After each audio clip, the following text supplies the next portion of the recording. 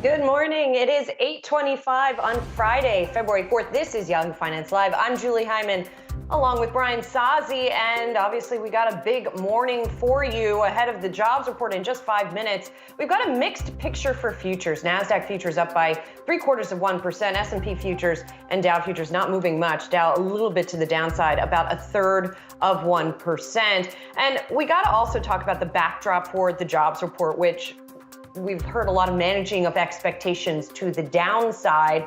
But in the meanwhile, we've got a lot of big tech earnings to consider as well. Bit of an unusual morning for a jobs report. Amazon shares are surging after the company had a beat last quarter and also announced it was raising prices on Amazon Prime for the first time since 2018. We'll dig into that later in the show. Snap as well, after having a huge decline yesterday. The shares are now indicating a huge decline at the advance at the open this morning, up by 41% after that company reported unexpectedly the first quarterly profit in its history. And Pinterest as well, which had plunged in yesterday's session, coming back as well after it too reported positive numbers. So that's the backdrop. But the backdrop for the jobs numbers specifically, Brian Sazi, is that expectations are running very low. And that's because of Omicron, right? We talked to Jared Bernstein of the White House Council of Economic Advisors the other day, who talked about the effect of absenteeism and that if people were absent during the counting week, the survey week, even if they still had the job, if they weren't paid in that period, that we likely saw them not being counted on the roll. So we're going to see a weird jobs report, I think is one way to put it, Saz. That much is for sure, and it's unclear how the market will react to really any form of report. But I should note Goldman Sachs looking for a 250,000 drop on headline non-farm payrolls here. I've seen estimates also 150,000 drops on the headline. But this absentee problem is a major issue. Amazon called it out in its earnings call last night, saying they're having to double pay workers because some workers that are already on the payroll are not working because they're sick with Omicron. So a big problem here.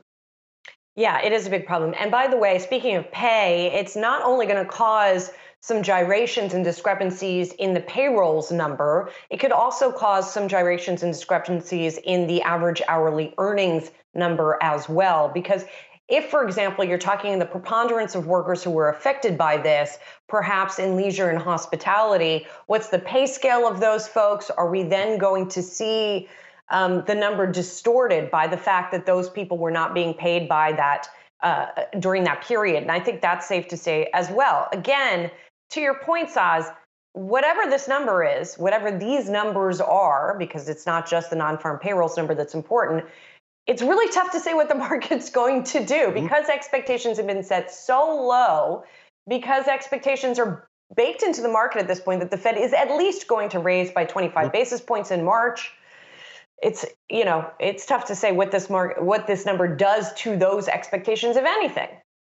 Yeah, very easy to handicap this one, Julie. A decline in non-farm payrolls, the Fed will probably still raise interest rates a couple times this year. Better than expected payrolls, the Fed will still probably raise interest rates a couple times this year. Very easy to very easy to figure it out.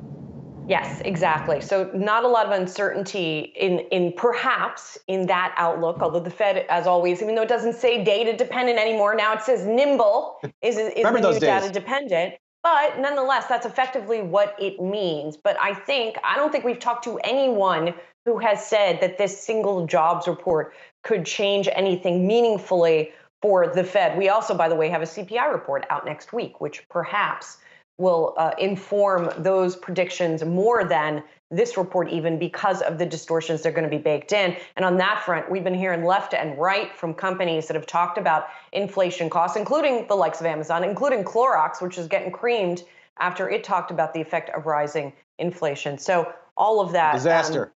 Clorox, total disaster. Calling out extreme inflation, Julie. Awful. Yes, just awful. Exactly. So that is sort of the perhaps counterweight to these jobs picture that is very complicated, is an inflation picture that is complicated but not distorted, or at least now distorted in a way that we have become more accustomed to. All right, we are just about 30 seconds away, 20 seconds away from the jobs report. 125,000 is the non-farm payrolls number that we are looking for here, although very wide dispersion in estimates here, some predicting a drop of as much as 400,000. Average hourly earnings, the consensus there for year-over-year gain, 5.4%. 2%.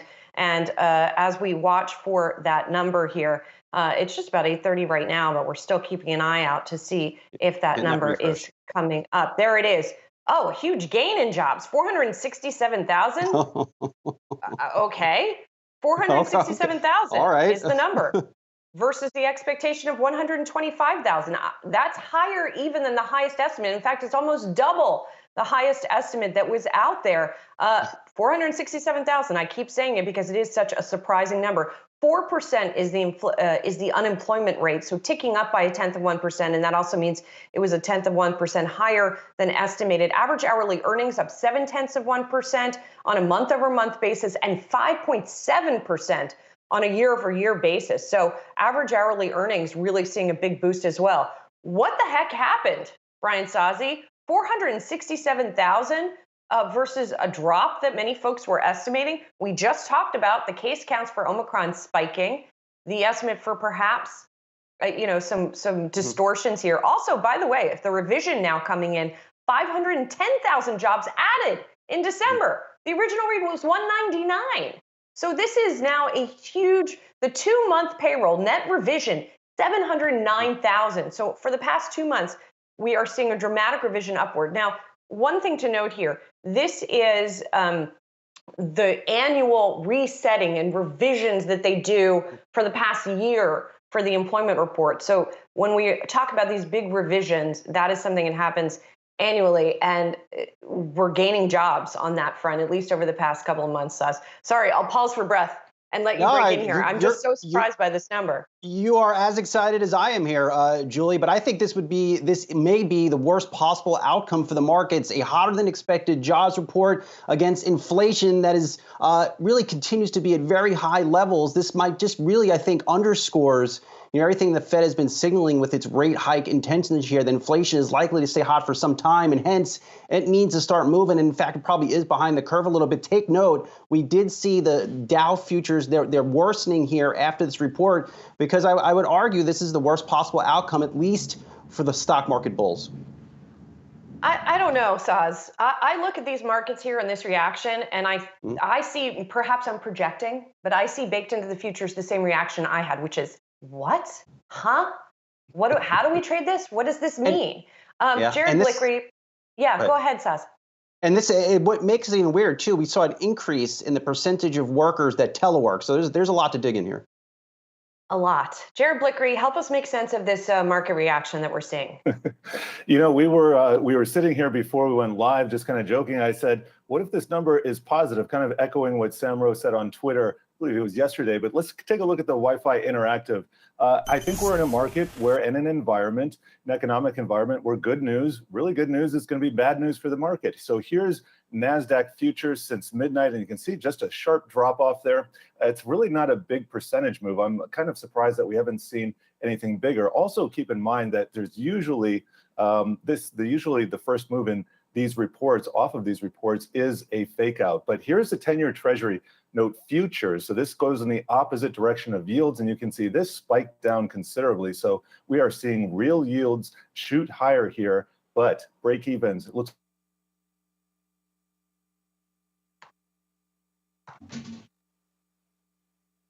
Yep, I think we lost Jared there, guys. So here's what we're going to do. We'll come back to Jared in just a few minutes, but right now I want to bring in Emily Rowland, John Hancock, Investment Management Co-Chief Investment Strategist, and Torsten Slok, Apollo Global Management Chief Economist. We should mention Apollo is Yahoo's parent company as well.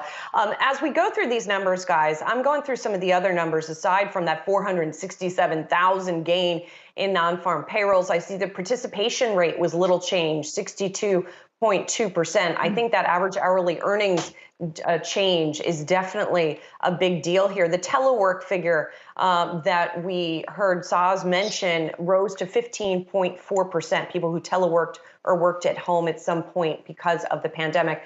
Torsten, I want to go to you first with sort of your economist reaction to this number, which is puzzling to me given the effect of the coronavirus in the month. I agree, Julie. And also ADP on Wednesday was minus 301,000. and now we get a difference of 800,000 in terms of what EDP was saying. It's a quite significant number in terms of saying, well, maybe the economy is actually now on the other side of Omicron. And maybe therefore, from a Fed perspective, if you think about the dual mandate that the Fed has to reach full employment, and the Fed also had to have inflation at 2%, on both two fronts, it looks like the economy is overheated. We now have relatively strong employment growth, both here in January and also the rise numbers, as you mentioned, for December. And on top of that, average hourly earnings, as you also just highlighted, is now 5.7%. That's very strong wage growth. So there may be some compositional smaller nuances in terms of why it was so high. But the bottom line still is that these are very strong numbers. And this is certainly something that puts the Fed more into play for the coming meetings. Emily, Torsten mentioned that the economy looks overheated off of this jobs report. I see where he's coming from, but that can't be good news for the bulls, right?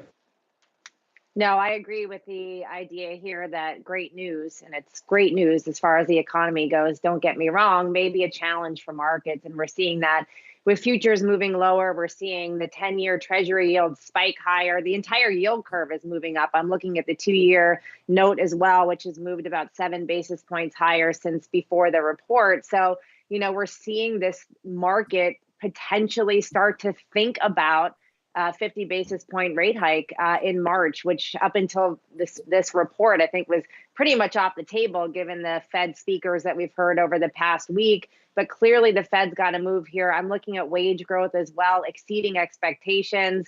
I think that there was an idea before this report that maybe we would see this soft patch, maybe a negative number as far as jobs go. Maybe wage growth would decline given that mix shift or the fact that Omicron has impacted those lower wage jobs. None of that came through here. And I think the Fed's now under even more pressure to move. Torsten, do you think this jobs report puts a 50 basis point rate hike back on the table for March? And what do you think that means to markets? Yeah, no, I agree with that. I think the markets at the moment, of course, are trading some days on, oh no, the Fed is going to raise rates. Other days, they're trading on, well, fundamentals are still relatively good. And remember why the Fed is raising rates, because nominal growth is still going to be strong. So I still feel we'll continue to see this volatile environment over the next at least several months and potentially for the rest of this year. In other words, I think what we have seen in January was not just a bump on the road, and now we're off to the races and the stock market will go up and credit spreads will narrow. I think that we are very much in a new regime where the Fed is beginning to raise rates. That has some significant consequences, in particular, of course, for how we think about risky assets more broadly. But it also has the broader backdrop that nominal growth is still strong. So I think we'll continue to see this confusion in the market where some days the market likes that nominal growth is strong, and the next day the market doesn't like that on the back of that strong nominal growth, the Fed is going to raise rates. So that's why the volatile regime we're in will continue. Yeah, there's a high level of unpredictability, obviously.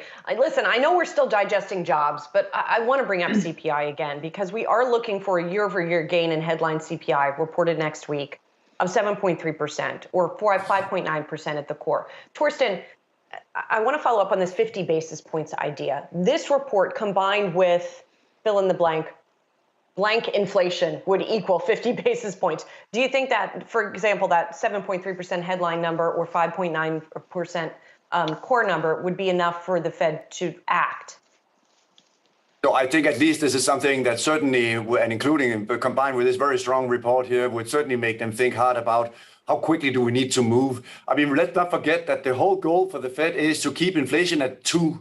So if we get 7.3, which is what the consensus expects here for January, then that would certainly be way above. And even on the core inflation numbers, both on core PCE and core CPI, if we get anything in the 5 to 6% range, that's certainly also way, way above where the Fed would like inflation to be. So in some sense, the fact that the Fed is both talking about raising rates and also relatively quickly beginning to run down the balance sheet is really the double whammy where they're beginning to tighten financial conditions. If markets disagree and continue to just go up and say, oh, this is not relevant for us, or if markets also in credit also continue to see some spread tightening, I think that the Fed will conclude, well, if financial conditions don't tighten through lower stocks and wider credit spreads, then we just have to raise rates even more. So that's why a debate about how many rate hikes we'll get this year is hugely dependent on also what your assumptions are about what will happen to the stock market and credit spreads. Because the Fed's goal, let's not forget this, the Fed's goal with this whole exercise is to cool down revenue growth in corporate America, to cool down GDP growth, with the ultimate target of cooling down inflation. And given where those inflation numbers are, including what we'll get next week, there's certainly reasons for the Fed to move a little bit faster than what we thought just a half an hour ago. Emily, off a number like this, what's one sector an investor should be looking at as a good buying opportunity? Yeah, so we're looking for parts of the market that have strong operating leverage, great pricing power. In periods of elevated inflation, that's where you want to go. So think about businesses and sectors that have high fixed costs. So a property, plant, and equipment, or a mine. There's not a lot of additional investment in that fixed cost, but those prices can be passed along to consumers. So we're finding that in areas like industrials in the US. We're finding that in areas like US mid-cap equities. So we want to be able to have that sensitivity to higher rates. Again, as Torsten mentioned, the economy continues to accelerate. We want to be able to play that with some economically sensitive areas, but we have to remember that not all value sectors are created equally. So we're being selective within value. We actually see the economic environment slowing to more modest levels as the year continues. I know it's hard to think about that with a 7% inflation print, but that's where we see things going. We do see inflation ultimately moderating. We do see growth slowing. We have a fiscal drag that we're being presented with now as we head into 2022. So for that, we want to pair that carefully selected value with quality growth. Businesses, sectors that have great balance sheets, lots of cash, good organic earnings drivers, earnings stability. And that brings us to areas like US technology stocks, not unprofitable growth ones, but more in the quality space. So it's really about that pairing of value and quality for the rest of this year. You guys are going to stick around. Emily Rowland, John Hancock, Investment Management Co-Chief Investment Strategist, and Torsten Slok, Apollo Global Management Chief Economist. We're going to be right back to talk more about this astonishing number, 467,000 jobs added in January. The numbers revised up for December and November as well. Unemployment rate 4% and year-over-year average hourly earnings growth of 5.7%. We'll be right back.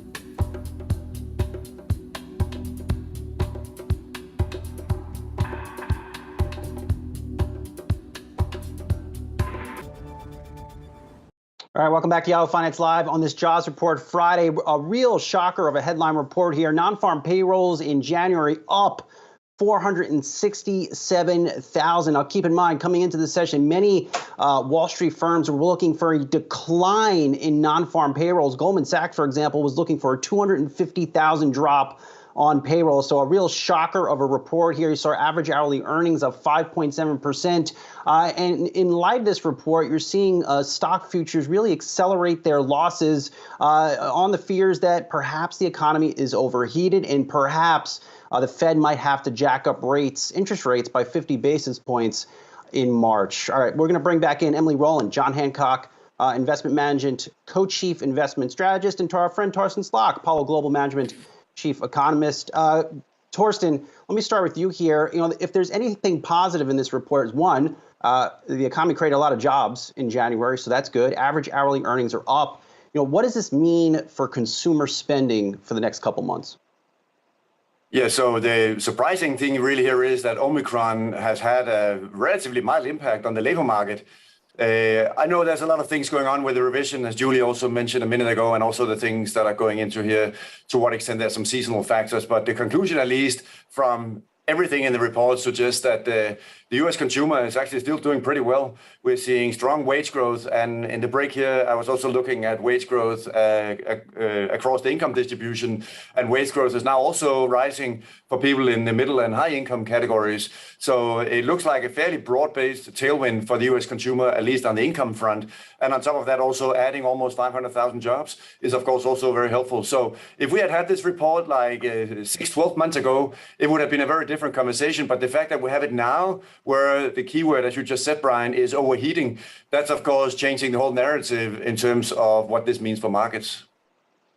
Emily, representatives of the White House have been out in force this week, setting the bar low for this report, flagging the distortions that we expected to see. Did they goof? Did they miss? No, seriously though, like did they misset the expectations of the market by being that aggressive with that narrative? Yeah, I think not only was it, officials in Washington, but it was a lot of the economists and us strategists who expected, potentially negative number here. And I think we were expecting, given that the market reaction would be very muted. The expectation is the Fed's going to move ahead with rate hikes. We know that's going to happen. The Fed's told us that. I think that there was an idea that there would be maybe a sense of calm, or if we did see this negative print, that maybe the Fed wouldn't have any reason here to move more aggressively. But now I think that the challenge is being exacerbated, and you can see that here in the reaction of the markets. This has been a really, really tough start to the year because stocks aren't working and bonds aren't working. Usually when stocks aren't working, that's when that kicker comes in within fixed income, that diversification, that buffer against those drawdowns that you see in equity markets. And we're off to a very almost unhealthy start to the year, and confusing. I was actually very happy to hear Torsten say that there's a lot of confusion in terms of the cross-asset performance in markets this year. And I agree with that. Stocks down, bonds down, oil prices up, consumer sentiment deteriorating. That's not a great thing. And we're getting that tightening in financial conditions already that the Fed's looking to do as we move throughout the year. So we actually think that given this report, given the recent data, the Fed's moving forward with tightening into a slowing economic growth environment. That's not a great thing. At the same time, this number, this 467,000, Torsten, I have to ask you, given the big revisions that we got to the prior month, the BLS also telling us 6 million people said they were unable to work because their employer closed or lost business because of the pandemic. And that's higher than the 3.1 million in December. Among those who reported in January, they were unable to work because of the pandemic-related closures. 23.7% received at least some pay from their employer for the hours not worked. Given those, again, distortions, I don't know what other word to use here, is there even a risk that this 467 gets revised higher, or that we see, in other words, that we see a huge jump in February?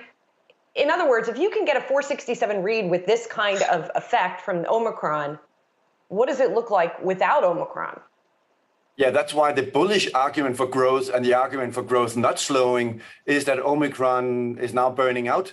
And if you look at the total aggregate employment now in the US economy is now only 3 million jobs less than what it was in February of 2020. So we at least need to recreate those 3 million jobs and potentially even more if you also take account of population growth and modestly also higher immigration. So the conclusion is that if Omicron is really burning out, and to your point, Julie, if we could get that amount of jobs created, even with Omicron here, and we all begin now to go more to restaurants, go more and travel on airplanes, stay at hotels, all that should then create a boom in consumer services. And with that would, of course, come also accelerating growth. So one way of looking at what's going on is that at least the Fed seems very, very clear that they do not believe that there will be a slowdown. They do believe that growth will continue to be strong. And they also do believe that they need to move potentially relatively quickly, in particular now that they also talk about running down the balance sheet. So I think that the discussion that we're having, absolutely growth has been slowing a bit on a number of indicators. But if Omicron does start to subside, there is certainly also some upside risks, not only to growth, but also to corporate earnings. Emily, our breaking news desk flagging this one to us. U.S. interest rate futures imply more than 5 hikes this year after this jobs data. That's from FedWatch, ultimately. Is 5 rate hikes, in your view, enough? And if we do get more than 5, do you think the Fed will ultimately kill this bull market? I do. The Fed kills every bull market. And the challenge with 5 rate hikes is the shape of the yield curve. So we've obviously seen the yield on the 2-year Treasury move higher, the 10-year Treasury not as much. So we're actually around 60 basis points as far as the shape of the U.S. yield curve. And I don't see how you can get 5 rate hikes in there without risking inverting it. So we actually see the longer end of the curve moving sort of sideways in a choppy fashion here as the year progresses, simply because on a year-over-year basis, we're not going to get that massive amount of fiscal stimulus that we saw in 2021. We're not going to get stimulus checks again. We're not going to see that ultra accommodative monetary policy helping boost spending. So I think that that's a big challenge as the year progresses. It's not an overly bearish message. I'm not looking for a recession here in 2022, but we do see growth cooling, and we think that that creates more pressure on the yield curve. And we think ultimately the Fed's going to be able to hold back. And so we would certainly take the under on 5 rate hikes this year. And just to add to that, I mean, Emily is absolutely, Emily is totally right. I mean, the whole goal for the Fed really is to cool things down, because that's the only way you can ultimately cool inflation down. So exactly, the idea is to try to tighten financial conditions in a way where we cool down growth, and therefore growth should be lower in the Fed's perspective. And that's exactly why that will ultimately lead to lower inflation. So the target here for the Fed is to cool inflation down. And the tool to do that is to tighten financial conditions, which is a different way of saying either rates higher or the stock market potentially lower or credit spreads wider, or some combination of those 3 things.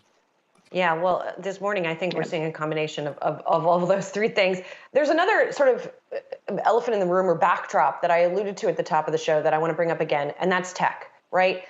This has been a crazy week for tech stocks, right? And it looks like it's going to be crazy again today, where whatever gyrations we expect in the broader market, you know, you got Amazon there up by 11%. Emily, what does that... how are you? I don't even know what question to ask. It's been so crazy. I mean, what narrative can you even draw from what we've seen in technology? Yeah, I mean, it's definitely been up and down as far as these giant individual names go, and earnings results so far for Q4. A couple of obvious weak spots there, but a number of really bright spots as well. So tech earnings on the whole are coming in nicely. We look forward to 2022 earnings growth estimates, and technology is showing of the best earnings estimates across all 11 sectors. There are areas that are expected to see negative earnings growth in 2022. Financials is one of them. You know, technology has nice earnings stability. That's what we want. We see a lot of these companies having tons of cash on their balance sheets, great free cash flow, ability to grow organically given these sort of competitive elements of their positioning. As the economy returns to more normal levels, we want to find sectors and stocks that can grow, and technology is where you're going to find that. Kirsten, are tech stocks the new value stocks? I mean, I guess you can't say that of Amazon, whose PE is still above 50. But, given the pullback that we've had, should people be reframing how they think about those traditional definitions? Well, I mean, at least from a very broad perspective, the way that I think about that is in terms of has the correction in the stock market, is that enough to tighten financial conditions for the Fed to say, well, now we're going to cool things down? And if you look at the financial conditions indicators from the St. Louis Fed, from the Chicago Fed, from the Kansas City Fed, I mean, they are not showing any dramatic tightening in financial conditions. In fact, some of them are still positive, meaning financial conditions are still accommodative and supporting GDP growth. So I would say from a Fed perspective, the market so far has, I know it came down a lot and now it came up and now we're going down a little bit again. I still think that the risk, if you will, is that the Fed might look at that and say, we just haven't tightened financial conditions enough to cool inflation down. And with the print, Julie, as you mentioned earlier, for CPI next week of more than 7%, I mean, that just tells the Fed, well, we still got to get going to make sure that we can cool things down. And again, really the only tool the Fed has to try to cool things down and cool the economy down and ultimately cool inflation down is to try to either get the stock market lower, credit spreads wider, or rates higher, or some combination of those three. Well, I will say both of you have given me about 15 things to write after the show, so I thank you for that. It's a very busy day. Got Emily Rowland, John Hancock, Investment Management, Co-Chief Investment Strategist. Good to see you, Torsten Slok, our friend over at Apollo Global Management. You're their Chief Economist. Good to see you as well. All right, I should mention jobs here. Big shocker of a day here, up 467,000 in terms of non-farm payrolls. Unemployment rate 4%. Average hourly earnings up 5.7%. One of the takeaways, as we just heard from Emily and Torsten, perhaps the economy is in fact overheated, and perhaps the Federal Reserve may have to lift interest rates by 50 basis points in March. You're seeing stock futures here really getting a hit. And we'll be right back.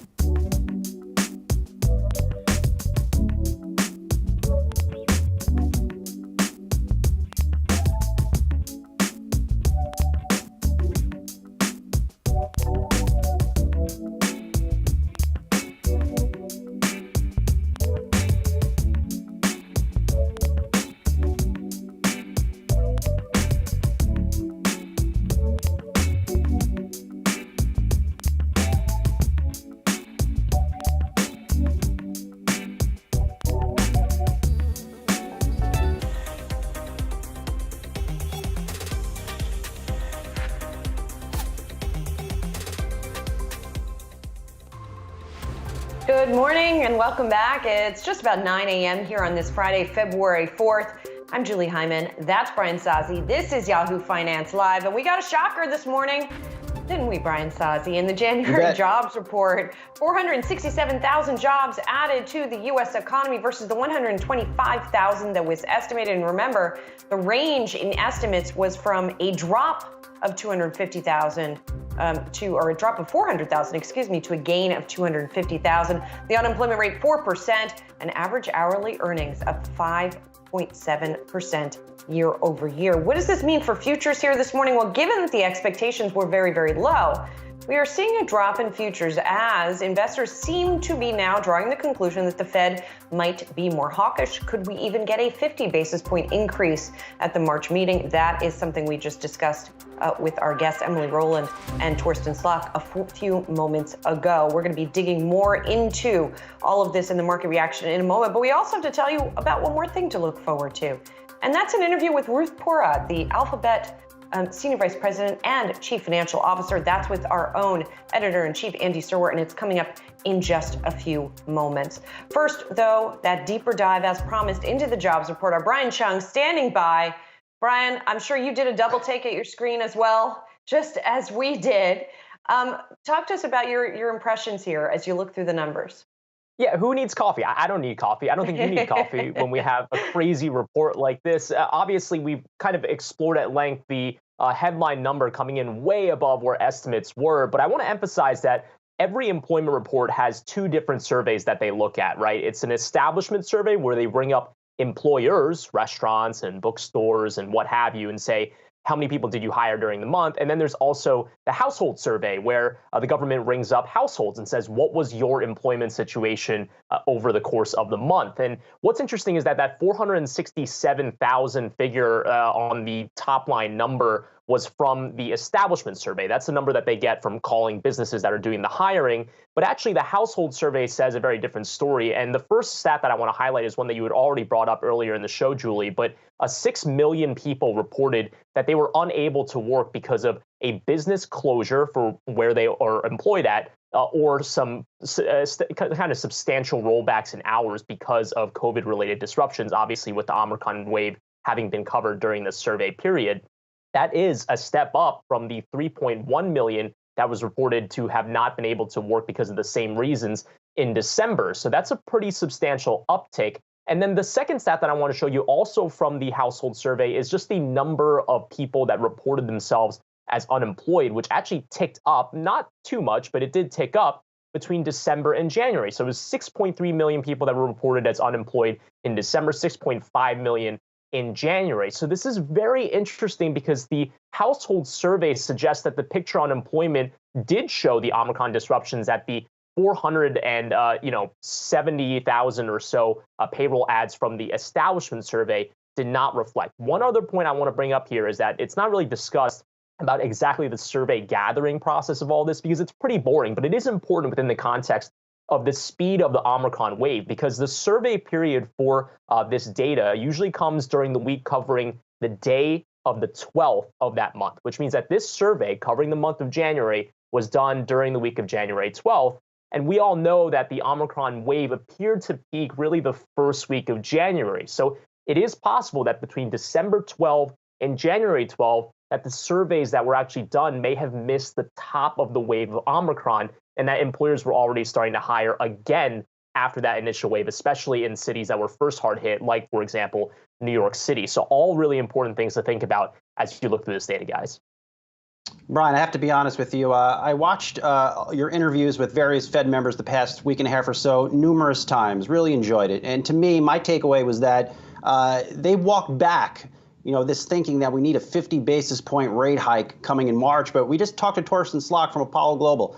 He said now the economy might be overheated. We might need that 50 basis point rate hike in March. Do you think these Fed members have made a mistake in walking that back?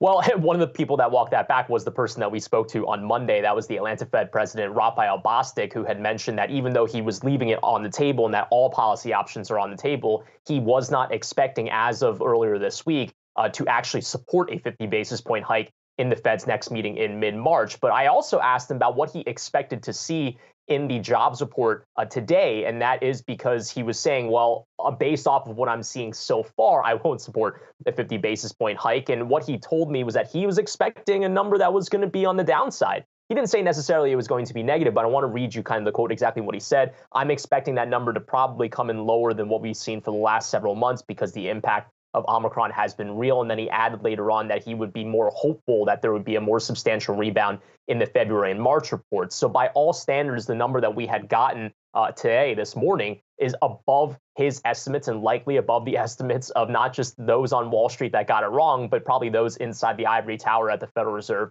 as well. So if anything, this likely tilts them probably to a more hawkish stance, enough to get to a 50 basis point hike. I won't say for sure. Of course, we have to take a look at where Fed funds futures are right now. We are pricing in about a 10% chance ahead of all of this of a 50 basis point hike in that next meeting. We'll see again if those numbers tick up as we do get closer to that mid-March meeting. We will. And we'll also, as we've been talking about, keep an eye on the CPI number next week, because that could also add to the argument. Oh, look, there's Amazon. Thanks so much, Brian Jung. That was a little teaser, because now we're going to talk about Amazon. That's the other big story today. We can't forget about it, even though jobs is a huge story.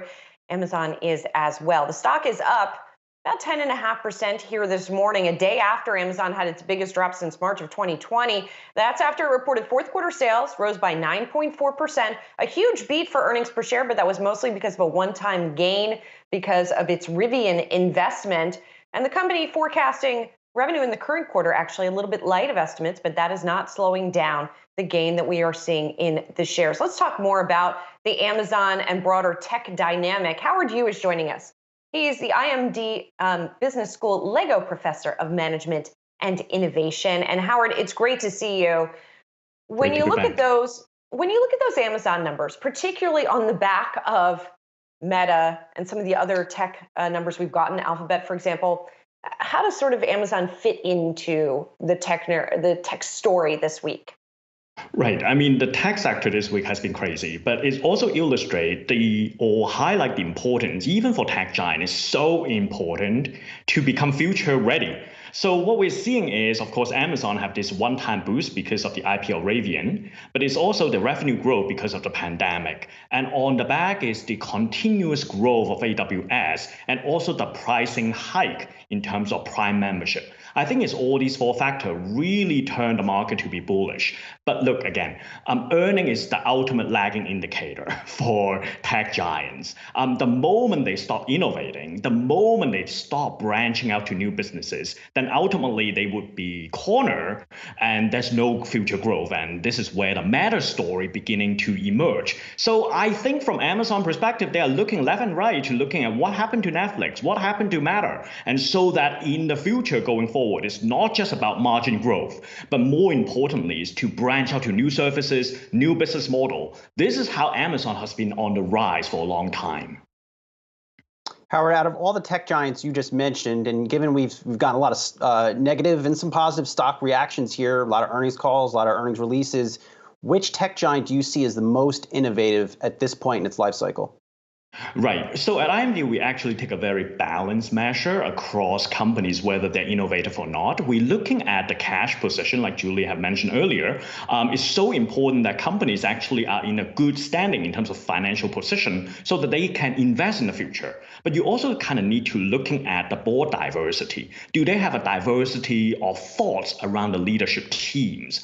And what's interesting about Amazon is the CEO, Andy, is sort of the ultimate outside insider, we can call, that he never run the major mainstream business, the Amazon.com. He grew up from the AWS sort of ecosystem.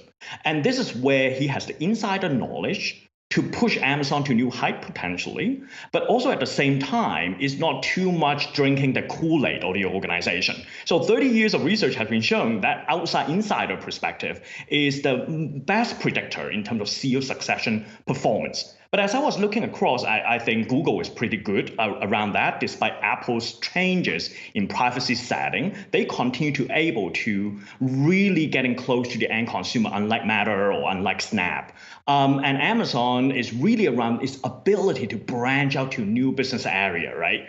And followed by perhaps would be Microsoft. You're looking at the Xbox on what they've done with the changing of the gaming sector in terms of subscription model and acquiring different franchisees. So these are the leading indicator that suggest which tech giant actually are future ready.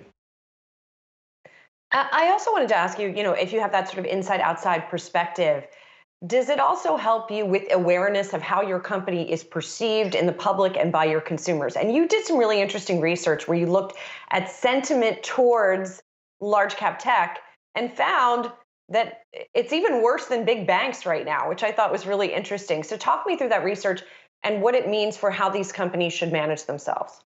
Right. Remember a few years ago, people really felt like the biggest villain of our economy is the big banks. And what we've done at IMD is we take on all these, publicly available information and fed to an algo to understand what is the public sentiment.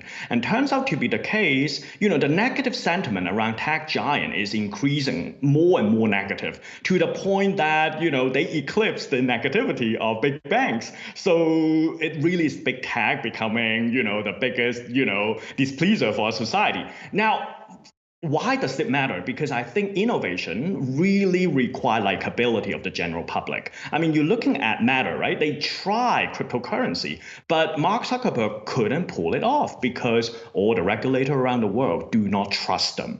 And so I think this is in part where having a CEO can really navigate that, ranging from geopolitics to likability in the general public becomes key. And being a good listener, rather than just saying, I have growth, so any scandal couldn't touch me. Instead, having a more humble stand and actively seek out negative opinion and ratify those become really important. It's almost like a license to operate. So I think AWS is interesting because in a way, for AWS to thrive, they must work with third party. Unlike Amazon.com, we oftentimes see they have predatory practices. They launch their private brand to kill off the small-time merchant. That type of narrative needs to be stopped.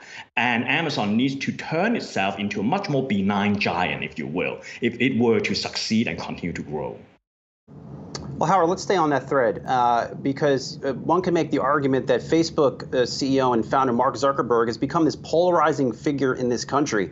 As you look toward the company's next decade, is he the right person to be leading Facebook? Should he be more of an executive chairman type role where he can work on the metaverse, but get someone a little bit less controversial to lead the company operationally? It's very important for Facebook or Meta to have a reset, as you just point out, Brian. I mean, personal reputation could last only so long, and when the public mind have a sort of a burnished image of someone, then it's very hard to revert that perception. And so I think it is in part why Mark decided to become the chairman of the group, so that he can really focusing on long-term investment and to nominate someone who have a much more hands-on experience, perhaps to running the core business, which, by the way, the core product is also facing existential problem under threat by TikTok and losing touch with the younger generation, because previously they have been focusing on growth and growth alone. And so Facebook needs a reset in terms of its agenda. But like you described, I mean, I think Meta is really hitting the juncture right now. They have no other chance but pull off Metaverse as we know it in order to generate a refresh excitement among the financial market. Its core business is slowing. There are competitors coming in. They try to pull up crypto. It failed. And all it's left is this one big bang of Metaverse, which, of course, Apple has initiative and many others have initiative. And so, which is why I see the great pressure under Meta to reinvent itself. They are on a burning platform. Stakes are high. Really great framing of all of this, Howard. It's great to catch up with you. Howard Yu, IMD Business School, Lego Professor of Management and Innovation. Thanks so much, Howard. Good to see you. All right, let's take a quick break. Before we do, we've got futures headed lower here. Modest drop for the major averages following that jobs report that came in better than estimated. perhaps now raising the chances that the Fed will be more aggressive with interest rate increases. We'll be right back.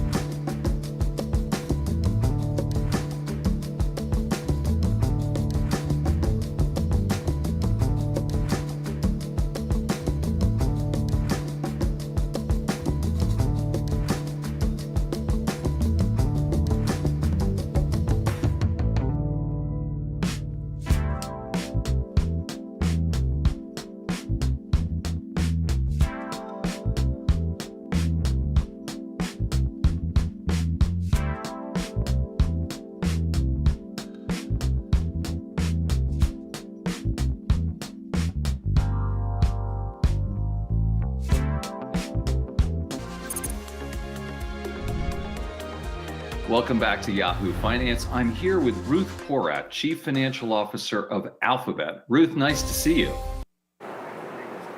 It's great to be with you. So you're in Detroit today to announce a partnership with Ford as founding members of Michigan Central. What is Michigan Central and what will Google's role be? So I am right here in an iconic building in Detroit, really excited to be here. What Michigan Central, what we're announcing today with the governor, the mayor of Detroit as well, is a comprehensive program really focused on digital skills and the future of work. When you think about it, Michigan was really at the forefront of the Industrial Revolution, and here the world is going through this digital transformation. And so what we're looking at is a comprehensive program.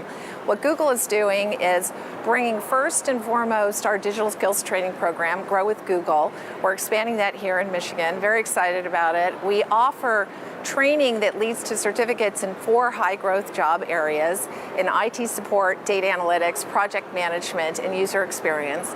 And what we've done is we've built out a consortium of more than 150 companies that will accept this certificate for these high-growth jobs. And anybody with no background experience in 3 to 6 months can get this training. Ford is a member of our consortium. So you go through the program, you can get a job at any of these 150-plus companies and welcome others to join the consortium as well. So one is digital skills training. The second, here in Michigan Central, is we'll be offering hands-on training and mentorship for high school students. Tragically, about 50% of high schools do not offer CS training in school, and yet that's where the jobs of the future are. And so we're providing skills training here at Michigan Central. And then very excited with Ford, this will be the home for a research and focused effort around the future of mobility and where that can go. And Google Cloud is a partner with Ford, we're the exclusive partner for the effort here at Michigan Central and looking at what is the future of mobility. You mentioned there's a job creation component here, a STEM education element. What is the significance of the program at a moment when we're seeing job openings at near record highs?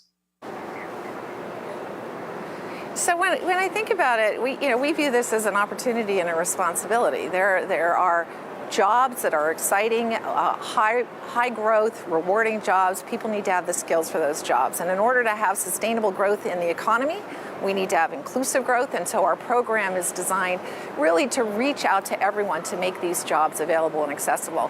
One thing we're really proud of at Google is that we are really opening the doors and reaching into diverse, underrepresented communities in the technology sector. So training in the Black community, Hispanic, with women, with veterans, and really opening doors to so many people to these exciting jobs of the future. Ruth, does this partnership with Ford reflect a deeper strategic relationship that might extend to, say, Waymo or other endeavors? So as I mentioned, Ford has been a partner with us, a cloud partner of Google's, and we're doing quite a bit of work with them through Google Cloud and through Android Auto as well. And so that was the nexus of a conversation with Bill Ford and Ford Motor Company about what could we see here at Michigan Central, and how can we do something that really does benefit people across Michigan and really sets a model for what is public-private partnership. Excited to have the governor and the mayor of Detroit here with us because it is about public-private partnership. And our view is that the way to have the greatest impact is where you can bring the private sector, the public sector, you can bring together a consortium, as I described with our Grow with Google certificate program, and really amplify the work of any one company. And so that's what we're looking at, is how can we do more here? And yes, with Ford, we're doing quite a bit of work in a number of different areas.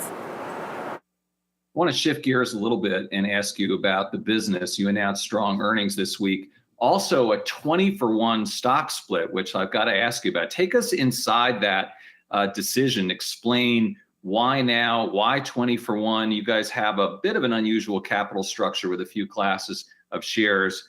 Talk to us about that, Ruth. So the thought around a 20-for-1 around a stock split is that we heard from some shareholders that it would actually make access to shares more accessible. And so as we thought about it, our view was that it made sense to come up with a split that took the stock price into a zone that would be more accessible for more people. And the response has been positive. There's gratitude for those who are looking at it saying, yes, this does make it easier for me, or as I think about my parents or my kids. And so, the math of it is, if would I rather have a dollar or 4 quarters, you could say it's the same thing. That being said, it does make the shares more accessible to some, and so we decided it was the appropriate thing to do. Right. One of the big headwinds in the stock market right now is higher interest rates and potential rate hikes. Should investors be worried about that when it comes to owning growth stocks, and in particular Google? So I will leave the stock recommendations to those in that field. I would say that, at the end of the day, our job is to focus on performance and what we can do to create ever better, ever more helpful products. And as I've said when I was a banker and every day in this role, if we do the right thing and we focus on doing the right thing, the stock price will follow. So I will leave it to others to do the prognostication. But at the end of the day, what we're looking at is delivering high quality products that are ever more helpful, ever more useful, and that drives the types of performance we were able to talk about on our earnings call. Final question, Ruth. You mentioned Google Cloud. Revenue grew 45% in the last quarter, year over year. You still are behind, I guess, Amazon and Microsoft as well. Where have you seen success, and what are the impediments to moving this business forward? So we are continuing to invest aggressively in Google Cloud because we do think that companies are just in the early stages of their transformation, digital transformation, and moving to the cloud. And where we're seeing really strong success, and you can see it in the numbers, is the partnership with customers across industries focused on their digital transformation. They're leveraging our data analytics, our AI, our ML, our industry-specific solutions. And so what we've been focused on doing is investing in our go-to-market effort and the products that our customers need so that we can continue with them on their journey. And really pleased with the leadership of Thomas Kurian, the momentum in that business. You can see it in the results, and continuing to invest given what we see ahead. All right, Ruth Porat, CFO of Google. Stay warm out there. Thanks so much for joining us. And we'll be right back with more live market coverage ahead of the opening bell on the other side of this break.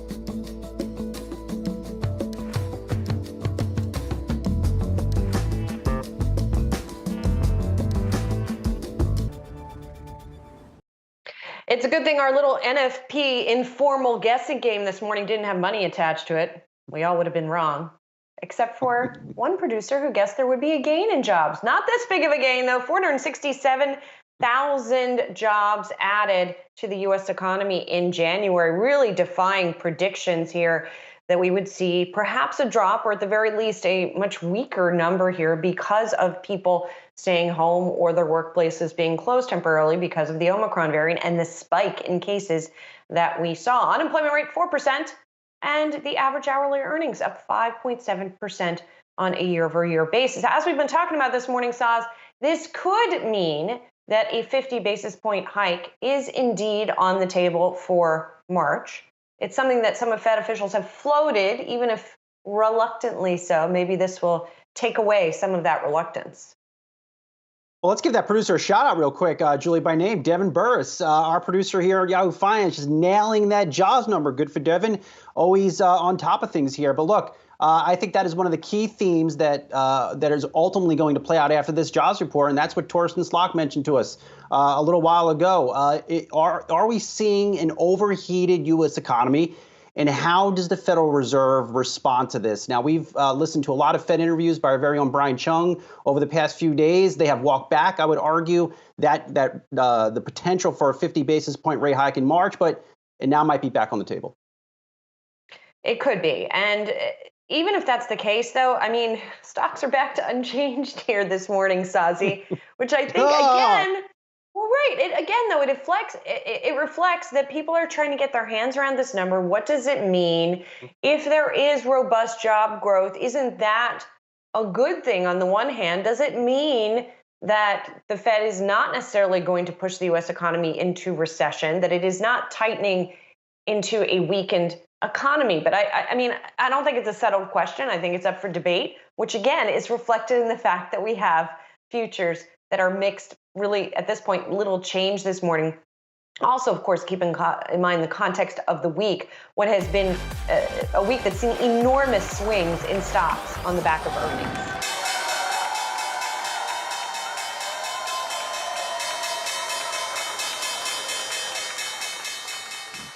There's the opening bell on this Friday morning.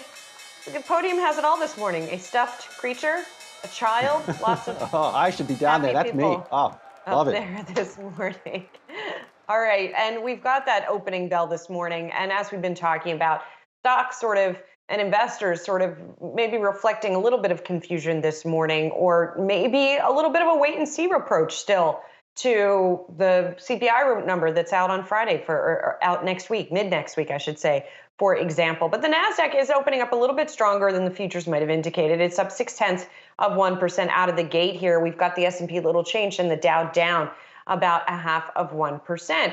So just got to check on the big tech stories that we've been watching this morning as well, because we haven't really dug into them and the stock reaction as much. I'm talking about Amazon, of course. Amazon, after having a big drop yesterday and after Meta yesterday, wiping off the most on record from its market value ever, Amazon could add the most in market value ever, depending on how much it gains today. The shares are up by nearly 11%. Fourth quarter sales coming out a little actually light of estimates, but earnings per share beating estimates. And the company really doing well, in particular on some of its growth segments. Amazon Web Services revenue up 40% to $17.8 billion. Operating profit there, $5.29 billion. Online sales actually slowing a little bit, Saz, but that's because last year was such a blockbuster in that area. But many of the other areas within Amazon doing pretty well. Alphabet's up there. I don't know why. We're talking Amazon. But what do you think there? They both do cloud services, as we were just reminded by Ruth Porat, the CFO of Google, on with us a couple minutes ago. But look, two reasons why Amazon shares are ripping higher. One, you saw an acceleration in growth in Amazon Web Services. The market certainly likes to hear that. And I think you also heard a very interesting earnings call for them last night, which is not always the case with Amazon. Usually these calls from them are absolute snooze fest. But they did send a strong signal to the market that perhaps, at least in the near term, they have reached a peak in how much they will spend in fulfillment and transportation. It's not that they're going to stop spending. Obviously, they have to continue to spend as their business grows. That's just how this thing works with Amazon. But perhaps not the same pace they had been over the past year, because that has been pressuring margins. I think one of the biggest takeaways from this quarter is perhaps you could start to see operating profit acceleration as this year goes, as Amazon pulls back just a little bit on spending to, I think, just please Wall Street. Yeah, and by and large, investors have been pretty patient with them when they do ramp up spending and then pull it back again, because investors have become accustomed to that cycle rather than it being really a sustained pressure on margins. I want to talk about Snap as well. And I would say also, one other thing I want to mention with Amazon before we leave that one, ad revenue. They disclosed ad revenue for the first time as a separate line item, and it was up 32% to $9.7 billion. I want to mention that and highlight that for a couple reasons, and then segue to Snap from it. One, it was such a sharp contrast from what we heard from Meta, right?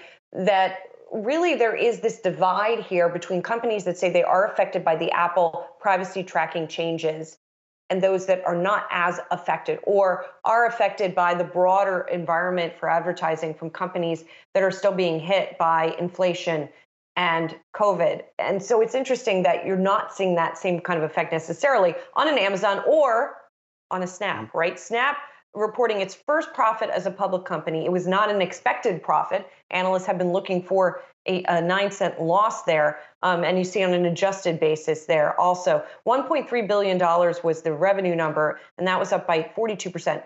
Speaking of 42%, that's how much the stock is up as well here today, Saz. Daily active users, 319 million for Snapchat as well.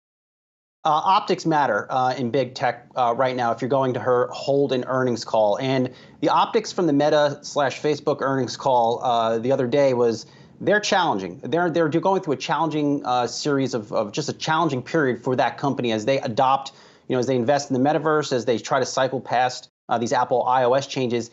Different tone, Julie, I would argue, on that Snap call yesterday. They sounded like a more confident bunch. They sounded like they've got these Apple iOS changes under control and will perhaps be just really rid of the impact from them over the next couple quarters. Also worth noting, quote, the team said, despite all this, all these headwinds I just mentioned, we continue to onboard new advertisers, which drove our active advertiser count to another all-time high. And again, that is just a different tone, different language than we heard from Mark Zuckerberg and Sheryl Sandberg on their earnings call. And I should also note this too, Snap wasn't out here. In fact, they did not mention TikTok like Zuckerberg mentioned on his call. Yeah, that is interesting, not highlighting that competition. One more thing I want to mention, as the company developed new ways to measure that did not have to take into account that tracking that sort of managed around the Apple tracking, they did caution. They offered a cautious note, which perhaps also is a sign of confidence to be able to manage expectations here, that it's going to take still a couple quarters for their clients to get used to those new measurements that don't include the Apple measurements. One thing I should mention as well, Snap's shares, by the way, having their best day so far in 4 years. It's amazing that it's not a record gain, but go figure. And Amazon set for its best day since October of 2017. Pinterest rounds out our trio of big tech, and Pinterest is up much less than the others because the numbers weren't quite as strong as with the others. You see the shares up 1.5% right now. It did have its first profitable full year, and earnings per share beat estimates. Revenue also beat estimates here, but monthly active users coming in a little below estimates, 431 million versus the 447.3 million that the company was estimating for the full year. Non-GAAP operating expenses going to be up 40%. So perhaps that's something that is also of concern here. And the company also here offering a similarly cautious note as to further regulation, further effect of differences to tracking that could have an effect on future numbers, Saz. Julia, this quarter really didn't do it for me. As you mentioned, declines in key areas of their business. Also, they dropped this on their earnings call last night. As of February 1st, U.S. monthly active users were about 86.6 million, and global monthly active users were approximately 436.8 million. Now, I'm locked in on the U.S. number because that is not much of a change quarter over quarter or compared to some of the trends the company saw in the fourth quarter. So again, I'm surprised the stock is not down on this report. Well, it was down a lot yesterday, so that could be part of along with everything else. Part of that might be priced in. And speaking of things that were down a lot yesterday, can't leave without checking Meta, shares of Meta. Guess what? They're down again today. So interesting here because investors are looking at Amazon and they're looking at Snap and they're looking at Pinterest and they're saying even more, what the heck happened to Meta? I think is the question perhaps that investors are asking this morning that is thrown into sharper relief by the outperformance of some of Meta's competitors, at least on the advertising front. So we're going to keep an eye on that stock as it continues to see a decline. And also, we're going to talk more about the broader markets. Coming up next, we'll talk to Truist Chief Market Strategist Keith Lerner about what we are seeing here in the wake of jobs and in the wake of these big tech earnings. We'll be right back.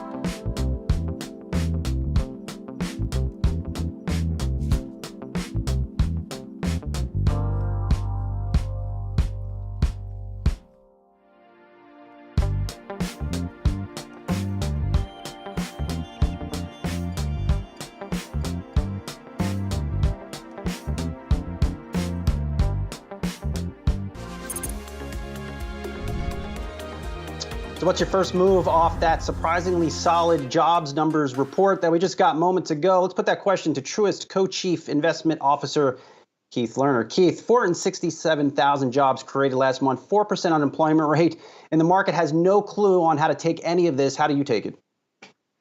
Well, I think by itself, it's 1 month. These employment numbers on a monthly basis, I think you have to look at the trend, not just one number. It's a positive.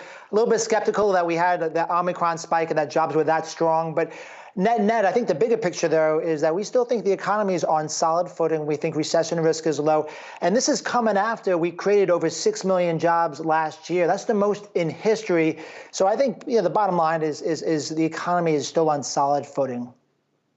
Keith, it's Julie here. So does that imply then that all of this sort of alarm over the Fed pushing the economy into recession, choking off a stock market rally, that's overdone? The economy is strong enough here? That is our point of view. I mean, there's always a chance that there's a policy mistake, but there's also, whenever you have a transition in Fed policy, it injects volatility because you go from, just applying an abundant amount of liquidity and you move past peak liquidity and the market dynamics change. That's part of the reason why this year, our main mantra was positive yet realistic, knowing that transition in the Fed would create some volatility. What's interesting, we look back at historically, what was the unemployment rate when the Fed started to raise rates? Historically, it was above 6%. So today we're at 4%. So they need to start moving. The last point is historically, going into a Fed rate hike, we see a bit of a market pullback. But over a cycle, we looked at the last 12 cycles, and 11 of those 12 cycles, markets have been up, just at a more moderate pace. Keith, does the Fed kill the bull market? Not yet, Brian. I think, listen, if we have 1 hike, 3 hikes, that's not enough to choke this off.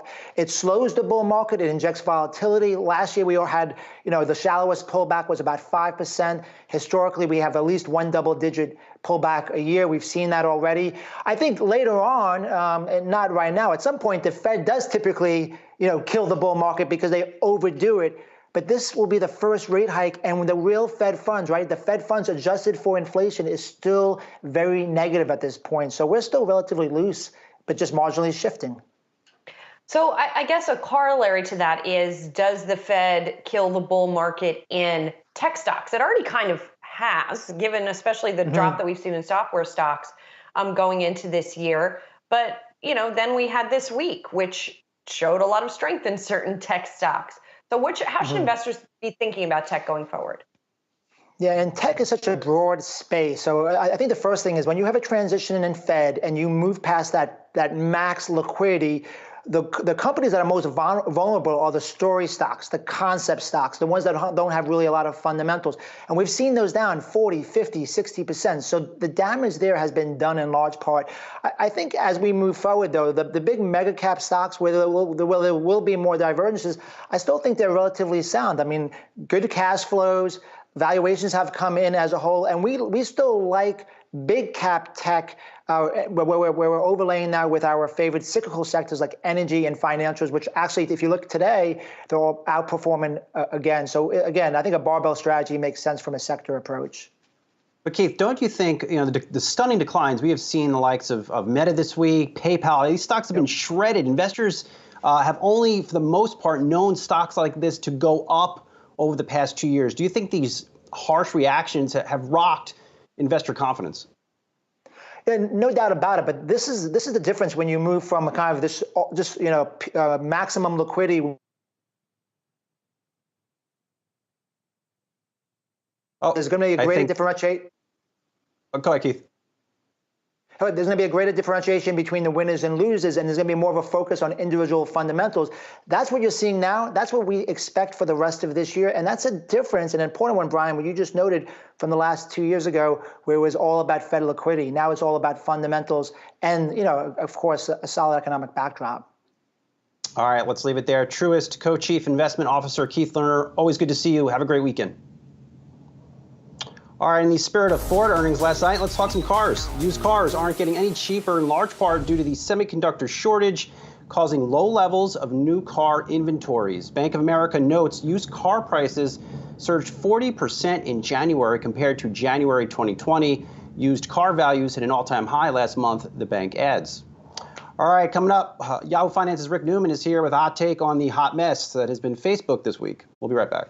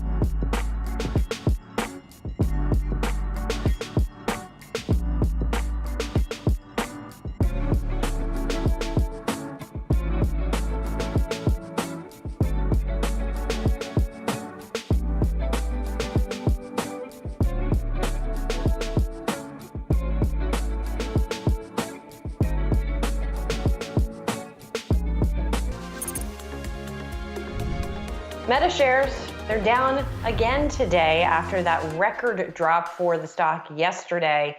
You can see the 5-day chart is similarly ugly. And Mark Zuckerberg talking a lot about competition from the likes of TikTok, maybe sending a little message to Washington, please don't regulate us, we've got enough competition. But the market is sort of bringing a comeuppance to Meta that maybe Washington has failed to do. Rick Newman has been looking at that issue for us.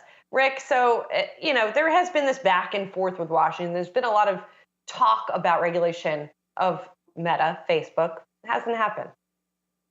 Right. And it's not just Washington. I mean, there are 48 state attorneys general who say Facebook is a monopoly and it needs to be broken up. So many people, think of all the hearings we had with senators and members of Congress saying your business model seems abusive. Nothing has really changed. But look what's happening now. It's actually the market that is punishing Facebook for a business model that suddenly seems out of date. So, I mean, what's really happening here is people care more about privacy. Apple in particular has responded to those concerns about privacy by giving people this automatic opt-out feature from app tracking on their phones. And that goes directly to Facebook's business model. I mean, the core of Facebook's business model is hoovering up all this data on people and then monetizing it for advertising purposes. And it is actually the market that is saying that is not cool. So what regulators have been unable to accomplish, which is to put a dent in Facebook's business model, the market itself is actually doing. And I think this is permanent. I think we are seeing a resetting of the value of Facebook here. That chart you just showed is astonishing. Facebook has been printing money for more than a decade, and suddenly the market is saying, nope, you're not our darling anymore. And I think this is going to last. And Rick, isn't the other problem here is because of regulators just have all their eyes on Facebook here, they can't go out there and buy TikTok. Now, if this was 5 or 6 years ago, perhaps they could go out there and buy a competitor, but essentially their future will depend on what they do internally. I mean, I was joking yesterday. I mean, Snap is up 40% and Facebook is down 30%. I think Snap should buy Facebook. How's that, Brian? I mean, remember there was talk about Facebook buying Snap a while ago as well. This whole market seems to be changing rapidly right in front of us. I mean, it's really unusual that you see a market reorientation that happens as fast as we are seeing right now. I think you're right. Plus, Facebook now has much bigger problems than the competition. I mean, I want to restate this. Facebook's business model is now in question. I mean, the market is basically saying we're somewhat invalidating or we're massively discounting Facebook's entire business model, which has been the secret of that company's success ever since Mark Zuckerberg started it, almost 20 years ago. Suddenly, it doesn't look so solid. And suddenly, the biggest threat to the company has nothing to do with the government of the U.S. or any other. Rick, thank you so much. Appreciate it. Have a great weekend, buddy. All right, we're going to take a break. When we come back, we'll have more in today's market reaction, the reaction to the jobs report, and to some other earnings as well.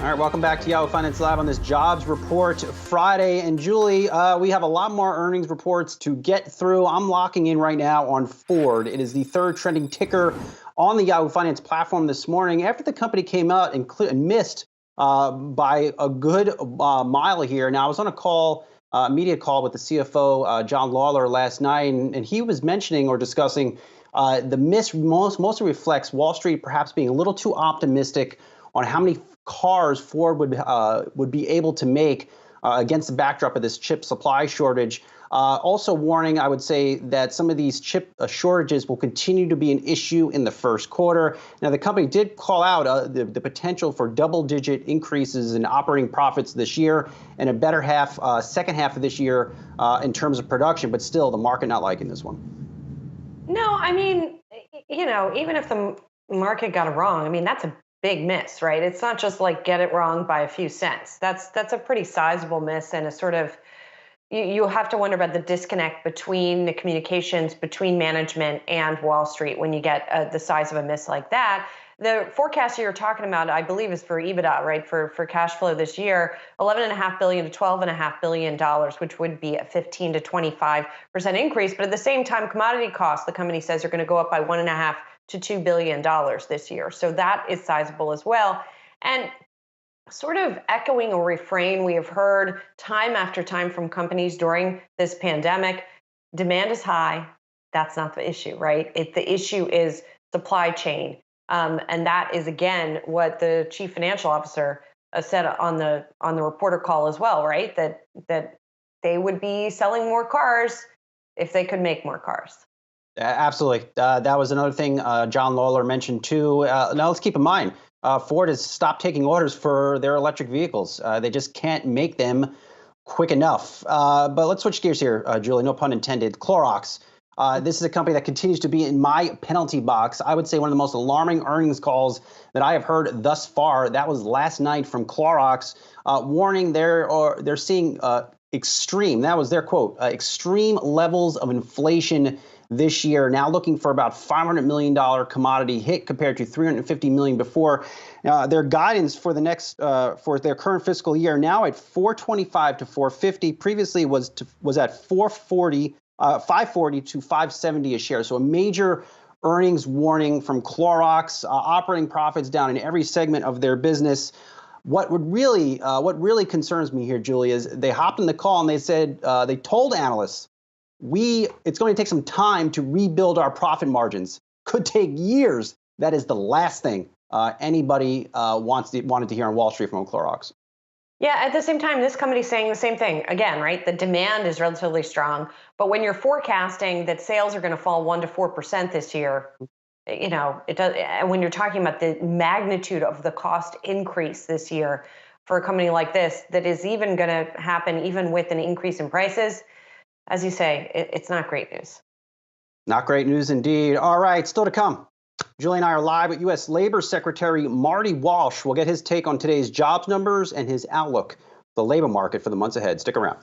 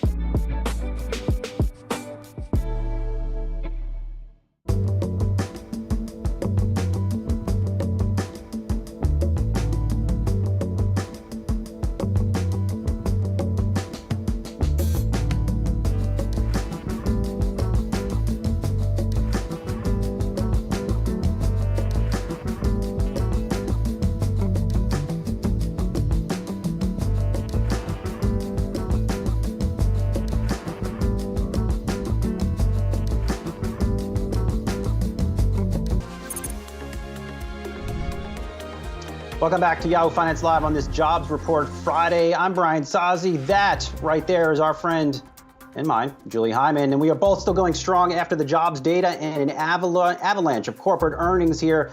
As for the markets, well, they're mixed after non-farm payrolls surprisingly rose by 467,000 in January. That unemployment rate ticking in at 4% here. Average hourly earnings up 5.6%.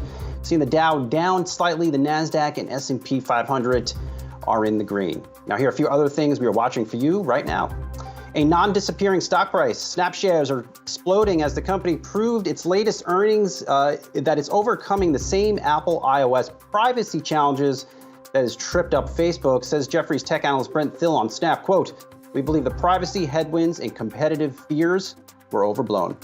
And no day at the bleach for Clorox. Shares of bleach maker Clorox are getting rocked after the company slashed its full-year profit outlook following a poor quarter. The company blamed, quote, "extreme levels of inflation" for the warning. All right, now let's get over to our very own Brian Chung for a deeper look into the jobs report. Brian. Hey, Brian. Yeah, well, we did get the headline number, 467,000 non-farm payroll ads in the month of January. That was a big surprise from some who even expected a negative print because of the impact of the Omicron variant. Unemployment clocking in at 4%, basically unchanged from the 3.9% we had seen in the month prior. And then wage growth coming in at 5.7% on a year-over-year basis. But obviously a lot of interest in just the revisions that were made to previous months as well. I want to highlight that there were two major adjustments that were made. First, they benchmark against data as an update to the quarterly count that they get on the unemployment insurance tax system. This is a way that the BLS can make sure that their data lines up with figuring out when people are leaving or entering the workplace based off of their UI filings, as well as just regular seasonal fluctuations they do on a yearly basis to kind of smoothen over major holidays. And you can see that they made revisions to all 12 months over the course of 2021. Very dramatic upside, but also downside revisions to the over-the-month changes when you consider that some months, for example, like July of 2021, as you see ahead of you, actually declining by 402,000, but then some sharp upward revisions like in the later months of last year. November revised up by 398,000. Again, that's in addition to what they had already reported. And then December by 311,000 as well. So there's a lot going on under the hood with that jobs report beyond that headline number, which surprised on the upside today. Guys? Yeah, and Brian, when you see that size of those revisions, like, why do we pay any attention to the monthly numbers when the revisions are that, I mean, are they that huge in a typical year, or was this atypical that we saw revisions of that size? Yeah, this is a very important question. In my past life, I was an econometrics kind of person. I've kind of washed up since then. But basically what you need to know is that there is a large standard of deviation when it comes to the revisions that are made to the data that's reported on a monthly basis. And this isn't by any means any sort of accusation that the numbers that are reported by the Bureau of Labor Statistics are wrong in any way. It's just the way that data smoothing happens requires you to, after the fact, go back and look at the data that's already been reported to take a look at any sort of unusual fluctuations, ask the questions, well, why might those fluctuations be happening? And then take a look under the hood and see if you can actually see, oh, actually, there was an unusual amount of seasonal hiring because of the holidays, or we didn't properly take account for the unemployment insurance numbers that maybe tell us a little bit of a different story. And that's the reason why they do this on an annual basis. But it is indeed the case that even when we look at the singular report that we had gotten for the month of January, again, being way above estimates, and people are trying to back into narratives right now, and there's no right answer as to why this was well above what the street was estimating. Is it because it covered the holiday season? Is it because of workers coming from somewhere else? Is it because of people that are working multiple jobs? Why is all of this happening? Well, the jury's still out on that, but there will be econometric ways by which the BLS can look back on this data come January of 2023 to say, oh, well, maybe we can revise those numbers. So again, it is indeed the case that you should take the headline number with a little bit of a grain of salt. However, trend-wise, it's still telling the same story, which is that the labor market is still continuing to recover. The fact that it is a positive number in the first place still underscores that people are coming back into the labor force, even though there was some question about whether or not we had reached maximum employment already.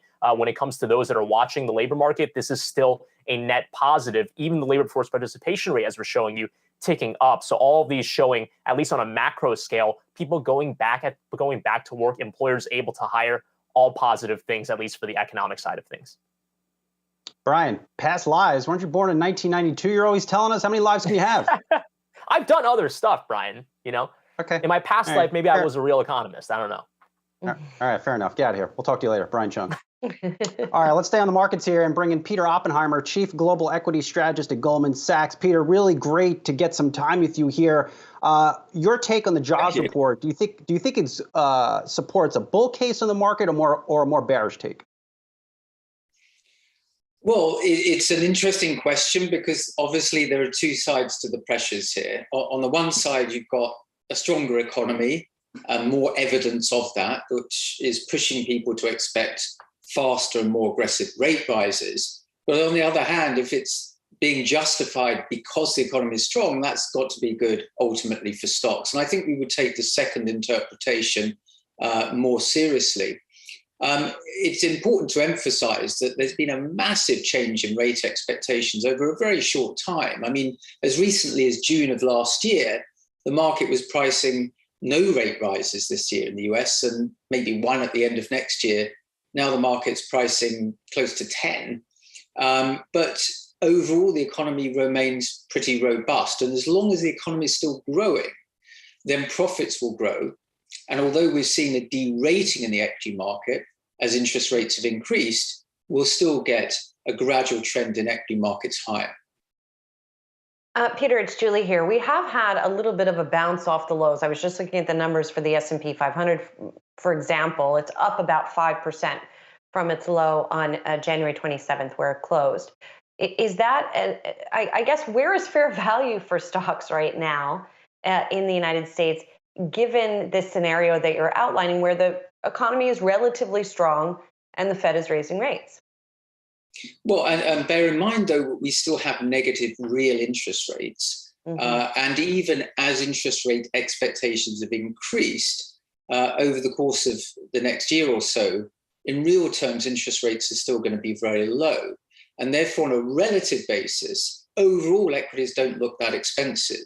Now, there are certainly parts of the equity market which reach very high valuations, particularly some unprofitable companies which had seen elevated valuations in an environment of a zero level of interest rates, and these have adjusted downwards very quickly.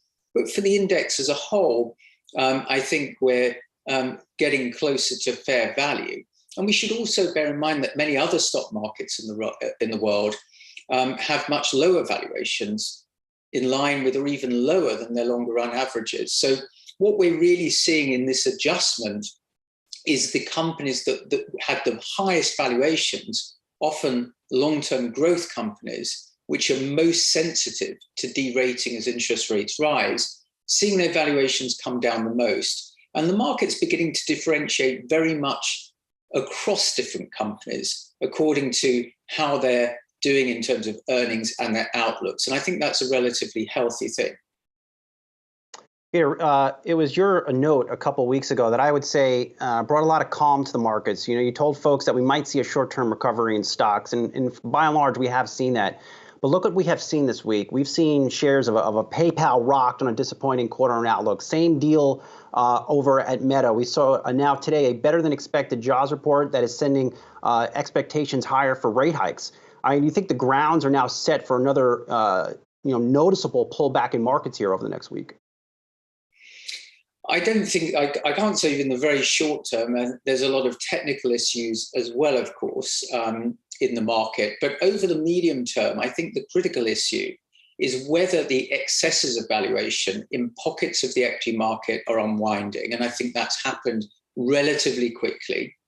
And that alongside these rising interest rates, there's still an economy which is growing. And if the economy is growing, and we have slightly higher inflation, that's going to sustain profit growth, and equities can make some reasonable returns. We don't think there'll be the same kinds of returns as we were seeing in the last cycle, when valuations were generally pushed up on the back of ever lower interest rates. That's not likely to be repeated. But we do think that we can form a base around these sorts of levels, and with reasonable economic growth, see profits drive equities moderately higher overall. Peter, when you talk about these corners of the market where valuations had gotten high and now we're seeing re-ratings downward, we were showing tech stocks as a group. I think it's fair to say that's probably one of the areas you were alluding to, or at least parts of tech.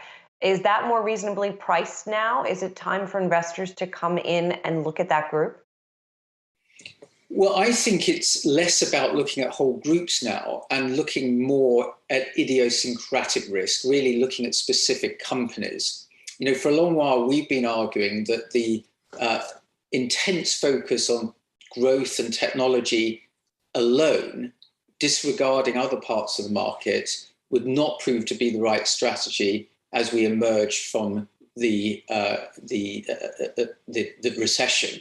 And that actually a lot of value-orientated places in the market, which have generally underperformed for many years, would look more interesting in a world of higher interest rates and inflation. Things like energy stocks, for example, banks, and many in more traditional industries.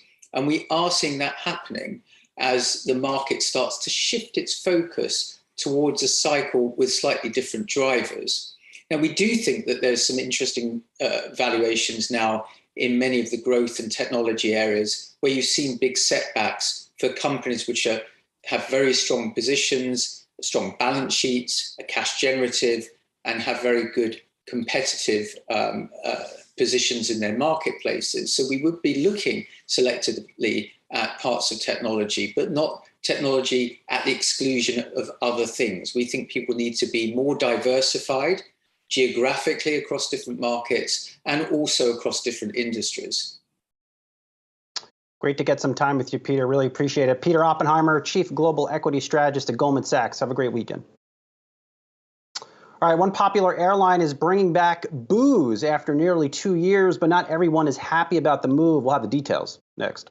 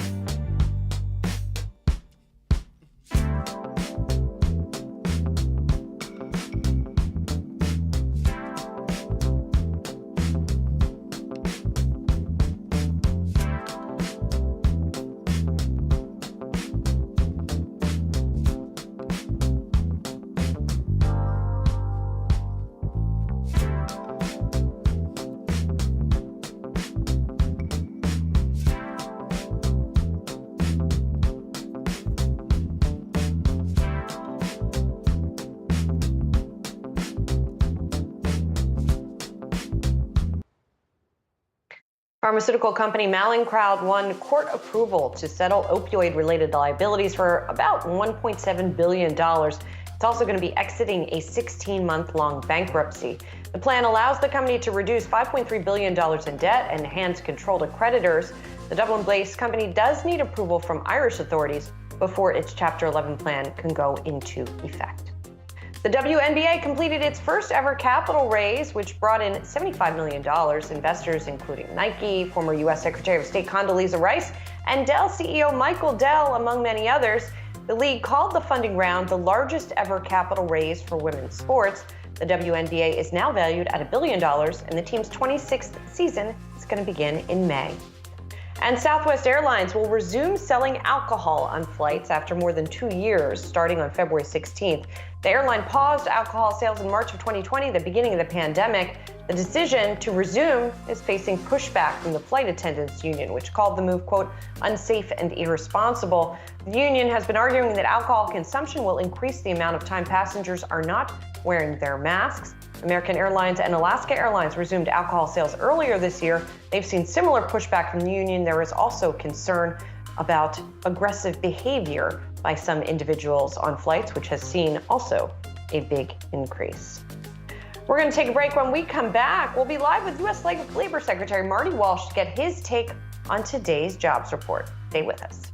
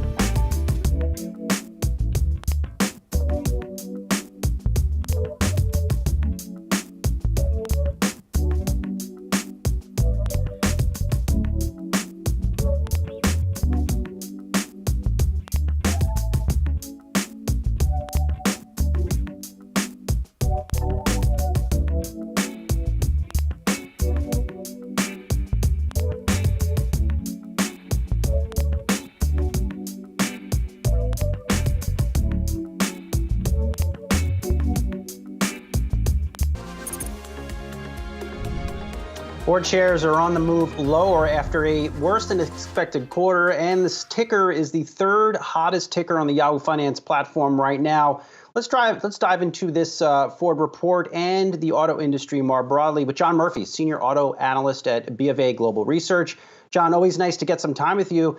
Market is not liking this Ford quarter. They missed on earnings, had some cautionary things to say about first quarter production, but they did give an optimistic profit outlook for the balance of this year. Do you think that's just too optimistic given where things stand in the semiconductor industry?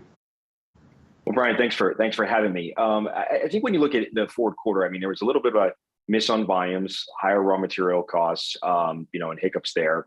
that explained what was going on in the fourth quarter. But I think the outlook for the full year 2022 is very, very encouraging. $11.5 to $12.5 billion of EBIT is a pretty big step up from what they did in 2021.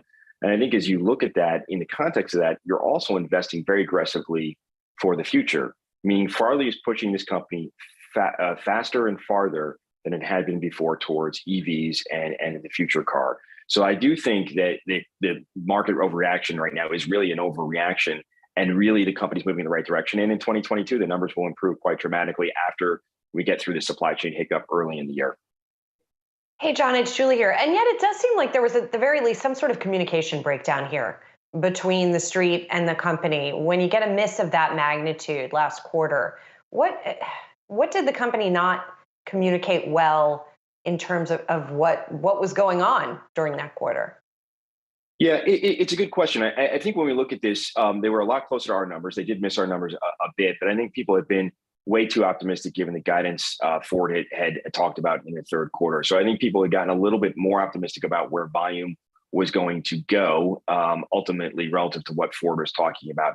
And there's a lot of puts and takes in what's going on in the supply chain right now, and different products that are disrupted in different ways. So I think, in defense of the way that Ford communicated, I do think that people got a little bit ahead of the volume expectations more than they should have, based on other sources. Right, there's a lot of other industry sources out there that are not as accurate as what the companies are talking about right now. So there was, maybe Ford should have been a little bit more aggressive in reiterating that over the course of the quarter.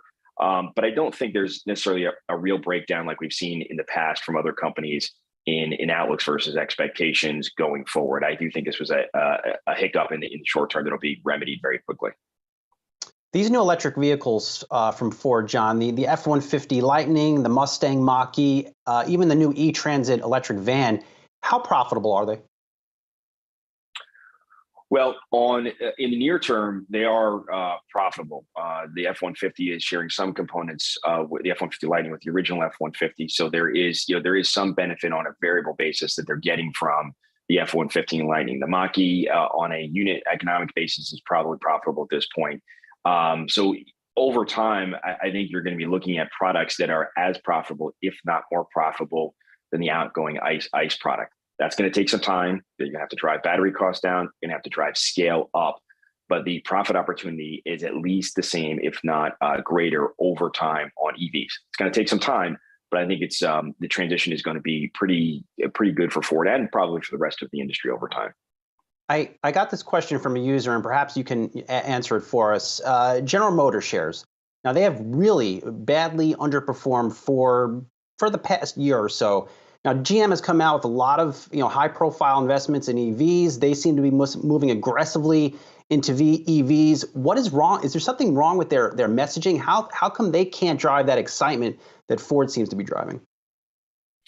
Well, GM for the better part of the last 5 years has been well ahead of Ford, and Ford is catching up quickly under the auspices of Farley's leadership. So there's definitely a significant change and catch up of Ford being sort of left behind by GM and Ford finally catching up. Both of these stocks in auto parlay have always been viewed by some very extreme skeptics as being zeros as terminal values over time. But what happened with GM over the course of the last 5 years is they proved that they're going to play in the future. Ultimately, where they will be is still a big question mark. And that concern really lingered for Ford longer than it did for GM. But now that Ford is putting up, as on a full year basis and in reality for 2022, pretty good results, and moving forward on EVs very quickly and on the AV future, I think people are understanding that probability of it being a zero is now off the table, like it was at GM in the past couple of years, and Ford stock is now catching up for it. I mean, the valuation on these stocks is still way under where it should be, at least in my opinion. So I think sort of the garbage multiples these names used to trade at are probably hopefully a thing of the past. And as people understand they're going to have some bright future in, debatable exactly where they land, you can really start to own these things for the future and not just for current cash flow. John, when we talk about the future, big picture for these companies, is who wins on EVs going to be the most important factor for these companies? And if that's so, who is going to win on EVs? And obviously we got to throw Tesla into that discussion as well. So I think there's two dimensions as to where the future will go. First is on EVs. It's a good question, Julie.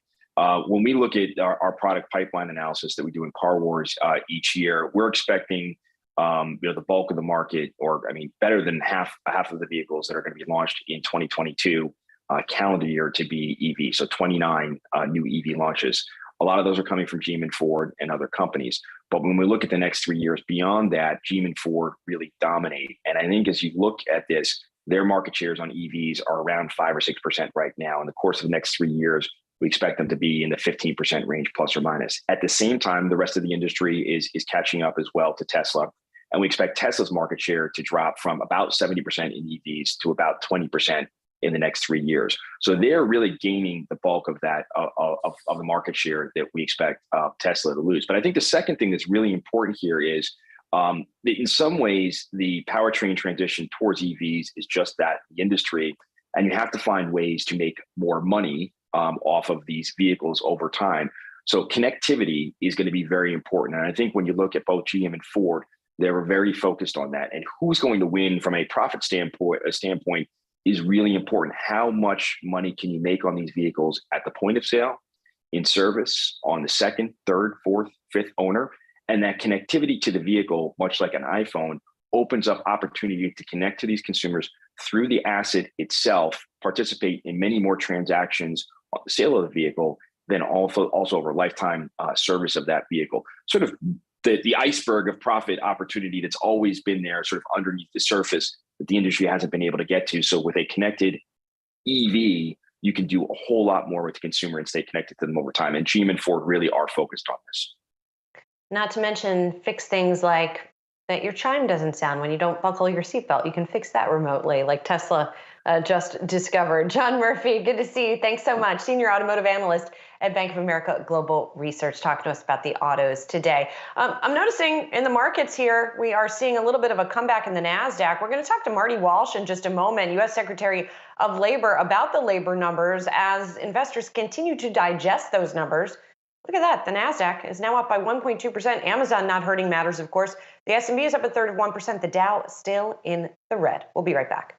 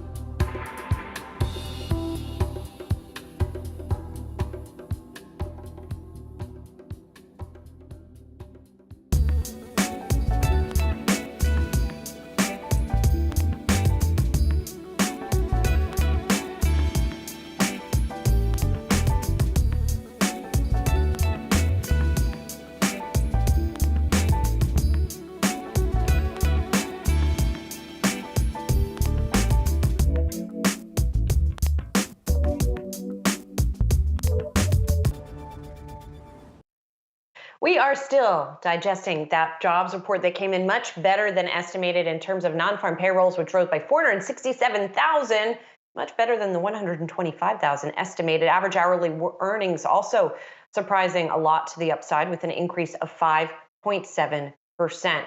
Let's get Marty Walsh's take on all of this. He is, of course, the U.S. Labor Secretary. Thanks for being here, Secretary Walsh. We talked to Jared Bernstein just a couple days ago from the White House Council of Economic Advisors, and he certainly was not the only one. Pretty much all of the economist community was thinking this was going to be a weak number. Do you guys have any insight into what happened here? Why there is such a sort of disconnect? Yeah, certainly, the concern of the Omicron variant last month when the analysis was being done for the weeks, the data was being collected, certainly was concerning. But when you think about the report, and I've thought about it now for a few hours this morning, one thing that we're definitely seeing is employers and employees adjusting and living with the pandemic. One thing we did see was a little bit of a shift from, one of the numbers showed a shift from working in person to online. So we're in months past, that might have been a layoff. That didn't happen this month. I think that's one concern, one issue we're seeing.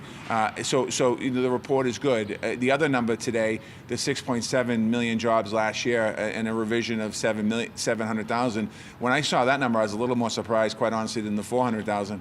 And when I asked the BLS commissioner about that revision, he explained to me historically over the last 10 years we've seen that same type of revision. So BLS is the gold standard in collecting data and information. They're very transparent. So that I certainly would have loved to have that 515,000 job number last month talking to you guys instead of the 199,000 I had. Mr. Secretary, as you talk to executives and leaders across the country, where are we at with the labor shortage? Does this report suggest we have moved beyond the worst of the shortage? No, I still think we have some issues that we have to work on. I mean, we're seeing the participation rate rose a bit here in this report.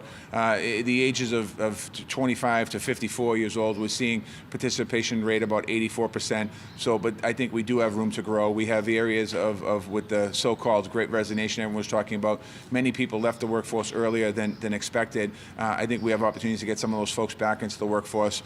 And I think we have to be more intentional now, or real intentional, I should say, about job training, workforce development. We're seeing a larger increase in young people between the ages of 16 and 21 going into the workforce. That can be a good sign, but we need to make sure that those folks going into the workforce are on a trajectory to get into the middle class so we can move forward. So we do have some work to do here when I think about, from what my standpoint as the Labor Department, and President Biden's expecting us to make sure we get, do these job training, workforce developments, apprenticeship programs, all this stuff to help the American worker.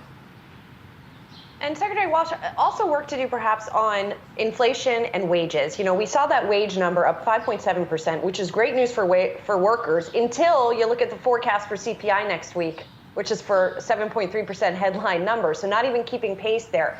What can you guys do in the administration to help try to bring goods inflation down and hopefully, get people to earn a decent living? Well, let me you didn't ask me this question, but I just want to be clear in the front end. We're very, very encouraged by seeing wage growth in the country, very encouraged by seeing it. President is supportive of it, I'm supportive of it, and I'd love to continue to see wage growth. It only helps families long term. In the short term, we are dealing with, the president laid out a plan across the entire administration to deal with and work on inflation, certain aspects of inflation to bring down. One area that I'm working on is in supply chain and really creating opportunities for more trucking, more truck drivers, so that we get these goods and services that are right now sitting out in the Pacific, mostly Pacific, some in Atlantic Oceans, get them into port so we can ease the burden on supply chain. Second piece of it is I'm working with the president and the administration on the Buy American provision and Build American provision so we can create more opportunities to be able to be less dependent on foreign imports into our country. One of those imports is chips. We have thousands, tens of thousands, hundreds of thousands of cars on lots that can't drive because we don't have the chip for it.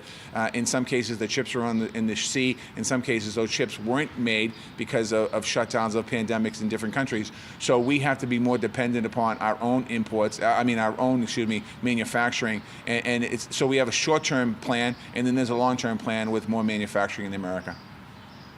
Since we last spoke with you, Mr. Secretary, we've seen a new, fresh wave of union action over at Starbucks. Amazon is also dealing with issues like this. I mean, do you think we're just witnessing workers having enough with big corporations like a Starbucks, like an Amazon, and they just have not done enough to take care of their workers during the pandemic? Yeah, I think it's a little more than that. I think workers in this country are looking and seeing where they are with their salary, where they are with their benefits, where they are with their life, where they are with their schedules. And I think a lot of people, we've seen numbers as high as 70% favorability for organized labor when polling is done. That's the highest we've seen, quite honestly, I think since probably the 60s and 70s, maybe 50s and 60s. So I think that there's a lot of worker power going on in this country, and I think a lot of people are saying, wait a second, the unions have been were created to give workers power, and they've been successful over years. Now the numbers have deteriorated in union membership, but I think we're starting to see a lot more interest in people organizing, and even aside from organizing, we're seeing wages go up, and these are individual people working collectively together, unbeknownst in some cases to them, that they are driving their own wages up and driving their ability for better schedules up and opportunities like that. So I think we will see more union membership as we move forward. We did see a decrease in membership in 2021, but I believe that's in large part to the pandemic. Lots of workers leaving the workforce. And one of those places that is not unionized is Tesla. And there has been some talk lately in the press that President Biden, when he talks about the electric vehicle future, he mentions Ford, he mentions General Motors, doesn't mention Tesla. Do you think, and does the White House think, that Tesla should be a union shop? I don't really have a comment on that. That's something that the unions, the workers will have to decide for themselves. Again, I think that we have different car manufacturers in this country. Some are bargained by the United Auto Workers, some aren't, and that really is honestly a job for organized labor and the companies to have conversations about. Mr. Secretary, switching gears here, you're also, I believe, you're a Tom Brady fan, and he's now retiring. Were you upset he didn't thank the New England Patriots first? Listen, Tom Brady brought a lot of joy to New England. 6 Super Bowls. We were in, I think, 10 Super Bowls altogether. Yeah, we won 6 of them. I want to commend Tom Brady on his retirement.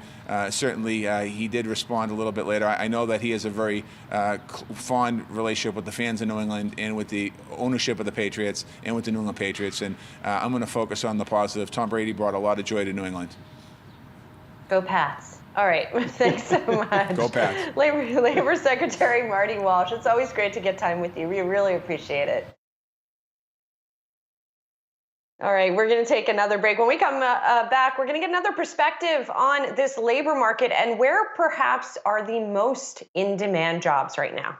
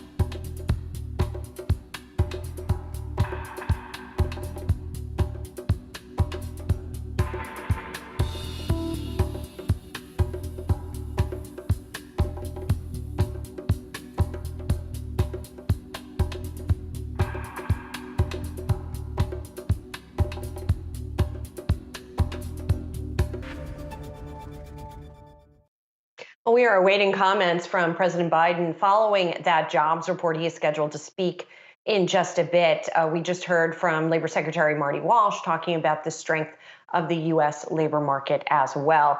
And there's somebody else we're going to talk to about this seemingly healthy labor market. That is Adam Ozimek. He's chief economist at Upwork. Adam, I have to say, I was just chuckling at your Twitter feed because, as you said, it's a family feed and this is a family show. But yeah, I think you said in terms of in reaction to that number and the revisions, which, as you also noted in your feed, largely have been higher, especially the past few months. What's going on here? Is it that people, hired people for the holidays, kept them on? Or what's the sort of big driving dynamic here in your view? Yeah, I really think that's a big part of the story. The last few months, payroll growth has been weaker than made sense with a lot of the other economic data out there. I mean, obviously, job openings are really, really high, so there's a lot of demand. And all of the things that have been holding back labor supply have been fading. So you look at the household survey and you see really strong growth there. So the upward revisions of the last few months and the really strong report this month, they're all consistent with everyone sort of underestimating the strength of the labor market. And we're really having a much stronger recovery than was previously expected. People are coming back to work. And, like I said, that is a really great news. So that's definitely something to celebrate. Adam, is the labor shortage, have we seen the worst of that?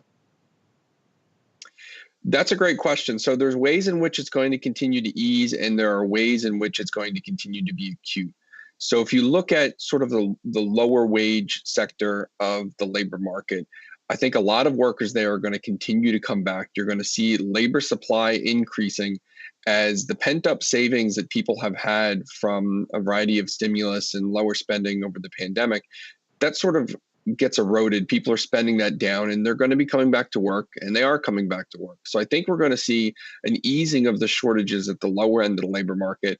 But there are other things that are going to continue to make shortages acute, especially remote work, I think is going to lead people to keep quitting their jobs and looking for a job that is remote if their employer isn't offering them that. And Adam, what does all of this imply about wage growth, right? Wage growth at 5.7%, still not keeping up with inflation. But if the labor shortage is going to abate, does that mean that we're also going to see wage growth abate? Yeah, in a lot of ways, what we're seeing is sort of an illusion of a tight labor market because workers haven't come back entirely yet. So it looks like a strong labor market. It looks like employers are just unable to find workers, but there's still a lot of people out there who want to work. And as they do come back, that is going to ease those hiring pressures, and that is going to ease wage growth. We're not going to see a continuation of the kind of wage pressures that we've had once employers don't need to compete so hard to find workers.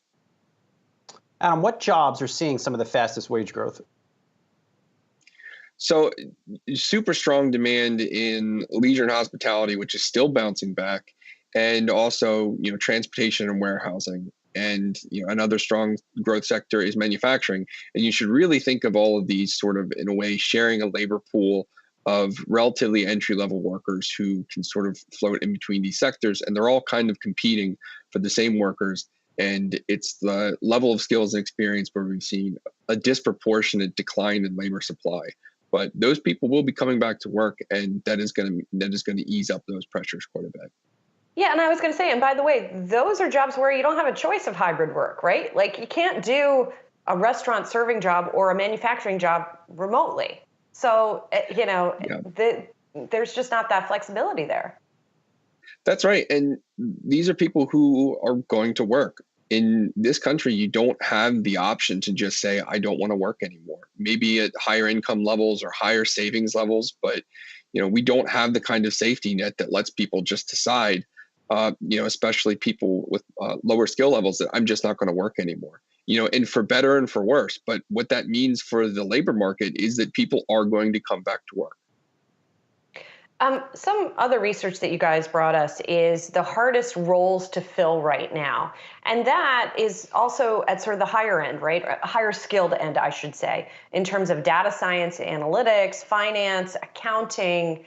So it's interesting that you get, I don't know if that implies sort of a barbell of jobs that are hard to fill right now, since you're also talking about things like leisure and hospitality.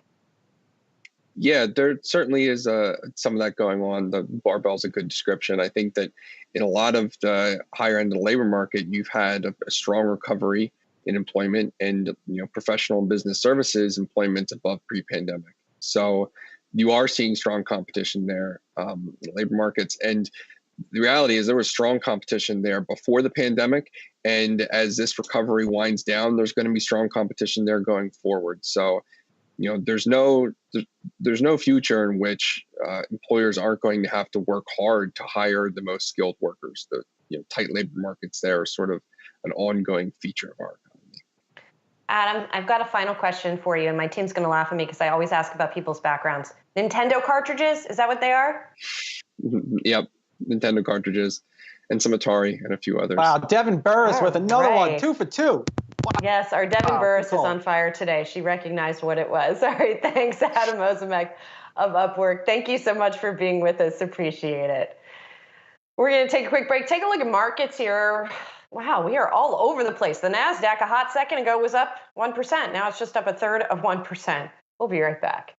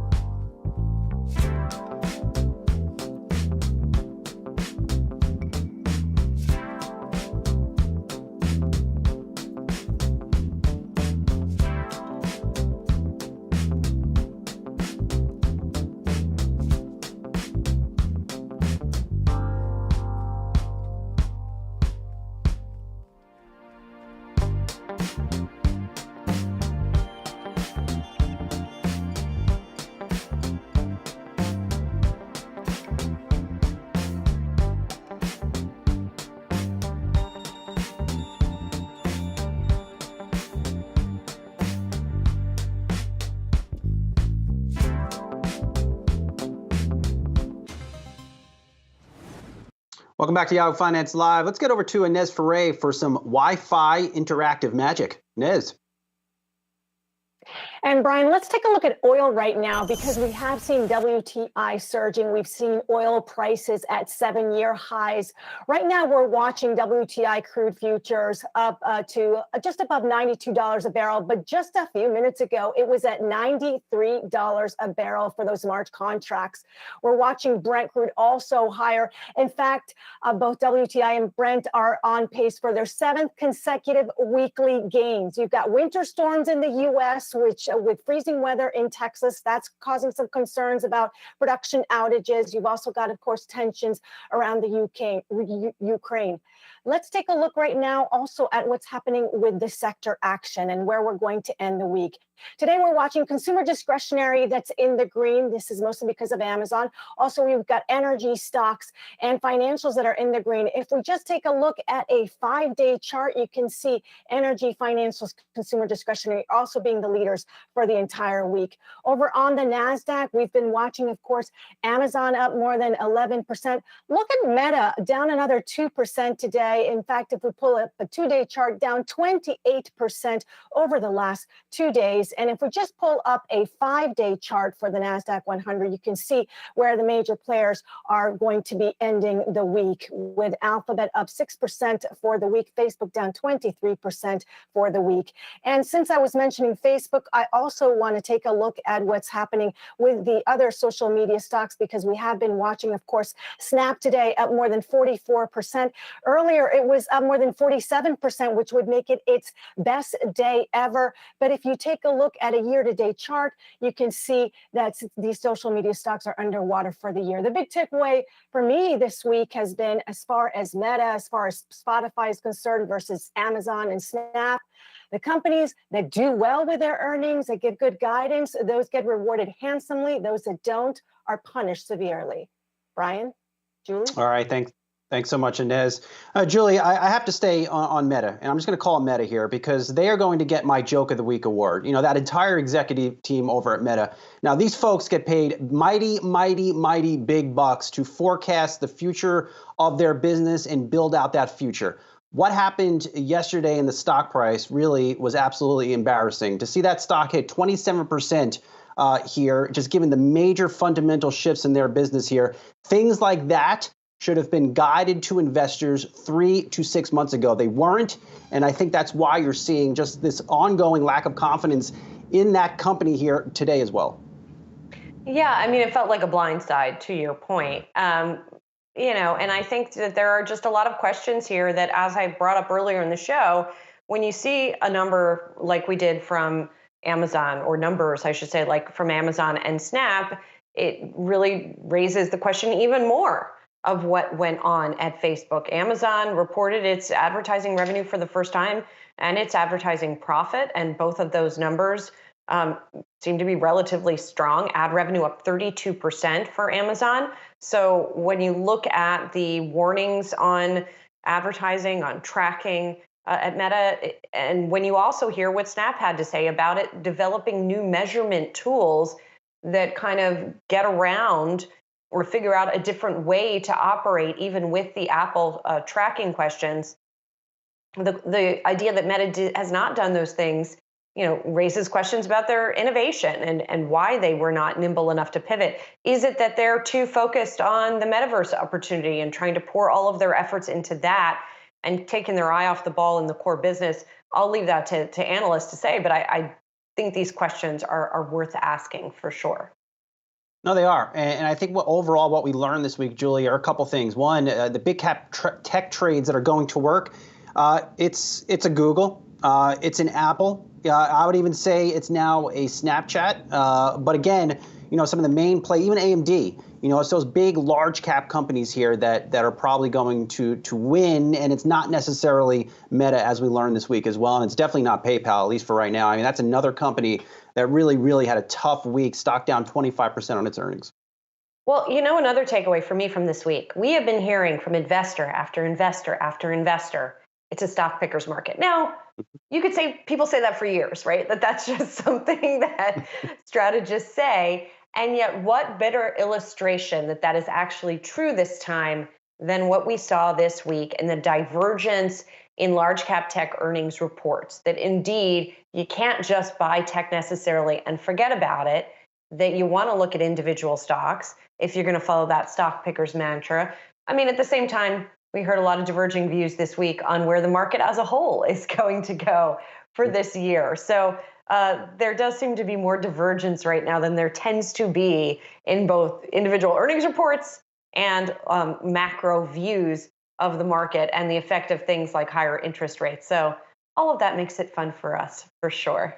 All right, that does it for Brian Sozzi and I on this big jobs day, big earnings reaction day, big week for the markets. who knows where we're going to end today? We've already seen a lot of bouncing around here. The Nasdaq right now is up by 0.5%, the S&P down 0.25%, the Dow off by 2/3%. President Joe Biden is expected to speak at any point now to talk about the better than estimated jobs report and that addition of 467,000 jobs last month. We will bring that to you when we get it. And Brian and I will be back on Monday.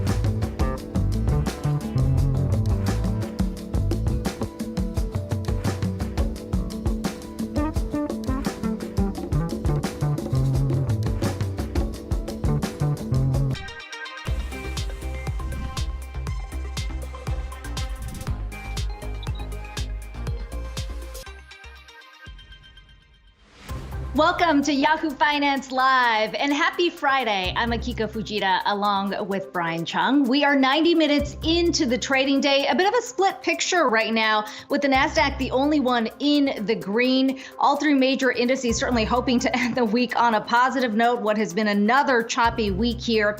A strong jobs report helping to lift the broader market earlier on in the session. That down right now, though, down about 270 points, and the S&P 500 down 17. The yield on the 10-year Treasury also jumping to its highest level since January of 2020. We're going to break down that jobs report in just a bit. Amazon providing a big boost to the Nasdaq in a choppy week of trade for tech. Shares of the e-commerce giant soaring as it announces yet another price hike for Prime members. And French drug maker Sanofi sets an ambitious target for 2022, forecasting double-digit growth as it doubles down on its eczema and asthma drug. The company's CFO joins us this hour to discuss. That is coming up ahead. But we do begin this hour with those non-farm payrolls. Surprising to the upside, the U.S. adding 467,000 jobs in January, much higher than the number that was expected. Unemployment ticked slightly higher to 4%, but the labor force participation rate rose to 62.2%, the highest level we've seen since the pandemic hit. And Brian, you know, this was certainly a good number for the labor market, but it's sure to make a lot of investors a little nervous about a potential for a rate hike of 50 basis points. And I know you've been watching the Fed funds futures closely. Yeah, absolutely. There was a lot of jitteriness if we go back to last weekend when the Atlanta Fed President Raphael Bostic made remarks to the Financial Times where he said a 50 basis point hike in the Fed's next meeting in mid-March was on the table. And then he walked that back in an interview with me on Monday. And as of Monday afternoon, we had seen the pricing contracts for possible Fed movements in the future, pricing in only about a 10% chance of a 50 basis point hike in that meeting in about 5 weeks or so. Just this morning, it went up to 25%. I was seeing about an hour ago. Now I'm looking at it again, 35% chance of a 50 basis point hike in that next meeting. And again, it's not like we got any Fed commentary over the last, let's say, 2.5 hours where they've said, okay, well, because of this hot labor market print, we are planning on raising interest rates by 50 basis points in that next meeting. It's just kind of markets speculating that this is what's going to happen. I want to point out the unprecedented nature of a move if they did follow through on a 50 basis point move. That hasn't happened, a 50 basis point increase, since May of 2000. I think my personal opinion, I think the bar for Federal Reserve officials to do that is relatively high. And even though this is a hot print, it's also noisy. We saw the big revisions in the past. I'm just not so sure the Fed is nudged in that direction based off of this one report, Akiko. Yeah, and Brian, we saw some big moves in bond yields on the back of this report as well. The yield on the 10-year T-note jumping 6 basis points, and then the 30-year yield climbing about 4 basis points as well. So something we'll be watching closely here. Let's bring in our first guest for the hour. We've got Beth Ann Bavino, S&P Global Ratings Chief U.S. Economist.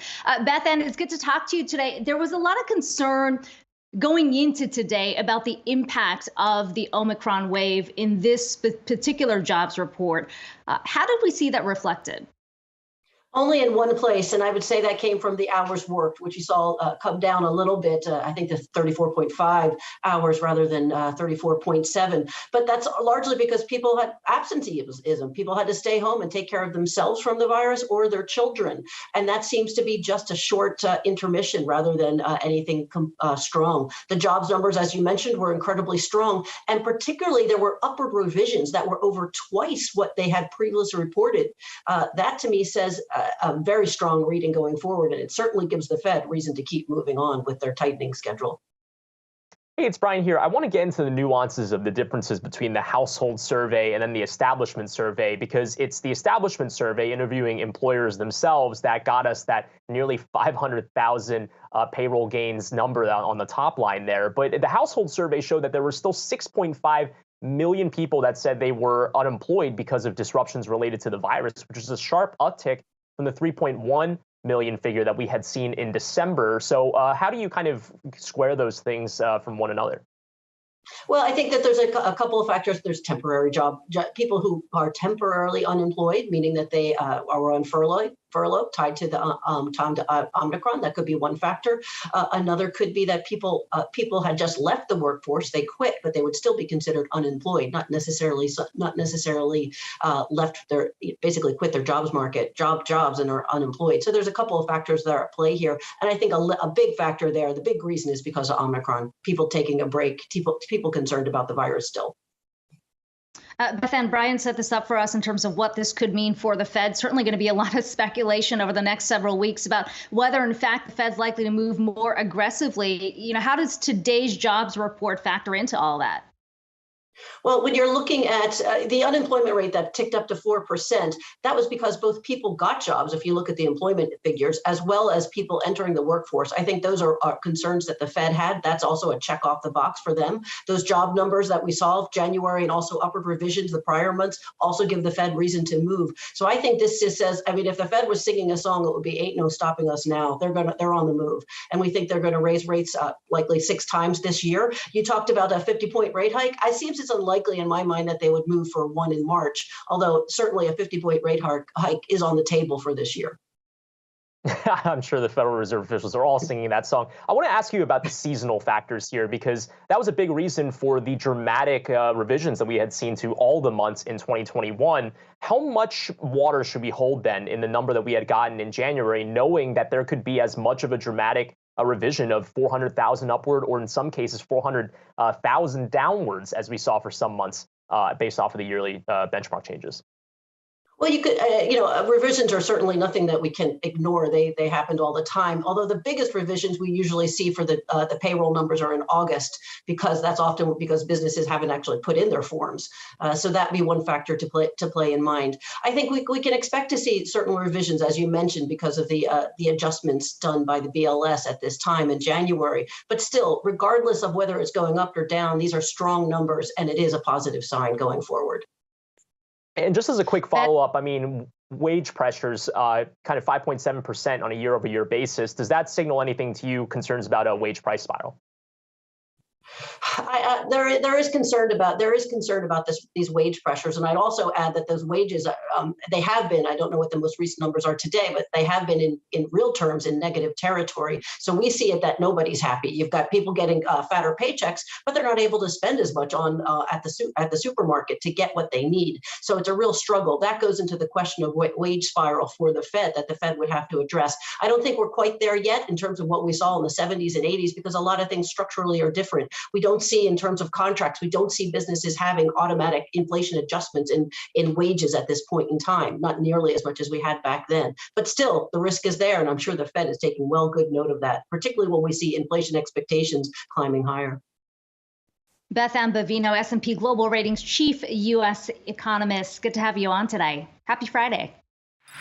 Let's turn our attention to shares of Amazon soaring today, up about 12% here on the back of the company's fourth quarter results. The e-commerce giant actually reported its slowest revenue growth in more than 4 years, but it also announced an increase in its Prime membership fee for the third time to $139 a year. That is expected to help cushion some of the rising labor and supply chain costs. Amazon CFO Brian Olsavsky addressed those challenges Amazon's facing on the earnings call.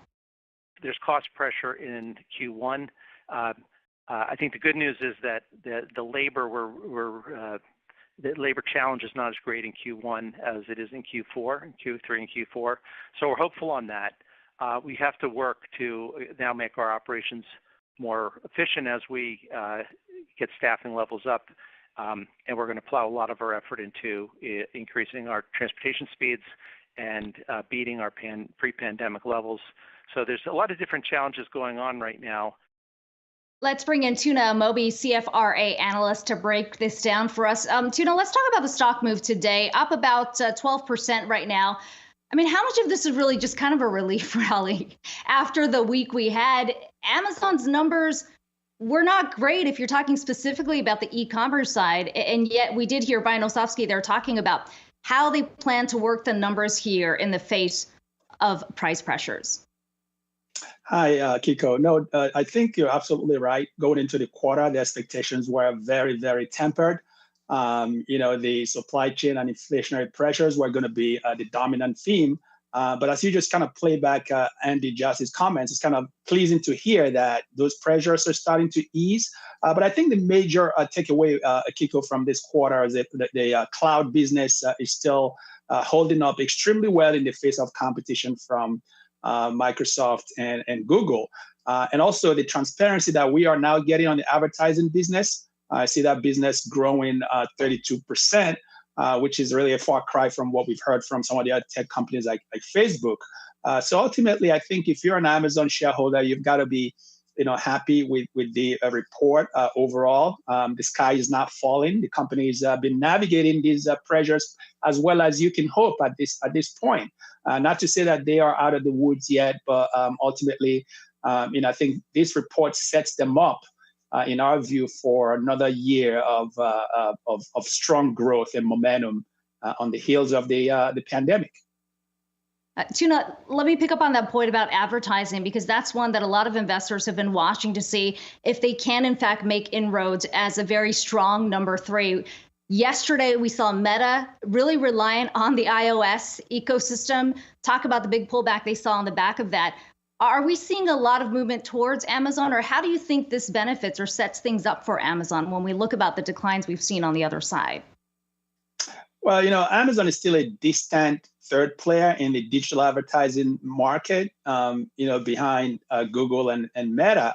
But the trends are going in the right direction, right? I think what they've done is to really ramp up, that business significantly.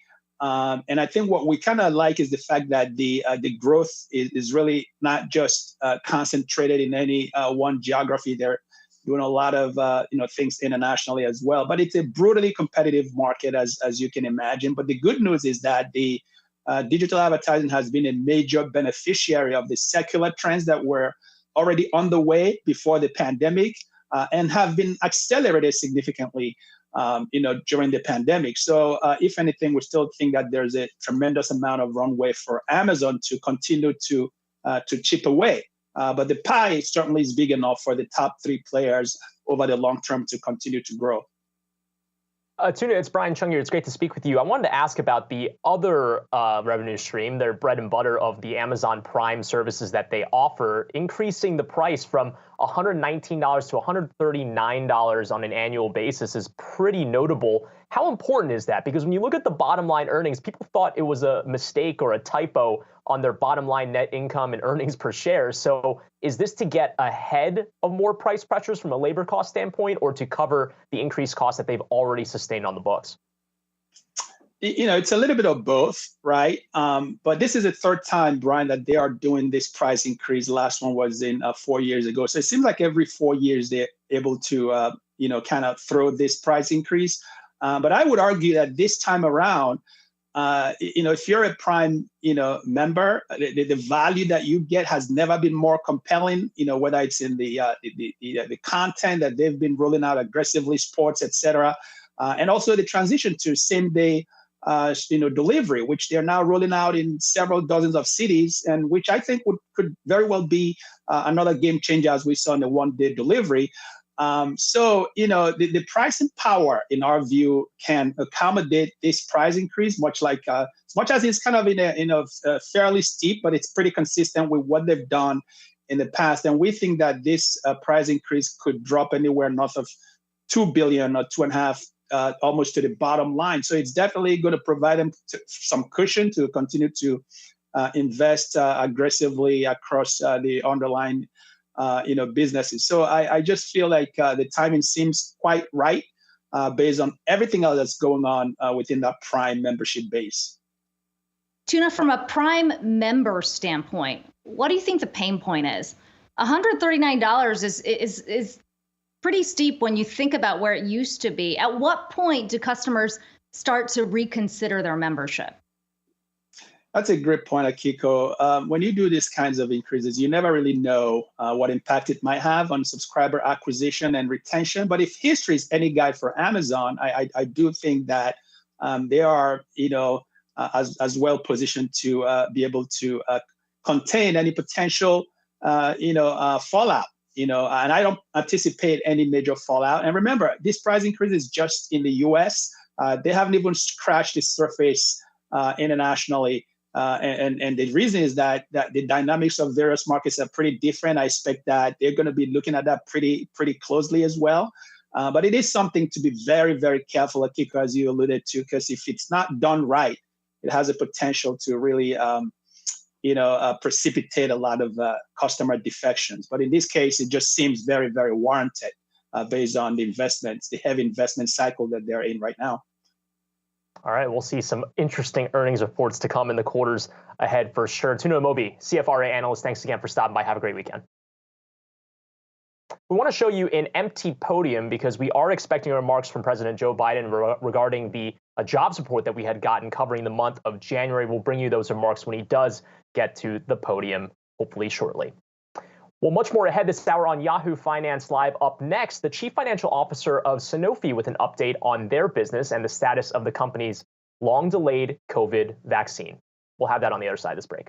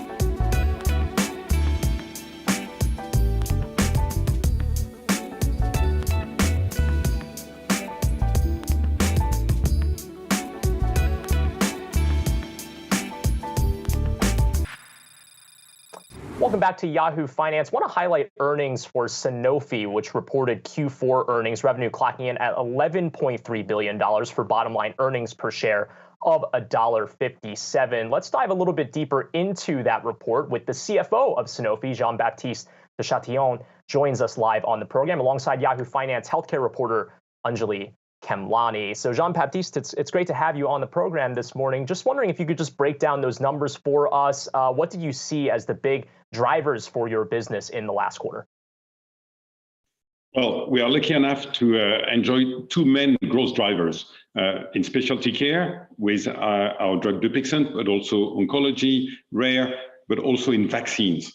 You know, in vaccines, we are accelerating our growth with flu vaccination, and it has been a great success in 2021. 7.1% growth with a significant improvement on our margin. Margin expansion, at the same time top line growth, but most importantly, investment in R&D increasing. And that's why we are here, is to invest in science. And we've been developing in 2021, entering into clinic, first in human, 10 new molecules. And that's a great achievement for us. We're quite happy to deliver this in 21. Jean-Baptiste, Anjali here. Speaking of those vaccines, I know there was a little bit of a dip because of influenza, and so that roll out there. But I want a quick catch up on the COVID vaccine. I know that you've done a booster study as well as are continuing to develop and co-develop with GSK, as well as have, of course, completed that transaction with the mRNA company. And so I just wanted to know, putting it all together, where do you stand right now? Where do you see the market for your vaccine? Yeah, great question. Thank you very much. First, concerning the pandemic on COVID-19, we are all in to fight the pandemic. And as you know, we are producing hundreds of millions of doses before the end of H1 this year. We'll have produced a lot of doses of existing vaccines from competition to fight the pandemic. We are in to protect people, to help protecting people with this vaccination. But our plan now is clearly to develop our own mRNA platform. We did the acquisition of Translate Bio a few months ago, and we are preparing all sorts of different targets to be developed on the base of this mRNA platform. It's a significant investment, both in Boston and in France, and it's really looking great. We are developing, we're moving from unmodified to modified mRNA, preparing an mRNA vaccination, which is second generation with very low side effects, with thermostability. So it's another formulation, and that's what we will be delivering over time. And you stand in a pretty envious position as one of the larger companies that have known to be dealing with vaccines for some time. You have that global perspective. I wonder on that front, what you see in terms of the COVID global market right now, especially as you've been helping manufacture so many of the other vaccines. How do you see the movement and delivery distribution of that? And sort of where do you see it moving in terms of overall vaccines for the upcoming year? Yeah, we'll see that it has been very difficult to predict anything from the epidemiology side on this crisis. But it will normalize at one stage. And what we see looking forward is a renewed interest on understanding of the importance of vaccination for prophylaxis. Just let me give you an example. RSV. RSV is an incredible opportunity to prevent babies to hit the ICU. And in terms of pandemic period, I mean, it's a drama. When you are already filled with COVID-19 patients, seeing those babies going to the ICU for RSV is a real problem. We are launching for the next RSV season, nirsevimab, which will be for all infants a possibility to protect them from RSV. So that's a good example of the development of this market on the vaccination, because I think now people we see understand much better the need on what it brings to protect population. Jean-Baptiste, you highlighted Dupixent as a big growth driver for your business, sales growth 53% in 2021. But as you look ahead, how much of that is going to continue to be the driver for your business? Now that you're talking about mRNA vaccines, looking ahead to distribution, how do you see that mixture breaking down? Well, we see our immunology franchise growing over time in an incredible way. We think we have the capacity to become the leading company in terms of immunology for the next decade. Of course, Dupixent is a lead asset, but we have many other mechanisms of actions coming behind that we are developing and that will help broaden our scope in immunology. Dupixent, we said in December 19 that it could hit peak sales above 10 billion plus. And at the time, there was skepticism. But now, looking at Q4 sales, we are already annualizing above 6 billion. So now the next question is, where can you go? And I tell you, this drug is going to grow fast and in a very remarkable way with new indications, with new geographies. Just take an example. In a few months, 30,000 patients in China. And it's incredible because this drug is such a relief for the patients who are suffering from atopic dermatitis that it's really great to think of all those patients who can experience the relief of this drug. Yeah, so potential for growth for Dupixent is very significant. Jean-Baptiste, and finally, looking at, the rebrand of the company and looking out at the future, dropping that Pasteur name, of course, sentimental, we know, in the health space. But looking at it from the broad perspective, I know one of the focuses of the company has been access to health. So as we've seen in this past year, a lot of energy around biotech and higher risk, strategies. How do you plan to balance all that with the company moving forward? We have a very specific positioning. We enjoy general medicine business where we committed to keep it flat, not decreasing, but flat, highly accretive, which allow us to be very, very strong in terms of investment in early science and develop our portfolio in specialty care. So it's really a great balance in terms of risk reward, where we can really be bold in our developments. I could take another example. In our portfolio, we are waiting for the results of phase 3 of amcenestrant, a breast cancer drug. Well, this could bring a real transformation with an oral product. And you know that for this product, it's sometimes very a long time you have on the drug. Having an oral in this field would be great. So we are really going for innovation, as I said, and very confident that we will be part of the big innovation, bringing really transformative medicine to the patients. Well, we would love to have you back on the show as we track your company's progress. Jean-Baptiste de Chatillon, Sanofi CFO, alongside our very own Anjali Kamlani. Well, we are continuing to wait for President Biden to take the podium over at the White House to weigh in on today's jobs report. As we said, certainly surprising to the upside. We're going to take that live as soon as the president walks up to the podium. But coming up on the other side, going for gold. The Beijing Olympics are now underway. We have some highlights from that opening ceremony. We'll be right back.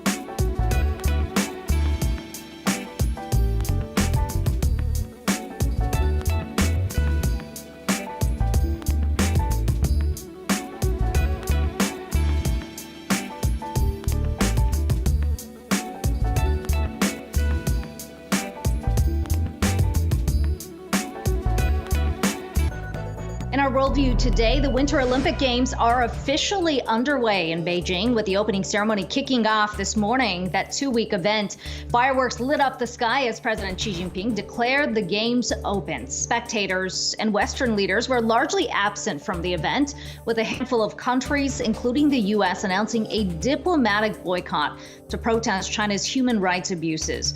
Beijing is now the first city to host the Winter and Summer Games, but it comes amid a cloud of controversy over its strict COVID policies and its crackdowns on Uyghur Muslim minorities in the Xinjiang region, as well as its crackdown in Hong Kong. Competition began earlier this week with curling and women's hockey kicking things off. Russian President Vladimir Putin met with President Xi in Beijing ahead of that opening ceremony. The two leaders put on a united front, with China backing the Kremlin's call to halt further NATO expansion into Eastern Europe. Putin also announced a 30-year contract for a new pipeline to supply gas to China. The meeting followed a warning from the U.S. that Moscow planned to stage a fake attack by Ukrainian forces to justify an invasion. This marked Xi's first face-to-face meeting with a foreign leader since the pandemic began. And from NATO Secretary General to central bank governor, Jens Stoltenberg is preparing to take on a new role after he was appointed to lead Norway's central bank.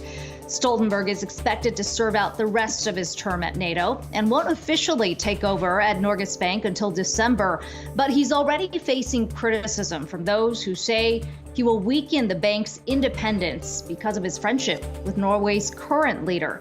Stoltenberg previously led the ruling Labour Party and served 2 separate terms as the country's prime minister. Coming up, Invisalign maker technology is slipping despite beating earnings and revenue expectations. We're speaking with the company's CEO after the break.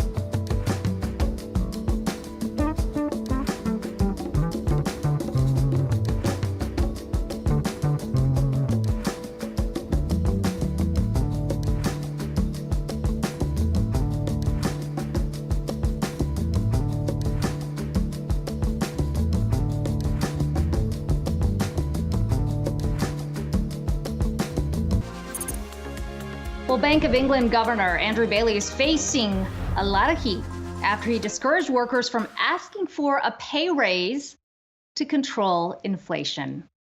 Brian, I understand the thinking behind this, but this has got to be in the camp of a little tone deaf, right? In the face of what's playing out right now.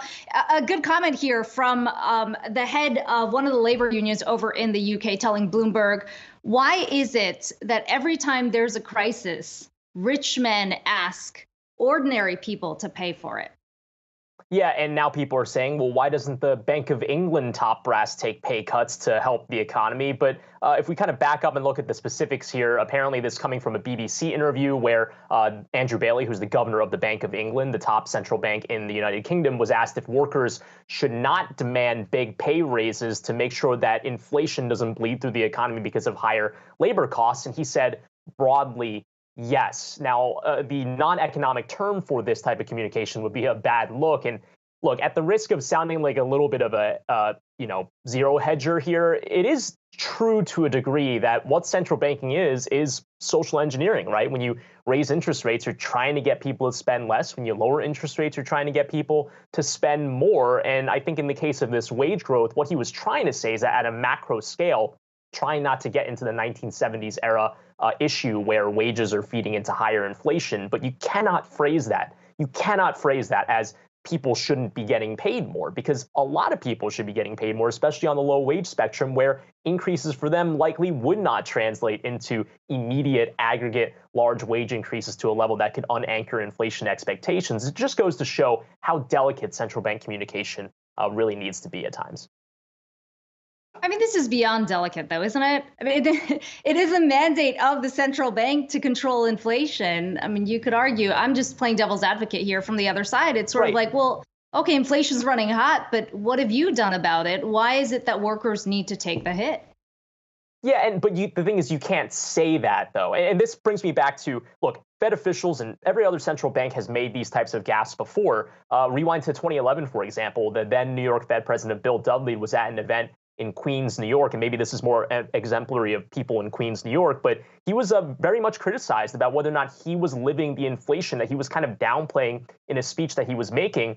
Someone said, when was the last time you went out and bought groceries? And then Bill Dudley responded with, have you tried to buy an iPad recently? You can get an iPad 2 for the price of an old iPad 1. That's double the speed of the old iPad. So inflation's not really here. And people were upset because not everyone's out there buying iPads. So look, tone deafness is a running theme. It's a thing that's happened before with central bankers. Again, if you are a central banker like Jay Powell, you have to be very careful about the way you talk about these things because it does impact people, but you also can't directly say, look, what's happening in the aggregate economy is happening to you, because that's not always the case. A lot of central bank governors taking note right now. Although I have a feeling Jay Powell wouldn't have made that gaffe. Maybe that's just me. We've got much more to come here on. Yeah, we've got much more to come here on Yahoo Finance Live. We are still waiting for President Biden to step up to the podium over at the White House to address the big jobs report that came out this morning. Much more to come after this short break. We'll be right back.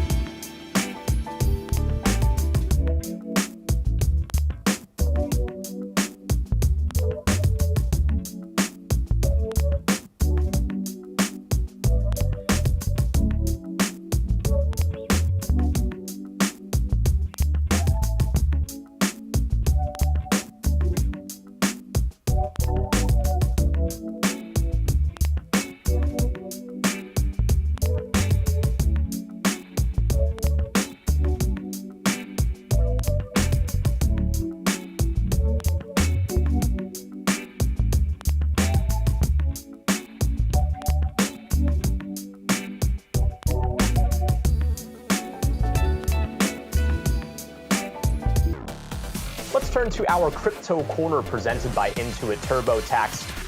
Bitcoin is higher today after recovering from its January lows, but it's still trading, it's actually trading just north of 40,000 now. It looks like 40,200 or so. The world's largest cryptocurrency by market cap has lost roughly half its value since its record high back in November when it surpassed 68,000. So our next guest, though, says a key test for Bitcoin could be on the horizon. So to discuss more, Fundstrat Global Advisors Managing Director and Global Head of Technical Strategy, Mark Newton, joins us live from Connecticut. Mark, great to have you on the program this morning. Give us a little bit more of the outlay for what we should expect from Bitcoin. Do you expect it to go lower? Well, I think today's development is actually pretty important and positive, Brian, and we do see Bitcoin now back above 40,000. So that's key for a couple different reasons. One is that, from a technical perspective, you're actually breaking the entire downtrend from the beginning of November, and that's when Bitcoin peaked out along with many other coins. We have seen sentiment get pretty washed out in the last couple months, but now you're seeing evidence of the retail trader gradually starting to put more money back to work. I think last week I did see some evidence of capitulation, and I think that is interesting from a sentiment perspective. So, my own cycle studies suggest that the larger low happens sometime this spring, but I think many coins are doing very, very well today, and it looks to be an important short-term move. Mark, I know, we always need to be cautious about calling any kind of correlation when it comes to crypto, but it does feel like Bitcoin's really been trading in tandem with equities. Every time we see a big sell-off, a risk-off, it sort of moves into the crypto space as well. Does that suggest that things could still remain a little choppy if we're looking at the broader markets and they continue to trade the way they have?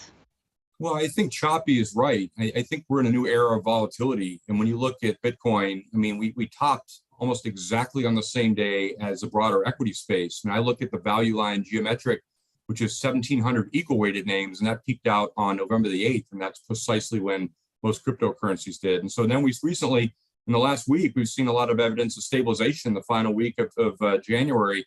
Saw some good evidence of that trying to bottom out. So right now, we seem to be moving, lockstep with what's happening with equities, and we've seen a little bit of a recovery now in the equity market. So, I think that is a short-term positive for crypto, in my view, over the next 4 to 6 weeks.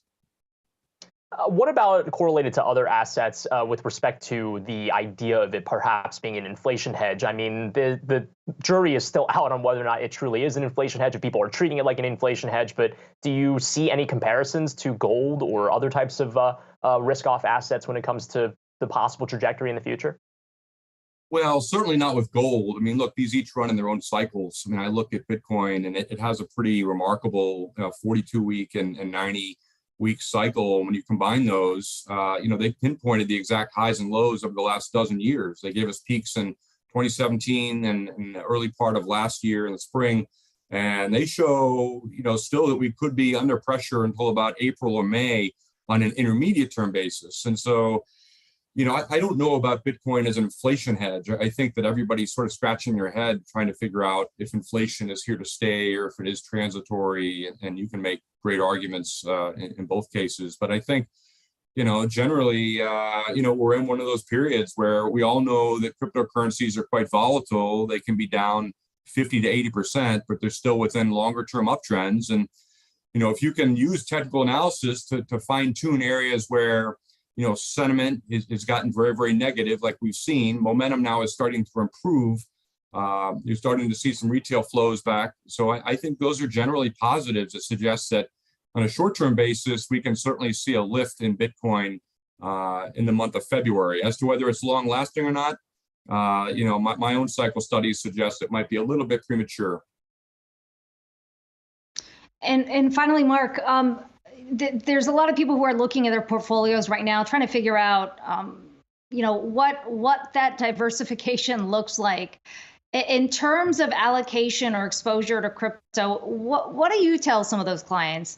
Is it, just given what's playing out on the equity space, is it a, 1%, 2%? How should they be looking at the space? Look at this camera.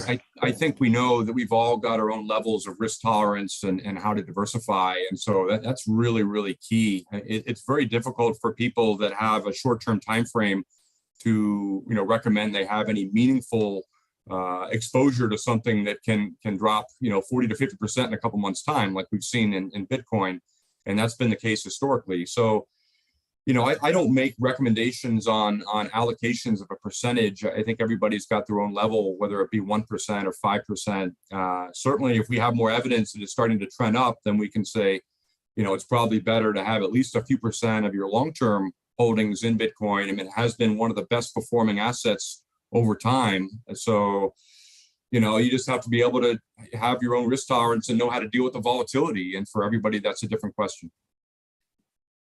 Mark Newton, Fundstrat Global Advisors Managing Director and Global Head of Technical Strategy. Good to talk to you today. Well, we are still waiting for President Biden over at the White House to weigh in on that jobs report today. Certainly surprising to the upside. No movement over there just yet. But, Brian, kind of two stories that we're tracking in the session today. Obviously, the economic data and how that shifts the expectation for how quickly the Fed's likely to move on interest rate hikes. But also we're rounding out what has been yet another choppy week for tech. You get the sense that with numbers coming out from Amazon yesterday, as well as Snap, things are feeling a little quieter again. But I feel like, Brian, I was saying the exact same thing last week after we got the numbers out from Apple. Certainly Amazon, I don't know if we could call it strong numbers. They had strong numbers in AWS on the cloud side. Some would argue e-commerce side. Definitely saw a bit of a pullback, but that's helping the cause for broader tech today when you look at where shares of Amazon are moving. Yeah, and obviously we talked with Tuna earlier in the show about this, but the whole kind of portfolio, if you will, of Amazon is growing. And when you consider that the big story that we first talked about with Tuna was kind of the web services and the advertising, it's still even the case that their bread and butter business of their Amazon Prime memberships is also going to see some benefits in the future because of that price increase. They have the pricing power to be able to do that. So the big story thematically across all of the industries, right? It even began with the banking industry where banker pay went up, has been higher labor costs. Companies that can cover that margin with higher prices on the top line are going to do very well. And I think that it's as simple as that. Amazon raised their price from $119 to $139 on their services. That's enough. But I want to highlight also right now the action going on in Meta, right? Or the company formerly known as Facebook. Shares are down 2% today after the massive precipitous fall that we had seen yesterday. And Akiko, I mean, you were saying that it's choppy trading for tech stocks. This has been a remarkably unusual week. I would say a record-setting week by many standards for the volatility in these tech stocks. Snap yesterday, for no reason, before their earnings, down over 20%. In the post-market, after-market earnings, when they reported at 4 p.m. yesterday, was up 40%. So what's going on here? I mean, I don't really have the answer here, but people are jittery. People are worried. People are concerned. Maybe that extends from the macro picture with the Fed, but just broadly speaking, I mean, we should expect probably to see this volatility continue through this tightening cycle. Yeah, jitters, uneasiness. I mean, how many ways can we describe what the investor sentiment is right now? But Snap, that's a good example of so many people are talking about the action post earnings, after hours trading, but you could argue that that stock was oversold because there were so many concerns about what this could have meant on terms of the impact from those changes to Apple's iOS.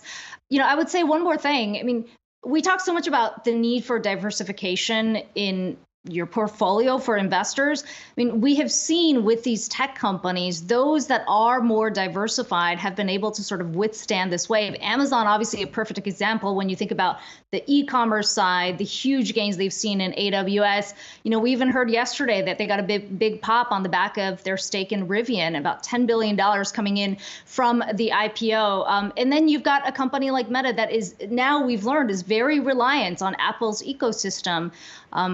Their digital ad sales certainly got hit as well. All right, we see President Biden taking the podium. Let's listen in. I want to speak to you this morning about an extraordinary resilience and grit of the American people and American capitalism. Our country is taking everything that COVID has to throw at us, and we've come back stronger. I'm pleased to report this morning But many of you already know that America's job machine is going stronger than ever, fueling a strong recovery and opportunity for hardworking women and men all across this great country. America is back to work. Today, we learned that in January, our economy created 467,000 jobs. But that's not all. We learned that job growth in November and December over last year was revised up by more than 700,000 jobs. On top of that, 400,000 jobs on top of the 400,000 that were previously reported. This morning's report caps off my first year as president. And over that period, our economy created 6.6 million jobs. 6.6 million jobs. You can't remember another year when so many people went to work in this country. There's a reason. It never happened. Take a look at the chart. You can look at the last, all the way back to President Reagan. Look how many jobs we created in an average per month. This is, it's never happened before. And look, history's been made here. But it comes alongside the largest drop in unemployment rate in a single year on record. The largest reduction in childhood poverty ever recorded in a single year. And the strongest economic growth this country has seen in nearly 40 years. Historic economic progress. And I'm proud of the role the administration played in this economic plan has played in the recovery. You know, the rescue plan that Democrats passed to get the economy going again, the bipartisan infrastructure law that's starting to get underway, rebuilding bridges, roads, highways, ports, airports, internet. There's so much more that we're doing as well. And my decision at the outset of our administration to buy American. It's always been the law, it was very seldom ever followed. Now it's a reality, not an empty promise. I made clear that when the federal government spends taxpayer dollars, we buy American products. American products made in America, including all the component parts of that product, with very few exceptions. With the support of the American private sector, our business leaders and entrepreneurs, our workers, our union leaders, they've all come together like never before in my days in Washington. I know it hasn't been easy. I know that January was a very hard month for many Americans. I know that after almost 2 years, the physical and emotional weight of the pandemic has been incredibly difficult to bear for so many people. But here's the good news.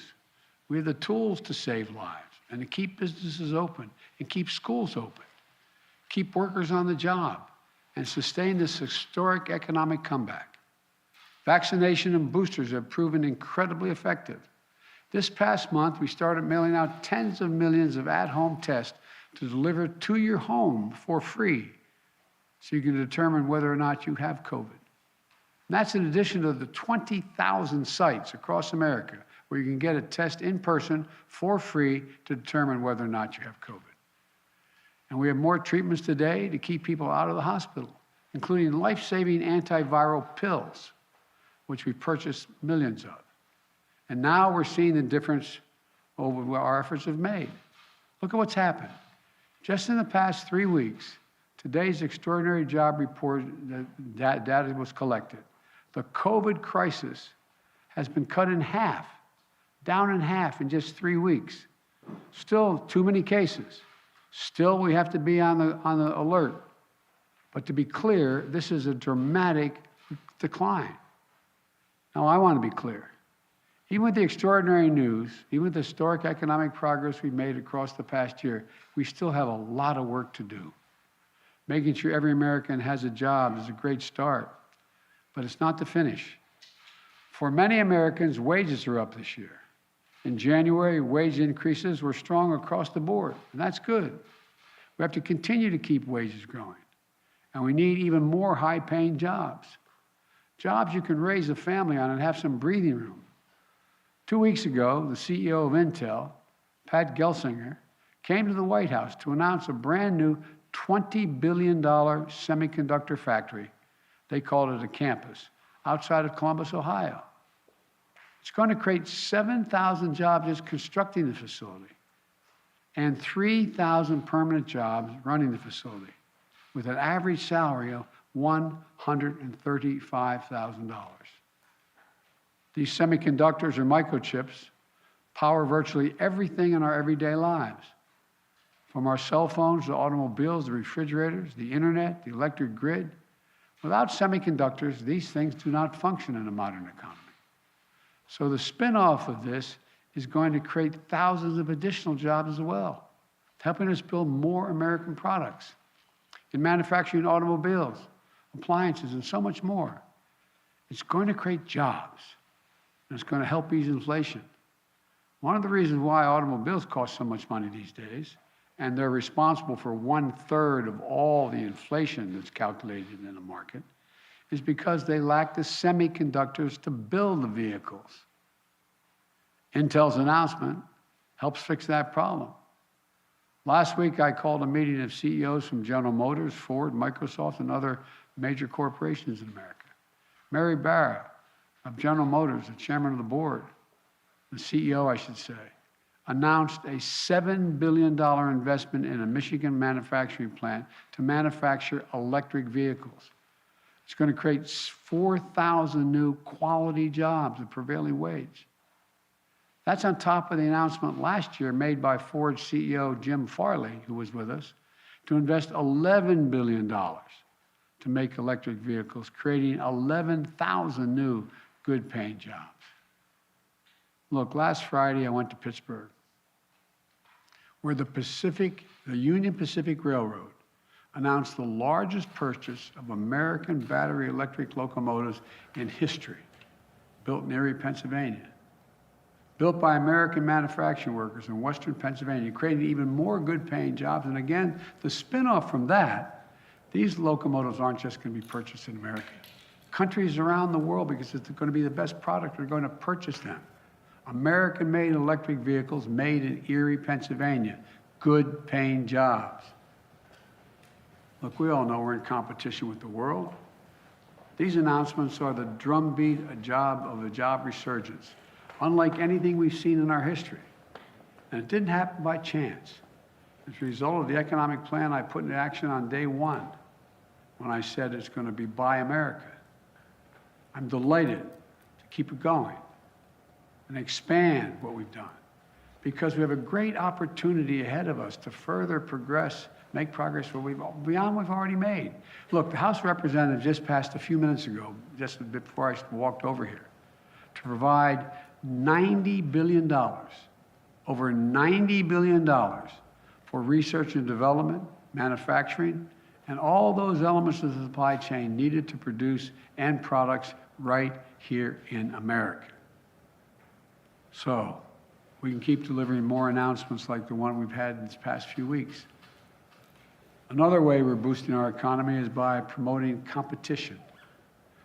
Look, hamburger is, up fourfold almost, many places. Well, guess what? Meat processors, or shipping, railroads, other industries are dominated by a few giant companies that control the market they operate in. And over the years, this domination of the market by a smaller number of companies, smaller and smaller, it's about 4 in the meatpacking area, has reduced competition, squeezed out small businesses and farmers, and in many cases increased prices, and almost all of them increased prices for consumers. Look, I'm a capitalist, but capitalism without competition is not capitalism, it's exploitation. So I'm going to continue to do everything in my power to work with the Congress to make our capitalist system work better, to provide more competition and lower prices for American consumers. And they're still going to do well. But that isn't going to be enough. We still need to ease the burden on working families by making everyday things more affordable and accessible. Look, average people are getting clobbered by the cost of everything today. Gas prices at the pump are up. We're working to bring them down, but they're up. Food prices are up. Working to bring them down as well. Look, I grew up in a family where if the price for a gallon of gas at the pump went up significantly, it was felt by the family. I get it, I understand. But these things are necessities, but that's not the totality of what family needs. They still have to pay for childcare. They still have to pay for prescription drugs. They still have to pay for health care. There's more than one way to help a family when it comes to their standard of living. We're going to work to bring down the prices that are way up, but guess what? Guess what? We're going to keep strengthening the supply chain to bring down the cost of all these goods. But in the meantime, there's a lot we can do to give families a little extra breathing room. For example, childcare. Families can spend $14,000 a year per child, and in some cases in this country, some cases less than $14,000 a year, for childcare. Our plan cuts in half what most families are paying, helping their budgets, keeping millions of parents and especially women allowed to go back to work because they can get child care. Or the cost of prescription drugs, like insulin. Insulin costs about $10 to make. But for families who need the insulin, they're paying up to $650 a month on average in some places, and as high as $1,000 a month. Think about all those Americans out there with type 1 diabetes who need this insulin to stay alive and stay healthy. Or the 200,000 American children with type 1 diabetes. Think about being one of the parents without the insurance or the money to pay for that insulin. How do you look your child in the eye who needs an insulin? They have no idea how they're going to figure out how to pay for it. Think about what it does to them. Their self-esteem, their dignity, their ability to look their child in the eye. We cap the cost of insulin at $35 on our plan. $35 a month. The companies are still going to make a healthy profit. We can do that tomorrow with the stroke of a pen. But we have a generation of so-called, for example, sandwich generation. That is, you have a young child and an elderly parent, and both need help. And look, we can help them take care of mom and dad and make it work. There's a program that allows us to, on Medicare, that someone can come and install a handrail in the shower so mom doesn't fall, to make sure they have what they need to live with safety and dignity in their home, pick up the prescriptions, make an occasional meals. We can do all that. So when mom and dad put their head on a pillow at night, they can have peace of mind that their elderly parents are doing well and their children are okay. We're still going to work on gas prices. We're still going to work on the food prices. But in the meantime, we can deliver that peace of mind to the American people and give them a little breathing room.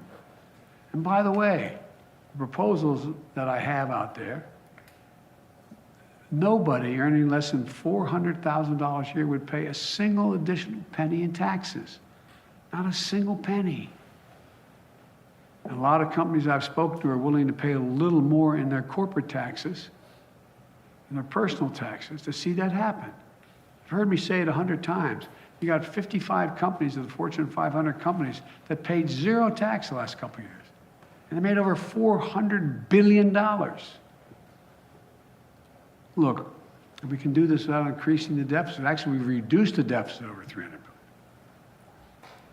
And 17 Nobel laureates in economics came to me several months ago to say that this plan would not only not raise inflation, it would ease long-term inflationary pressures. Look, the bottom line is this. The United States is once again in a position to not only compete with the rest of the world, but outcompete the rest of the world once again. We can keep coming together and invest in the backbone of America, the working class and the middle class folks. There's no limit to what we can achieve. So let's keep the wages rising and let's start lowering cost. Our businesses are the best in the world. Our workers are the best in the world. Give them half a chance. They'll outcompete anyone, anywhere in the world. We can have a quality of life for working people that they deserve at the same time. And by the way, the middle class, when it does well, when the working class does well, everybody does well. Everything is better for the wealthy, the super wealthy, and the slightly wealthy. Nobody gets hurt. So let's face these challenges head on. Let's keep building a better America. I want to thank you, and God bless you, and may God protect our troops. Thank you. Mr. President.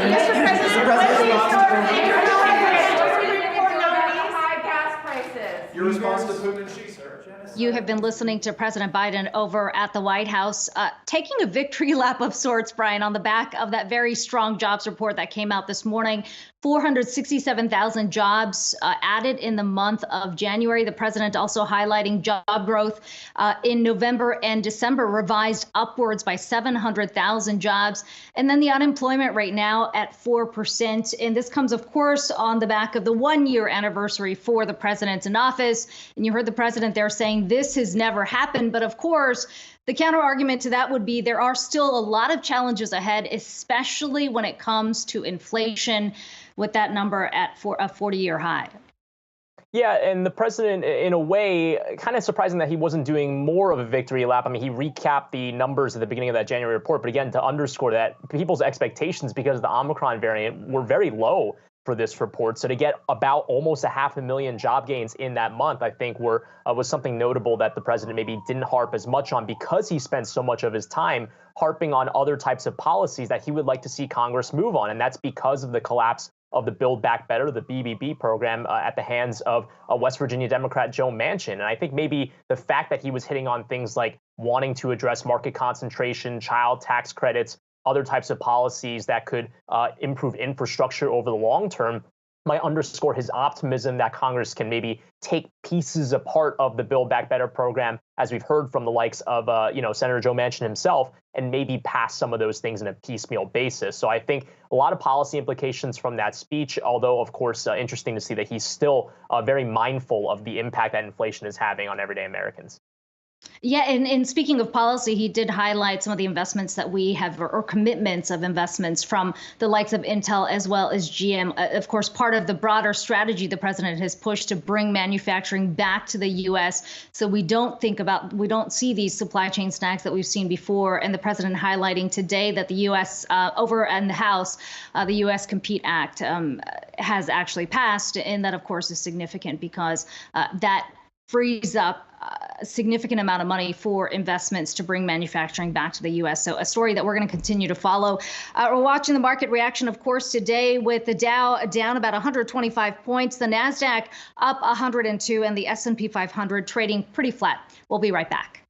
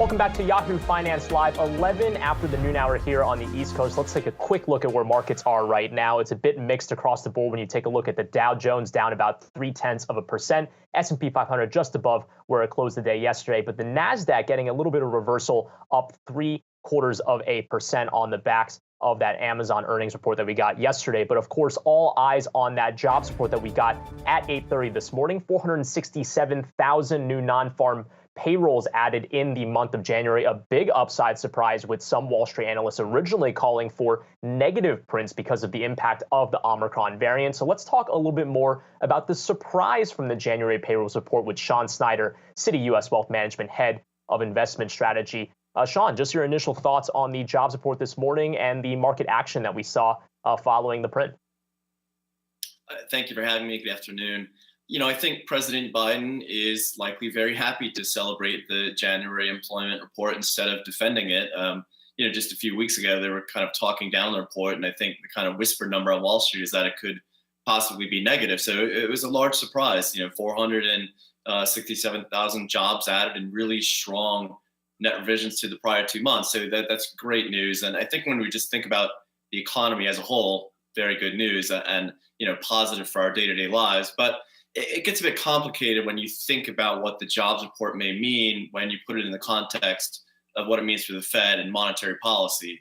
It likely confirms their decision to or supports their decision to raise rates in March. And if you look at what the market is pricing in, it went from about a 20% chance of a 50 basis point rate hike in March to 40% following this report. And it went from, solidly pricing in 5 rate hikes to now about a 35% chance of maybe more than 5 rate hikes. So sometimes good news for the economy is sort of viewed as bad news for investors. So it's a little bit of a mixed reaction here from the markets. Yeah, I mean, we saw that reflected there, sort of the good news on the labor market, and then we saw the market reaction on the back of that as well. One of the things that we've all taken note of here, the labor force participation rate also ticking higher. And I wonder how you think about all of this in the context of where we are in this recovery. What do the numbers today tell you about how much more room there is to run? Well, there's some room to run. We're still 2.9 million jobs below where we were pre-pandemic. If we continue at this pace, we should be back to pre-pandemic levels by about July, which is when the Fed is potentially talking about reducing their balance sheet. So, the economy is on track for full employment. I think the Fed can feel confident about that. But they also have inflation overshooting their goal of 2%, which is making them think that they need to be more aggressive, at least in the front end of this tightening cycle. So that's really kind of how I look at it. I think, this year is really probably going to be best described as a return to normalization. Hopefully, return to normalization for our lives, and hopefully there's less variants of COVID. Fiscal policy is going to be more normal. We're certainly not going to see the, expansive and expensive policy bridge that they built during the height of the pandemic. And I'm going to see more normal monetary policy and probably more normal gains in financial markets. Okay, Sean, but does massive volatility in the big tech stocks, which make up most of the major indexes, also represent normal? Because I would describe the 2022 trading sessions so far to be described as a little bit nauseating when you take a look at the S&P 500 and the swings that we've seen just so far in the last month. Right. I think one of the, side effects of this quick normalization is that investors are becoming more discerning, particularly in the technology stocks that they want to own, because you are receiving less fiscal policy support, less monetary policy support. And, these are long duration assets. Often when you invest in tech companies, the earnings are considered to be more in the future. So you're actually, more likely to move towards companies with strong earnings potential near term. And that's kind of the rotation we've seen in this, inflationary environment. So, I think technology is still probably a great space to be over the long run. I don't think that these companies are all of a sudden become irrelevant, but they have, valuation headwinds at a time when the Fed is talking about more aggressive tightening policy. So investors are going to be more discerning, and I think they're less confident in buying the dip in some of these, richly priced names or previously richly priced names. Sean, you've highlighted the fact that you don't think that the choppiness that we saw, especially in January, is the start of a bear market. You're saying this is just an intra-year correction. I wonder what you think it's going to take for the market to get kind of these jitters out of the way. Is it really about getting that March hike out of the way so we have a little more clarity?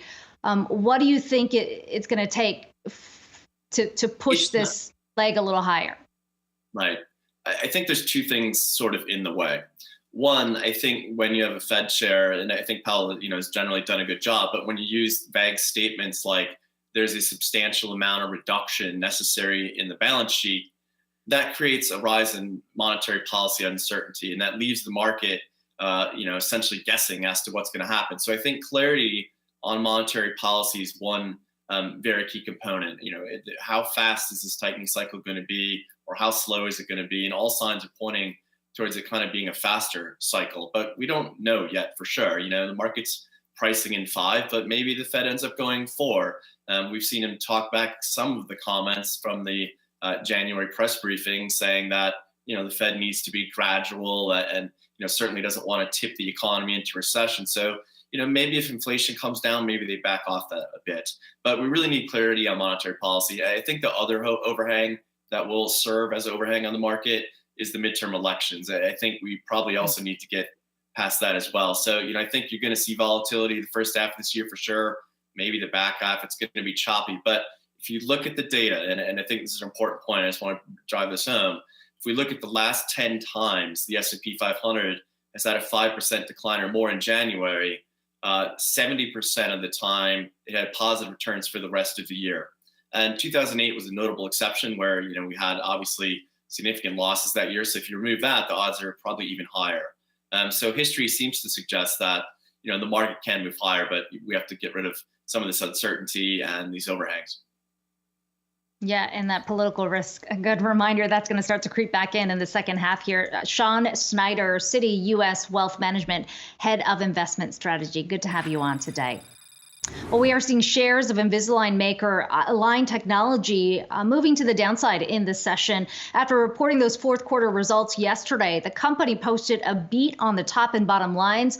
Align saw total revenues in 2021 rise nearly 60% year over year, with revenue in the clear aligner segment up more than 54%. Let's bring in Align Technology CEO Joe Hogan.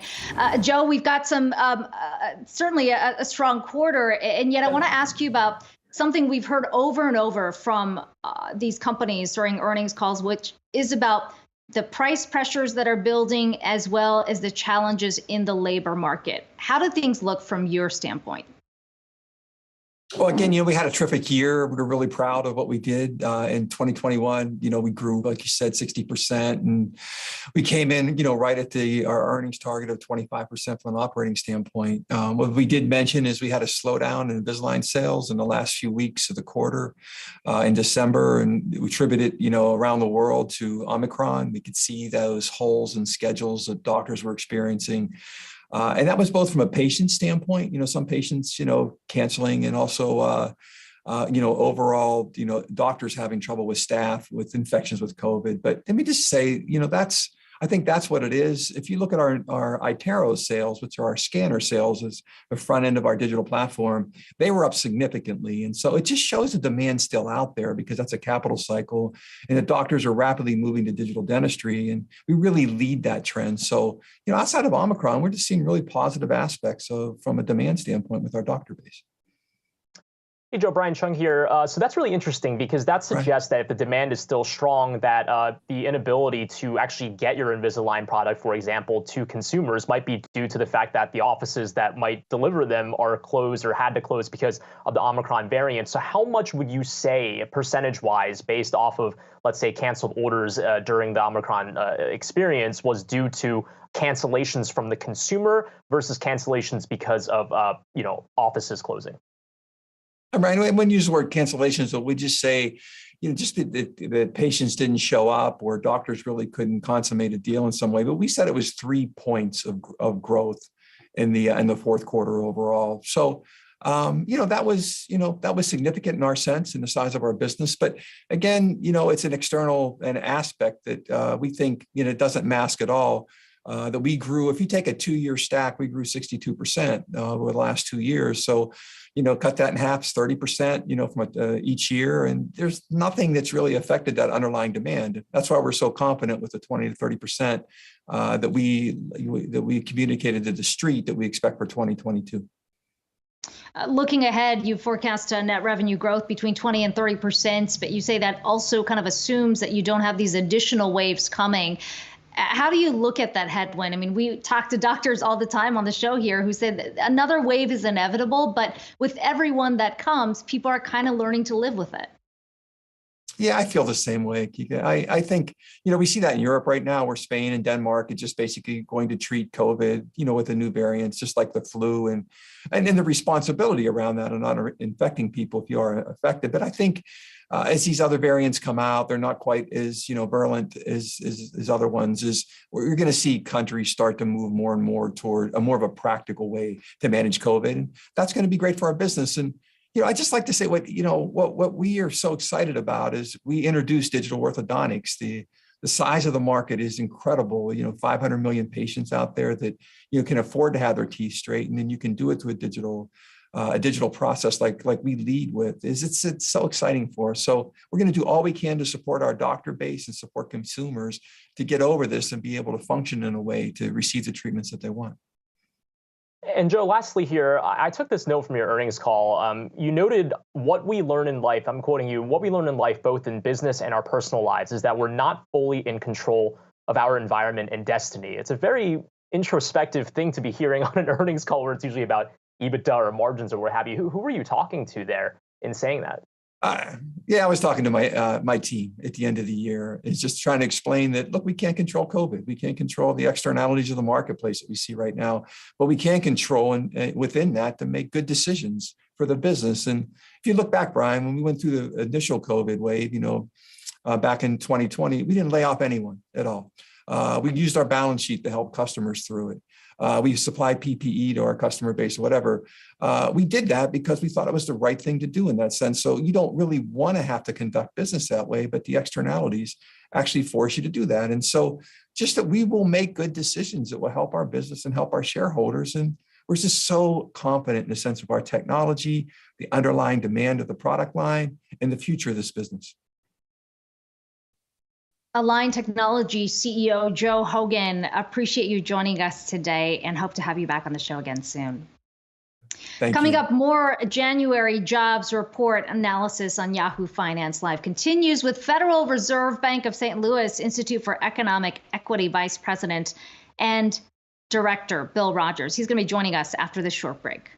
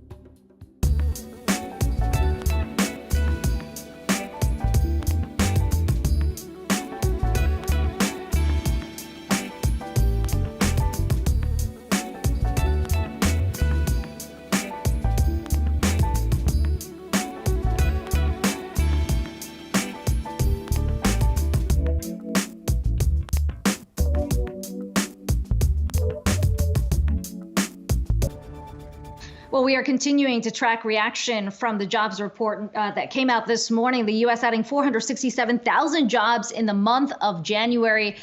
Roughly 3 times the number that was expected. Unemployment ticked slightly higher to 4%, and the labor force participation rate rose to the highest level since the pandemic began. Let's bring in Bill Rogers, Federal Reserve Bank of St. Louis Institute for Economic Equity Vice President and Director. Bill, it's always good to get your analysis on these numbers. We were talking in the break, a bit of a surprise here to the upside.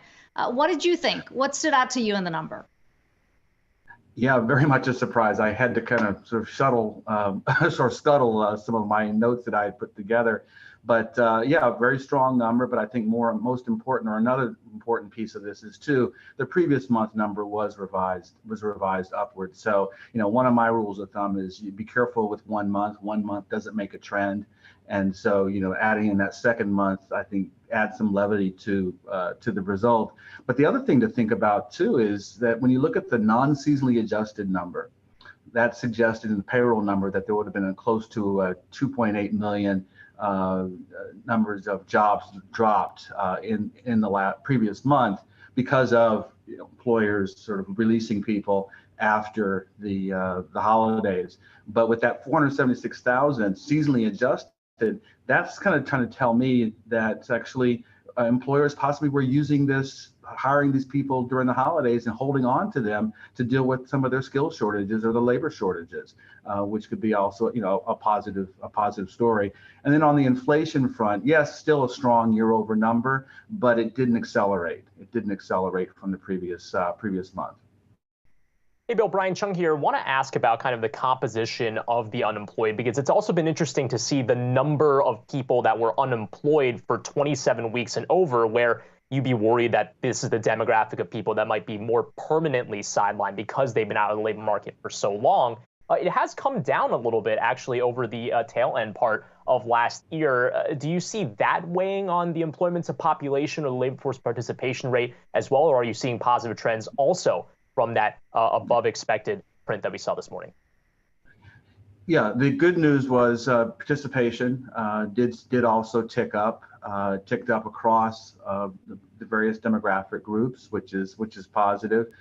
It is a little concerning that about a third of those who are unemployed are considered to be these long-term unemployed, and it could. And what this also signals for many economists talk is we are now getting to that point in the cycle where we have what we're called the structural unemployed. So people who have been, as you said, unemployed for 27 weeks or longer, and they have rigidities in their life on Main Street that make it harder for them to join the economy, especially if they were in some of the your lower paying leisure and hospitality or educational services or health services occupations or industries. Because we did see that strong wage growth number, but it was largely tilted towards higher paying occupations and industries. So one way you address these shortages is to raise wages, and so we may need to see some more action in these occupations that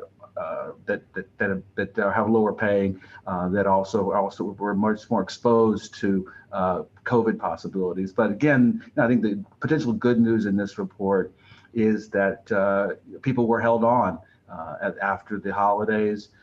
And so the structural concerns that myself and other economists have, because that's why this labor secretary was talking about increased job training to address the skills gaps or address those shortages, that it's still very, very important. But also because of Omicron and because of COVID, we also need to make sure we're investing in human priorities, particularly mental health resources for people, because it has been a tough slog.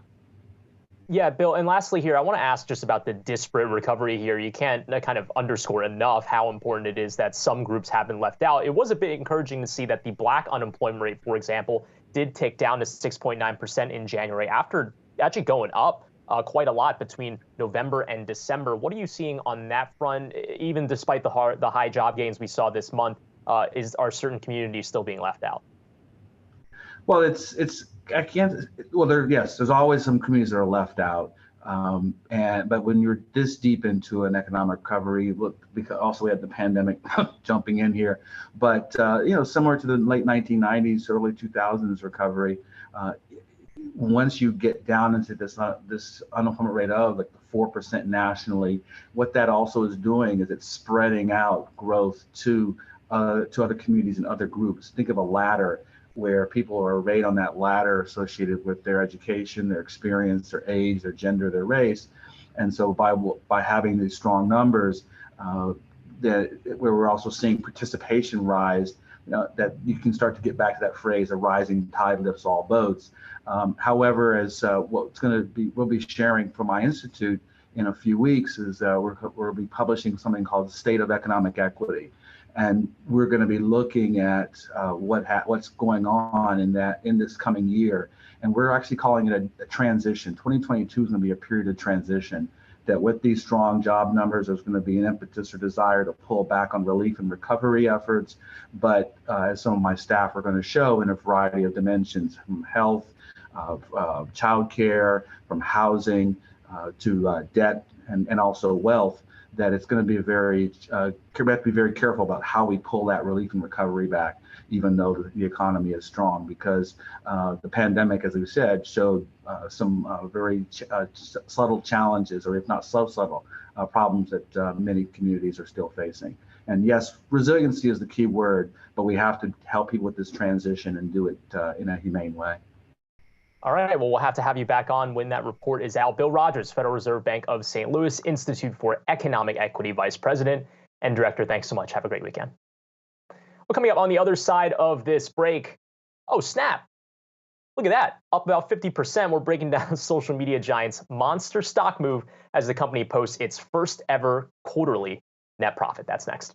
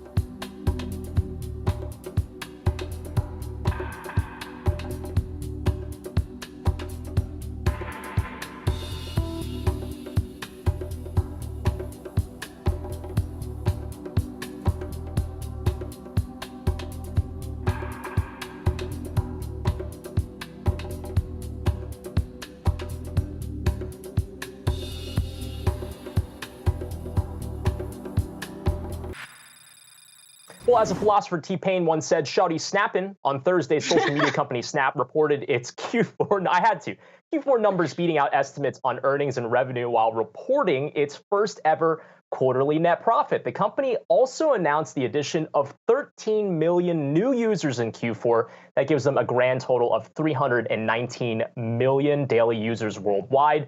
Let's get a little bit more on this with Justin Patterson, KeyBank Capital Markets Director on Internet and Media Equity Research. Justin, great to have you on the program this afternoon. Obviously, a big stock swing that we're seeing, to put it lightly, almost 50% today, and that might be because of the losses that we saw linked to Facebook yesterday. Just your initial thoughts on the earnings that we got yesterday.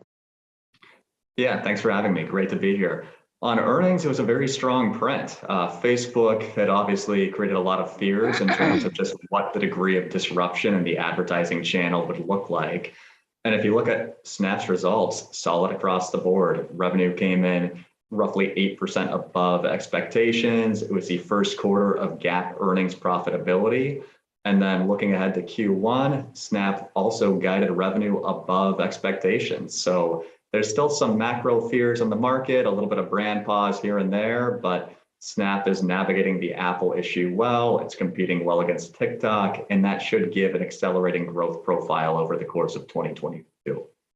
Yeah, Justin, no question they had a strong quarter, but let's talk about the stock move here because it was a wild swing yesterday. We were talking this time yesterday about Snap sort of falling ahead of their report because of what was playing out in Meta, the fears around Apple's privacy features, how that would affect Snap. And then here we are talking about after hours, it was up, 30, 40%, more than that. And we're continuing to see the gains today. Is this just a matter of the stock being a little oversold, this negative sentiment kind of building up before they came and calmed the waters, essentially?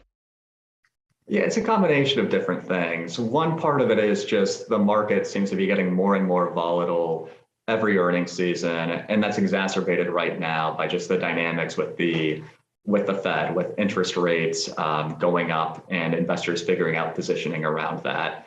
The other side of that is then just really going through earnings and trying to figure out, of these high multiple assets, which ones are actually going to beat and which ones have a material reset to the downside. Facebook sparked a lot of concerns around advertising, whether it was Snap, Twitter, or Pinterest. And you're generally seeing advertising stocks trade up as these issues look more Facebook specific than spread across the entire group. So I think you're seeing a little bit of relief. I think you're seeing some technical factors in there. If we step back and just ignore the move today, we're actually really right back where we were on Snap to start the week. So it's been a volatile ride for sure, but Snap is getting back to normalcy here. Justin, you asked the question here about whether, in fact, what we saw with Facebook Meta was specific to the company. And, there was a question among a lot of investors, I think, about whether, in fact, this was really about Apple's privacy features or Facebook not being able to get a grasp of the changes that were happening. Now we've got Snap reporting they didn't get affected as heavily. Does that cloud that was hanging over them in terms of concerns around Apple, does that get lifted now for the company? Yeah, for the Snap side, we all feel incrementally better there.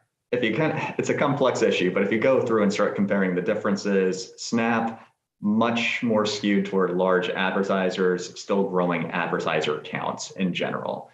So even with a lot of the headwinds from signal loss from that platform change, there's still a general volume benefit of new advertisers, new budgets coming in and coming from a low price point relative to a Facebook ad. You can get some incremental budget in there. By contrast, somebody like Facebook, which has the headwind from fewer users, less time spent, is already at a very large number of advertisers, is more skewed towards small business, more skewed toward the type of ad affected by Apple. That's going to be a headwind. And then on the margin, the piece that probably doesn't get talked about enough is just the TikTok side of things. TikTok was mentioned multiple times on the Facebook call. You saw Facebook have its first ever daily active user miss. So there were a lot of negativity pieces on that. Where is the time spent going? Where are those advertiser budgets getting reallocated? That came up with Facebook, that didn't come up as a negative towards Snap. Yeah, Justin, let's talk a little bit more about TikTok. There were only 2 mentions of it in the earnings call yesterday. And within the context of TikTok, Evan Spiegel was saying, look, we've got other parts of our business like MAP and AR that are getting a lot of increased engagement. So in some ways, is Snap doing better at metaverse than Facebook is to hedge against that? Yeah, that's a TBD on the metaverse, since I think everybody's still kind of defining what exactly is the long-term use case of that. Is that AR, VR, some combination of each? And this is just incredibly early innings. We'll see a new Facebook product out around that later this year. I think the side on Snap that is true for the metaverse, if you will, is, to your point, they have been early innovators around augmented reality. Those lenses get a lot of usage on a day-to-day business. Day-to-day basis. It's going to take a while to build a business around that, to monetize it. But right now, it's a unique appeal to the platform. It keeps users engaged. It keeps time spent in place. That Snap, by virtue of having those tools, keeps people on its app and can sell ads on other areas, whether it's Discover or the story side of the business. Justin Patterson, KeyBank Capital Markets Director of Internet and Media Equity Research. Justin, next time we're going to have you back on to talk basketball, but that is for another conversation. Have a good weekend. Coming up, Thanks, the best job in America has a 6-figure salary, the option to work remotely, and 14,000 job openings. And it may not be what you expect. We're going to reveal that position after the break. We'll be right back.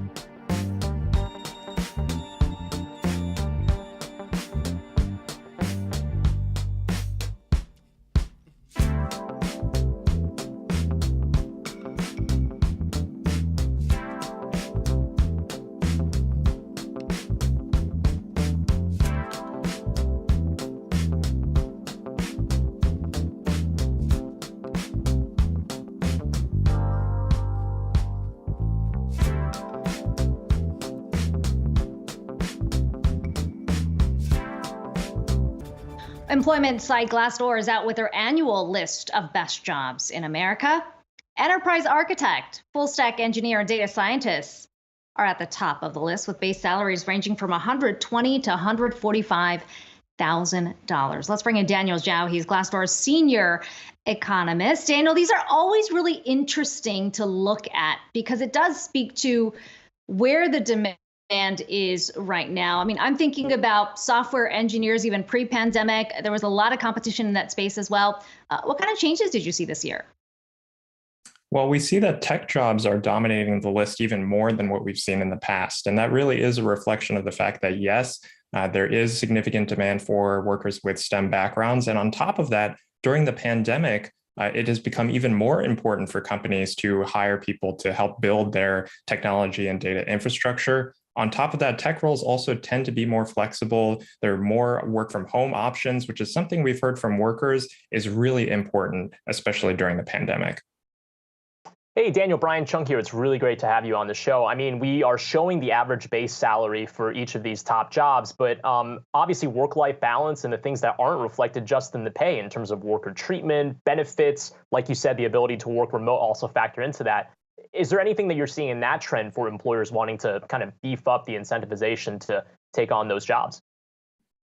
What we've seen is in our research is that the most important drivers for job satisfaction are culture and values, good senior leadership, and career opportunities. And surprisingly, those haven't actually changed over the course of the pandemic. They were the same before the pandemic as they are now. What we have heard that is different is that flexibility is key, and nowadays more employees are reporting that flexibility is important, especially in the context of the pandemic, where burnout has been a very important issue that a lot of workers have been facing. Daniel, we've been talking a lot about the Great Resignation with so many Americans, quitting their jobs, but also in many cases pursuing new careers. And if we're talking about tech demand, I wonder how much of that migration you've seen move towards this sector. If you talk about some of the jobs, the top 5 jobs, let's say, have we seen the number of applicants jump significantly? Well, I would say that generally we have seen more of a shift towards these tech jobs. I mean, if you just think about how many boot camps have sprung up and that sort of thing, it really speaks to the demand from the worker side, where people recognize that tech jobs are lucrative, that they have good job satisfaction, and that the demand is there. And so that's really what we've seen, is that from the worker perspective, more people are interested nowadays in getting into these roles, and they're trying to develop the skills that will help unlock these occupations. And Daniel, lastly here, I want to shift gears to the jobs report that we got this morning. Always love seeing your tweets breaking down things at 8:30 on the first Friday of a month. A lot of attention to the revisions because they were so substantial over the course of 2021. They covered all the months of last year. Some months were down, but a lot of months were also up, like in December and November last year. Any thoughts on the revisions and whether or not we should take this month's report with a grain of salt as well because of the tendency to visit those numbers again after the fact? Well, we should always be careful until the numbers are final. So I think that's always a great reminder. But ultimately, the revisions we saw over the course of 2021 in today's report actually signal to me that the jobs market recovery is significantly more resilient than we had realized, not just because January saw a significant payroll growth in the face of Omicron, but also because over 2021, we saw these revisions smooth out job gains. So we didn't see quite as many peaks and valleys that coincided with the peaks and the valleys of the pandemic. So really, I think the lesson to be learned is, hey, the job market is actually doing pretty well. We're seeing strong growth. The fundamentals are there. And perhaps we are actually more resilient to the pandemic than we originally realized. All right, Daniel Zhao, Glassdoor senior economist. Thanks so much for stopping by. Have a great weekend. All right, well, now it's time for Getting Technical with our very own Yahoo Finance's Jared Blickery, who's joined by a special guest in today's chart breakdown. Jared, take it away. That's right. We have here Irusha Paris from O'Neill, Global Advisors Portfolio Manager. That is what he does there. Irusha, really good to see you again. We've seen a lot of market volatility this year, and especially as of late. I want to put a one-year candlestick chart of the Qs. This is the Invesco Nasdaq 100 ETF. And over the last couple weeks, we've just seen incredible volatility. We got this big surge up right here, and we're right back down, bouncing off potential short-term support. But what's the bigger picture here? Because investors want to know, they're asking the question, have we seen the bottom? Yeah, hey, Jared, it's great to be here again. Now, the money started to move out of technology stocks at the end of November. And now you're seeing the Qs break the 200-day moving average. It broke support at around 350. And so it's making lower lows and lower highs. So that's the definition of a downtrend there. So it's not necessarily good technical action. The 200-day now is going to act as a resistance to try to get above it for a little bit, but now it's right back below it. So weak technical action. And so you want to be more careful with technology stocks right now until it really can show that can stay above that 200-day moving average.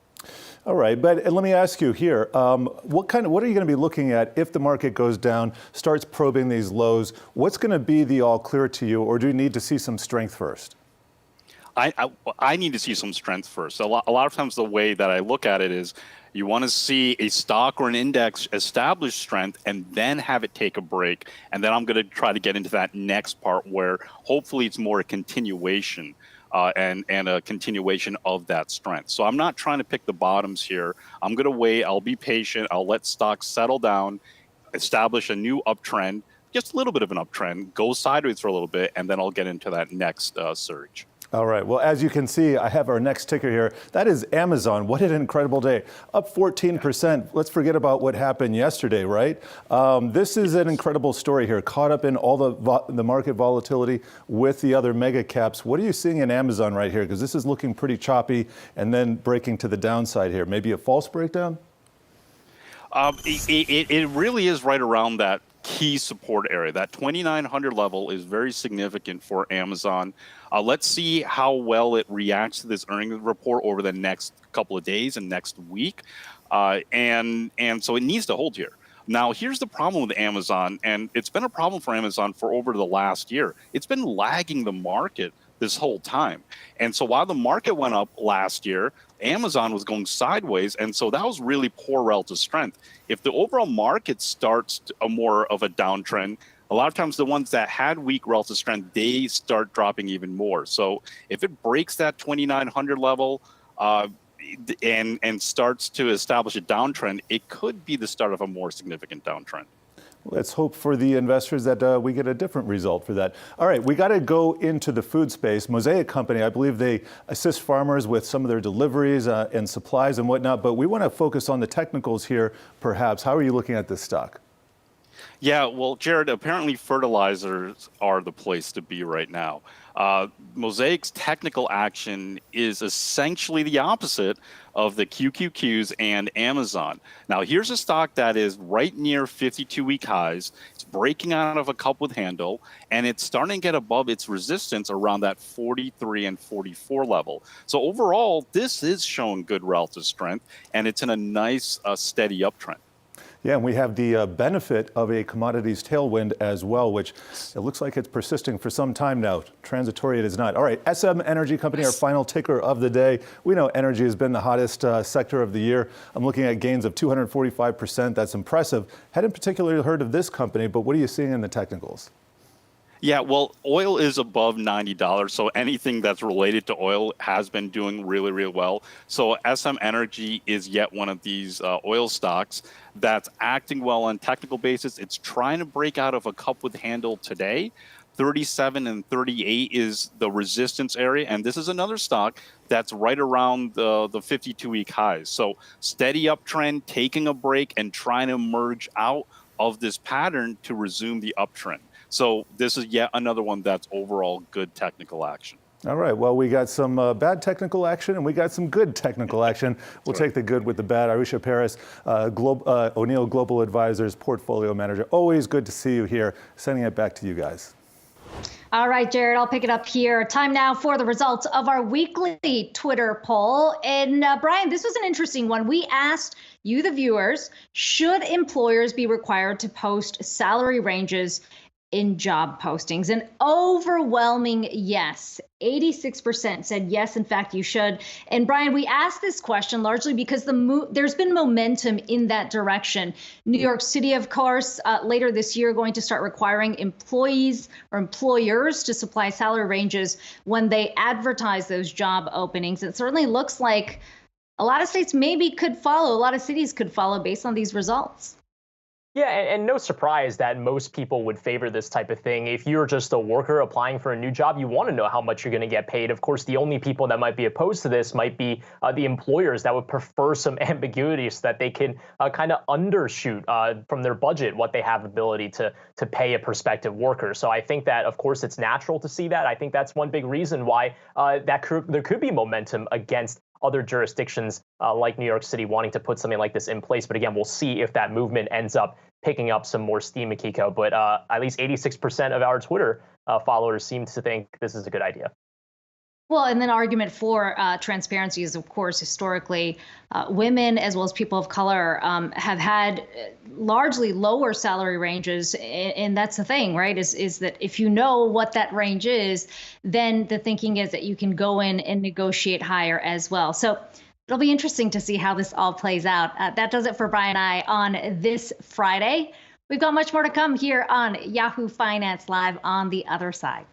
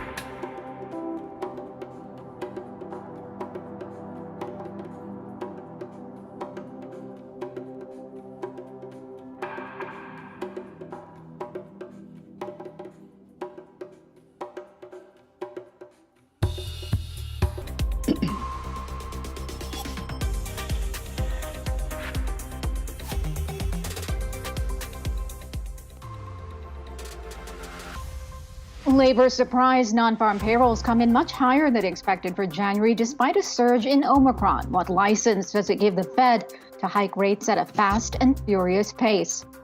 Seattle Seahawks quarterback Russell Wilson and entertainer Ciara are expanding their fashion empire, opening up a brick-and-mortar location in Seattle, but it comes with a high-tech edge. We speak with the CEO about its omni-channel future.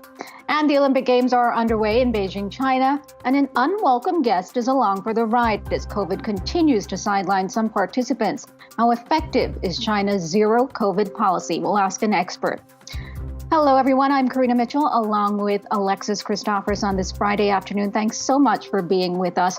Alexis, I'm not sure if it's a gift or not, but a big surprise on those non-farm payroll numbers for January to the upside. But what isn't a surprise is that it sent yields spiking the 10-year above 1.9%. Yeah, Karina, employers continuing their hiring spree last month, as you can see here on this graphic. Despite a record spike in COVID-19 cases, payrolls swelled by 467,000. The unemployment rate ticked up to 4%. That's as more people started actively looking for jobs. Hourly wages jumping 0.7% for the month, up 5.7% year over year. And this is, again, I think, a case of what's good for Main Street, not necessarily great news for Wall Street, because this report just validates the Fed's intention to raise interest rates next month to combat the highest inflation we've seen in about 40 years. So here's how it's playing out on Wall Street. The Dow is holding near the flat line right now. It's been another choppy day of trading, but the broader market seems to have found its footing at least a little bit after yesterday's big sell-off. The S&P is up 25, and the tech-heavy Nasdaq up more than 200 points, led higher by Amazon. Not led higher by Facebook's Meta. I want to take a quick check of that stock. We know it got pummeled yesterday, shaving $230 billion off its market value. Today, it's just adding to those losses, down nearly 1% more. Now, you mentioned bond yields, Karina. They are rising sharply following that strong jobs report. We have the 10-year yield at 1.92% and the 30-year yield at 2.22%. I want to check in with Jared Blickery. I know he's standing by at the charts with more on today's market action. I'm curious what you have your eye on today, because there's a lot to watch, Jared. Yes, there is, and there's a lot to unpack here, and we'll get to the markets in a second. And unfortunately, the Wi-Fi Interactive is frozen. Maybe somebody can fix it as I'm breaking down the numbers. And unfortunately, we're in an environment where sometimes good news is bad news. Exactly how good are the numbers? 467,000, that's the headline payrolls number. 15 economists surveyed by Bloomberg, they thought that was going to be a negative print, so a big surprise in the market. Also, those revisions for the prior 2 months, they're adding 510,000 jobs. So you take a look at the unemployment rate that ticked up a little bit to 4.0%. Average hourly earnings coming in a little bit hot at 0.7%, and that comes to 5.7% year over year. That's a hot figure, but you have to consider, too, that with Omicron, a lot of the workers that were staying home, lower paid, lower skilled, and so those hourly earnings actually have been boosted probably because of that effect. Also, we have annual revisions, which have been baked into this report, and so there's a lot of focus on the labor force participation rate, which increased to 62.2%. That's a pretty big jump for 1 month, but it could be explained by all these earnings revisions. Not earnings revision, excuse me, the revisions to these prior job numbers. So you put it all together, it's a strong report. The initial movement in the NASDAQ, in the Dow, in the S&P 500 futures, that was to the downside. But quickly after the market opened, the market found a footing and all these indices rose. So that's what we're seeing today. And of course, we also have the earnings picture. I mean, you take a look at what Spotify is doing. Snap surging over 50%. A lot of good news baked into that report. Some fears over the Apple iOS change. Those are kind of quelling, at least for Snap. So Snap has been dead money for quite the long time, not anymore. And then Amazon. We got to talk about Amazon. I'm going to do a deep dive into it in 1 hour. But just looking at the price action today, you can see it's up, 14%, 15%. That is the biggest performance it has put in, I think, since 2014, 2015. Just incredible to see a stock of this size move this way. But I was just talking with Irusha Paris of O'Neill Global Advisors just a few minutes ago about the technicals in Amazon. Over the last 2 years, we have seen it do basically nothing, and it was underperforming the market. So is this the catalyst to get it going in? Hard to say. But overall, we've just seen an incredible amount of market volatility, not only this year, but this week, where we've seen some gut-wrenching turns and really leaving a lot of investors on the sidelines scratching their heads right now. This has been a day trader's market this year, not so much for the buy and hold type, but I think this is all going to resolve itself once we get some clarity on what the Fed is doing, and that's what we're trying to decipher with these latest jobs numbers. And wait for some more clarity, Jared Blickery. The market moves and caps have been amazing. All right, we'll see you a little bit later on. We want to turn it back to the jobs report today, and wanted you to take a listen to what the president had to say about the report as it came in just a short time ago. Take a listen. This morning's report caps off my first year as president. And over that period, our economy created 6.6 million jobs. 6.6 million jobs. You can't remember another year when so many people went to work in this country. There's a reason. It never happened. Okay, so let's bring in our guest now, Mark Hamrick, Bankrate.com, Senior Economic Analyst. Mark, thanks so much for being here on a Friday. Just want to get your reaction to this number. I mean, the White House originally said the number was going to be ugly, so even they got it wrong. How surprised are you? Pleasantly surprised. I know the president probably is grateful that he didn't have to issue the same statement after the ADP report earlier in the week that came in with that negative print of 301,000. But, to sort of piggyback or at least to play into the theme that you referenced earlier about the collision of interests at some level between Wall Street and Main Street, let's think about the environment that we're in, where there's such volatility and uncertainty. And we're still in a record low interest rate environment with the $8.8 trillion on the Fed's balance sheet. Those things are abnormal, right? And yet we see high levels of inflation. Next week, CPI may beat the 7% year over year gain that we had seen in the previous reading. So high levels of inflation, high levels of liquidity, and yet strong jobs creation. And so these things do need to align. And I think ultimately it's going to be a positive thing if we can get to something that is nominal and more familiar than what we've been experiencing recently. And the next iteration of normal or nominal is going to be obviously different. But I do think that broadly, the economy is being transported to a better place. And obviously key to that is the resolution of the questions: how do they turn out this year, both the pandemic and inflation? And the answers to both of those are still very much up in the air, a lot of uncertainty. And Mark, the gains were pretty broad-based. Just breaking them down a little bit, leisure and hospitality gained 151,000, 108,000 from bars and restaurants, professional business services up 86,000, retail up 61,000. So those gains were quite broad-based.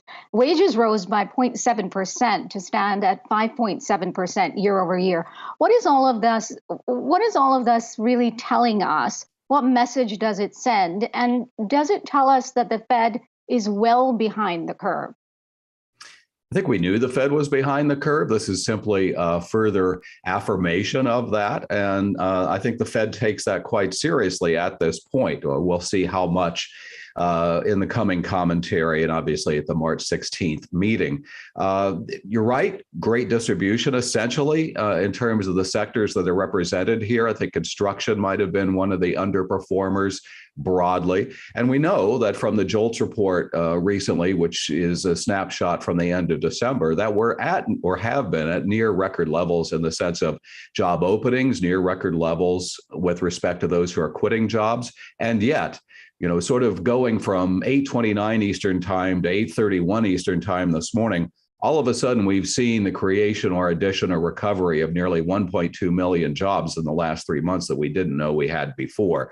The revisions that Jared alluded to earlier don't really change the picture that much for all of 2021, but it does suggest that the momentum that the economy had in the fourth quarter of last year is much better than what we thought, and obviously also then carrying on through to January. And ironically, now we're left with the question is, well, can that momentum carry on through February? And if Omicron does release its grip, if the pandemic does the same, then I think we have a reason to be optimistic about the current period and beyond. So many analysts were saying that maybe we don't take this jobs report into consideration. We throw it out the window when the numbers were supposed to be softer. You say the Fed is definitely, obviously going to look at these numbers. So my question is, if the Fed is taking these numbers seriously, when we do get our rate hike, could it be a 50 basis point hike instead of a 25 basis point hike? Well, I think that's the question everybody's trying to grapple with. And I don't know if I get extra points for being early but wrong on that. But I think also Chairman Powell and his colleagues want to do what they can to help to promote financial stability. And so it's not going to be helpful if they surprise markets. I think at this point, it's different than trying to help a moribund economy as we saw at the early days of the pandemic or back during the great financial crisis, when a big move in interest rates, meaning to the downside, was essentially like applying the paddles to the chest of a dying patient. I don't think that is necessarily tremendously useful in this environment. Obviously, interest rates do need to get to a higher level. The balance sheet does need to get to a lower level, and accommodation probably should have ended a while back if financial markets and the broader economy could tolerate that. But it's obviously the fact that we're discussing it, and I do think that we align with reality in these discussions, that it's on the table, and it'll be something to listen to in terms of commentary from officials, as well as how the future measures of inflation present themselves. And I think that there's one takeaway that I've sort of had to come to terms with, and that is that the supply chain issues do not seem to be resolving themselves as quickly as has been hoped. And, we've been talking about that for months now, and I still think that that's going to be a work in progress for much of this year.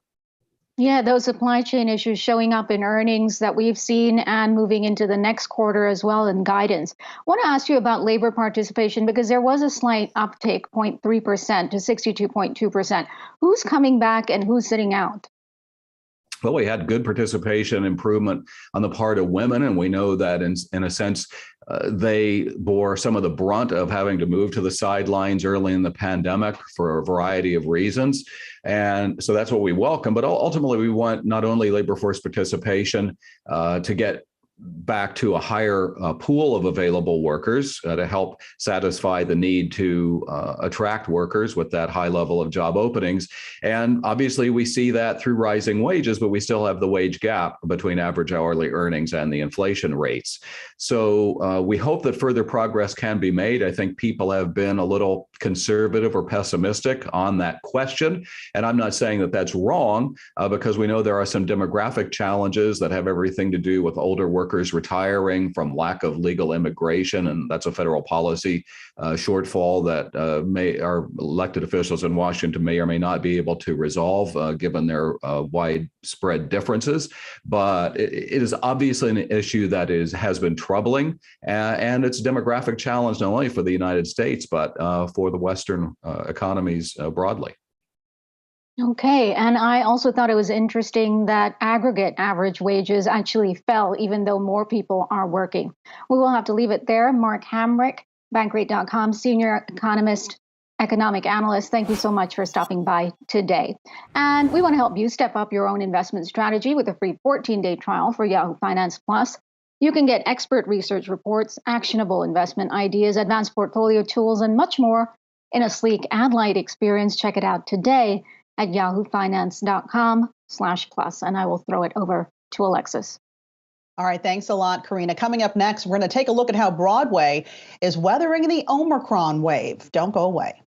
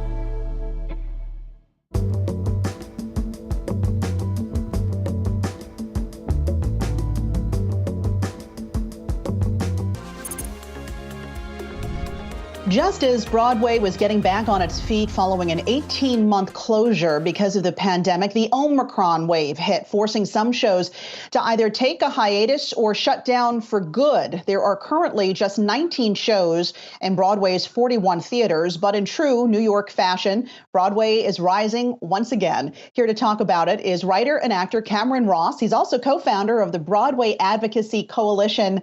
Cameron, it's great to have you on the show. Thanks for being here. I looked at some sobering statistics here. Last month, just 62% of the seats on Broadway were filled. Are audiences starting to come back? I believe so. I mean, the spirit of Broadway will live on, beyond the pandemic. But I think it's important to say that, something about having people in the theater and watching live theater is bringing a joy during this troubling time. So I think, the spirit of Broadway will continue, and I think it is finding a bit of an uprise. But, right now, a lot of shows have either been closing or, really been celebrating the idea of still being open. The Music Man was this highly anticipated musical starring Hugh Jackman and Sutton Foster. It opened recently, but both leads had to step away because they got COVID and their understudies had to jump in. How are producers keeping these shows running? What I would say, I think basically the understudies and the swings are really the heart of these Broadway shows. These are actors who are asked to multitask so many different things. And I think they're the heartbeat that's keeping Broadway alive at this moment. So I think, producers are really leaning on the talents of those swings and understudies.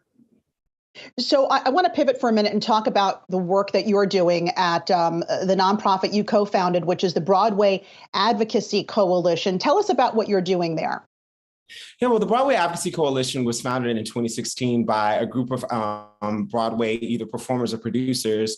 And it was basically, created to unite artists and community leaders to use their stories and their arts for a platform for change. So we also, throughout the programs that we have within the organization, we've also created things like Theater of Change, which is a course in partnership with Columbia University for artists to use their arts and their artistry for social change. We've also created programs like the Artivism Fellowship, which is created to support artist activists using their tools to reimagine, justice through abolition. And something that was really important that happened within the wake of 2020, within the pandemic and what we also like to call the revolution, we were able to do an event called the Broadway for Black Lives Matter event. But out of that event came the accountability pledge, which members of the community signed publicly, like a public pledge holding themselves accountable in making Broadway an anti-racist and equitable community. So, I mean, obviously the work you're doing there is great work, but you're working towards a more diverse, entertainment community. And I want to ask you about a show you recently wrote for and was also an actor in, and that is Netflix's Gentified. It was sort of followed the story of three Mexican cousins and sort of their struggle for the American dream, a drama comedy. Great show, critically acclaimed, had 2 seasons, then it was canceled. What happened there? Yeah. And do we need to hear more of these Latinx stories? Absolutely. One thing about Gentified that we all knew when we were writing on the show and acting on the show, we knew that it was really, really special. And we knew it was something that was going to be a show that would live on beyond its time being on the air. Like you said, it was a story about, watching this Latinx family embark on achieving what they felt was the American dream. And I know that while we were working on it, we were, during that time, it was really important for us as writers to really depict a story or to shed light on a conversation that really isn't being had on television and film within the Latinx community. So I think it is one of those staples in television that will be referred back to and will be a reference point when it comes to storytelling within the Latinx community. And it's something that I think all of us are incredibly proud of. And I think the community feels visibility there too. Now, you are currently working on writing that highly anticipated Amazon series with the New York Times bestseller Jenny Han, based on her series of books called The Summer I Turned Pretty. What's it been like working on that project, especially during this time, during the pandemic, and when can we expect it to hit? Yeah, it's been an incredible joy. I mean, Jenny Han is an incredible writer, and she has such a great, loyal fan base to the books. But I think it's going to be really exciting for some of those fans to see some of their characters come alive on television. And what's been fun about it, I mean, it's always been it's been a joy to kind of tell a story of like a coming of age story, especially, highlighting, within the Asian community, but just like something that is a bit joyous during this troubling time for so many of us. And really having a good time figuring out how to, bring these characters to life from the book. It's been incredibly exciting. Well, we are definitely looking forward to it. Glad to see you're keeping busy. Cameron Ross, co-founder of Broadway Advocacy Coalition. Thanks so much. And stay with us, everybody, because coming up next, we have a conversation with Sanofi's CFO about their latest COVID vaccine efforts.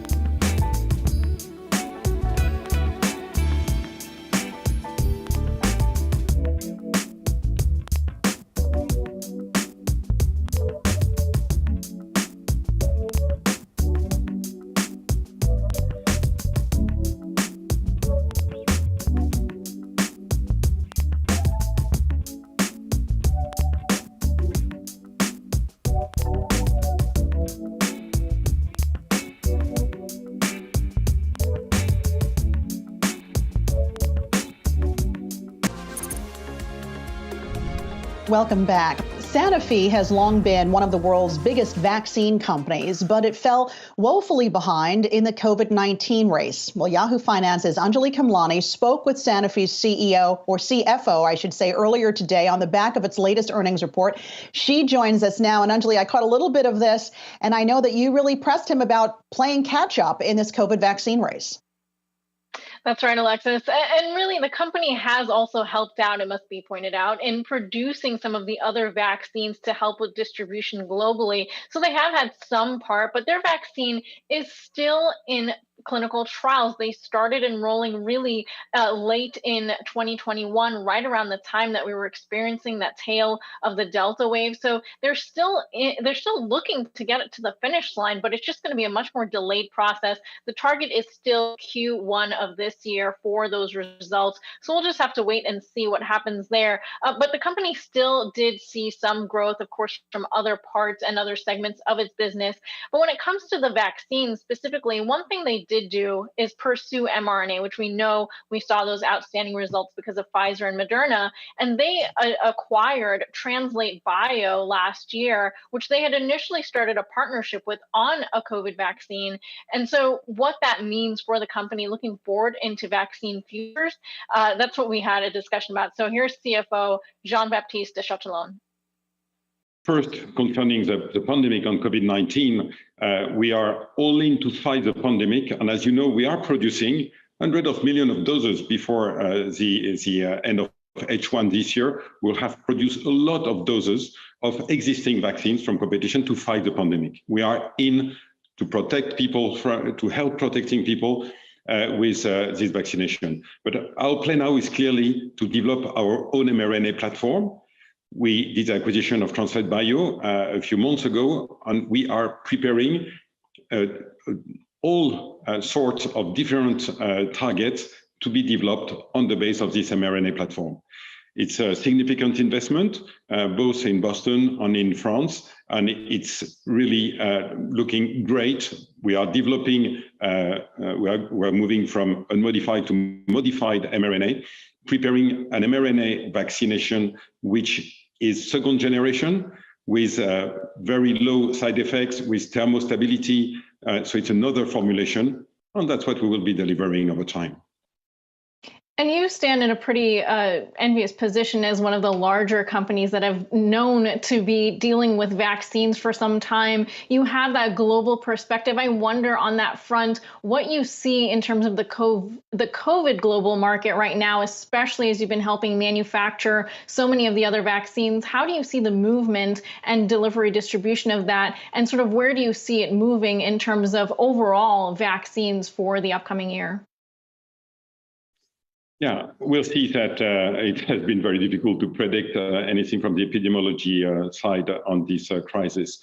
But it will normalize at one stage. And what we see looking forward is a renewed interest on understanding of the importance of vaccination for prophylaxis.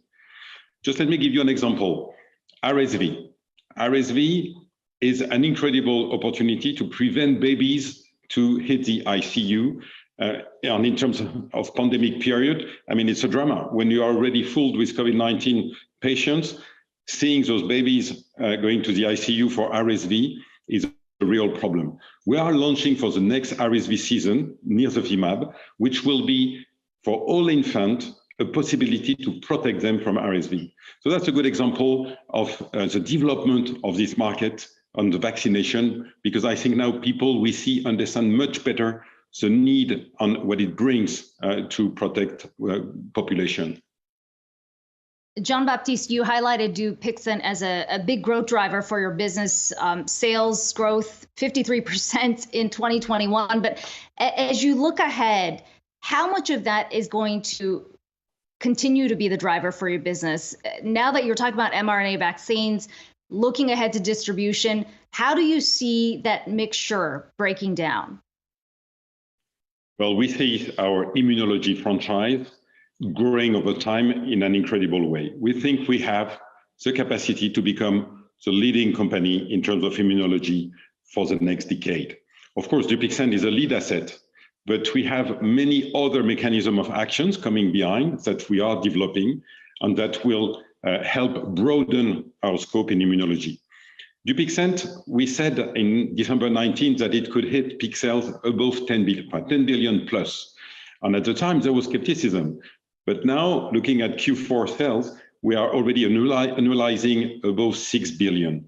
So now the next question is, where can you go? And I tell you, this drug is going to grow fast and in a very remarkable way with new indications, with new geographies. Just take an example. In a few months, 30,000 patients in China.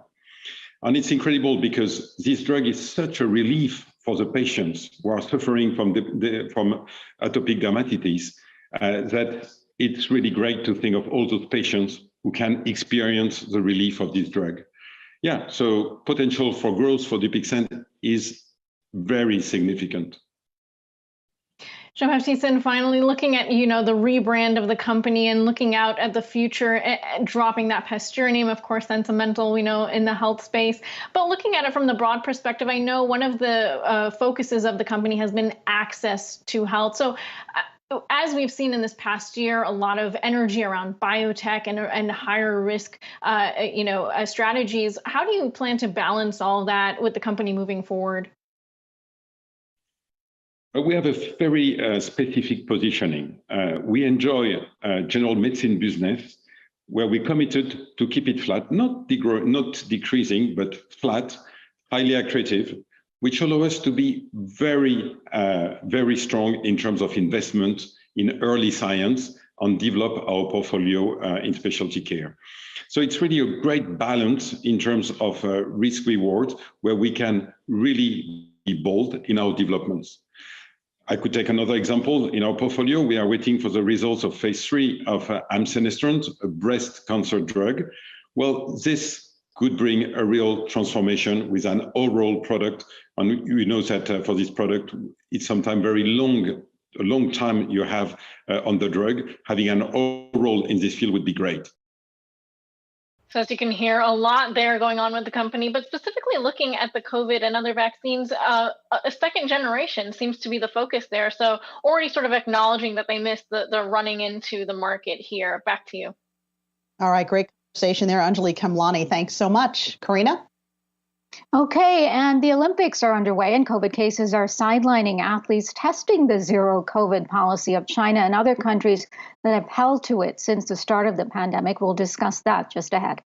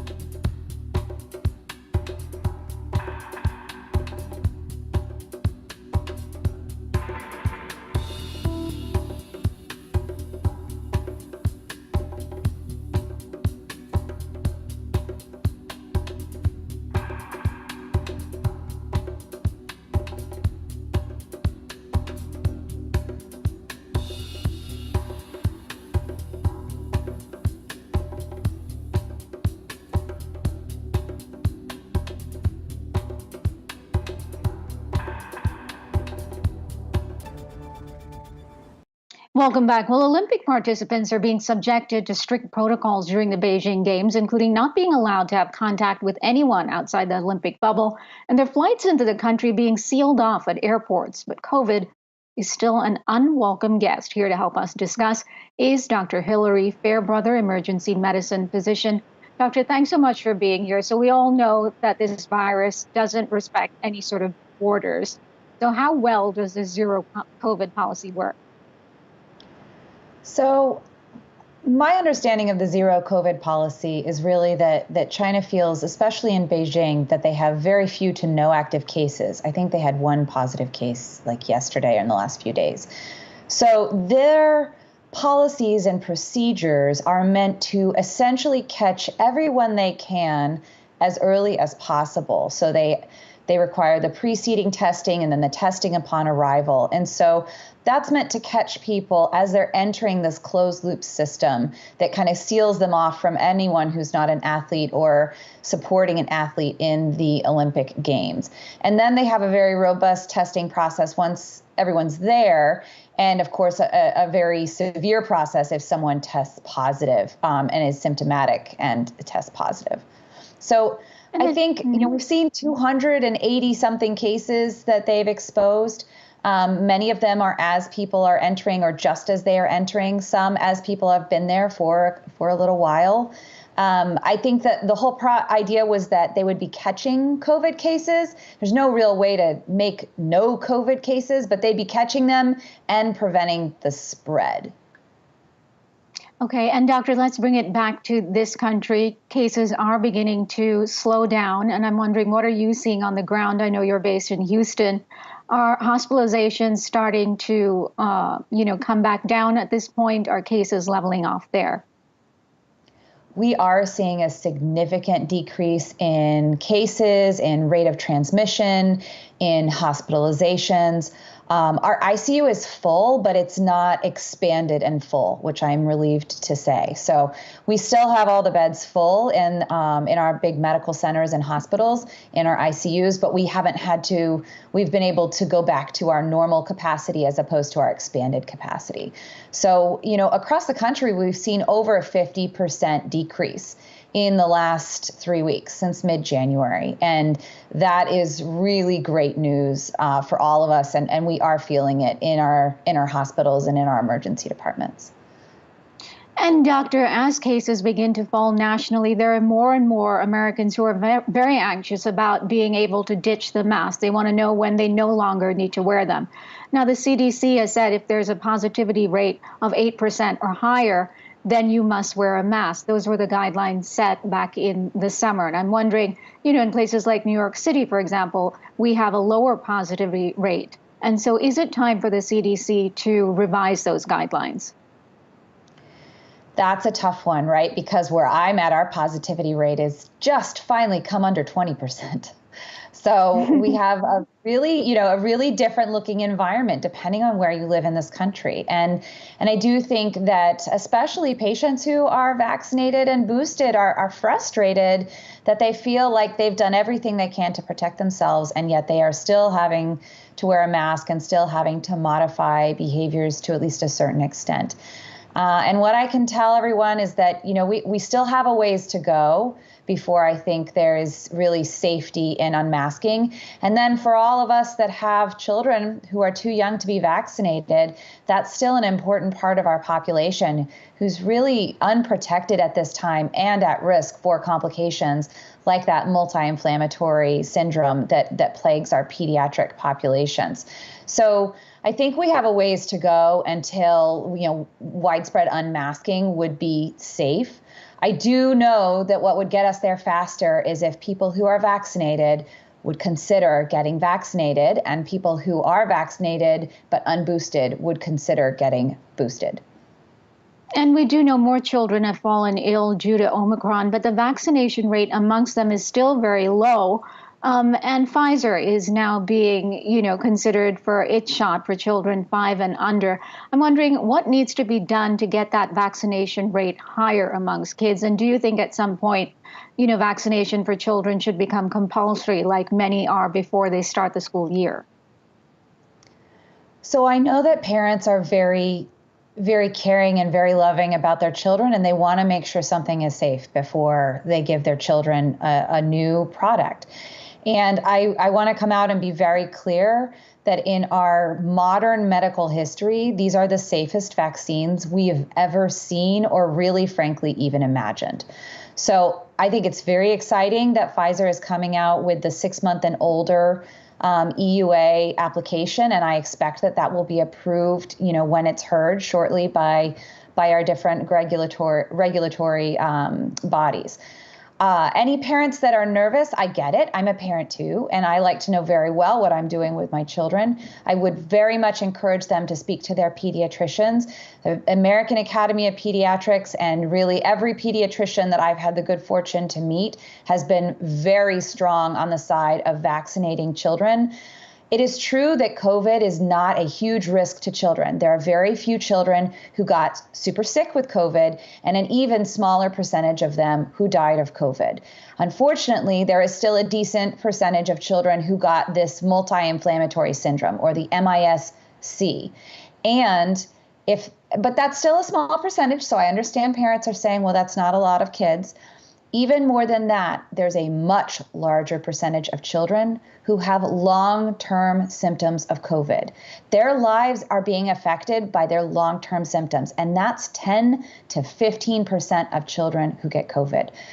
All of these things are mitigated by the vaccine. MIS-C essentially is gone. 95% reduction of MIS-C. The long-term COVID symptoms essentially gone, and the essentially zero ability to have COVID kill a child who is vaccinated.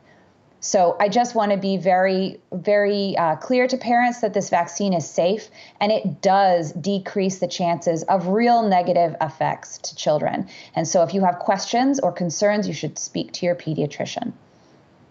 Okay, yes, and long COVID becoming an issue for more and more people who have contracted that virus. We will have to leave it there. Dr. Hilary Fairbrother, emergency medicine physician, thanks for stopping by today. Alexis?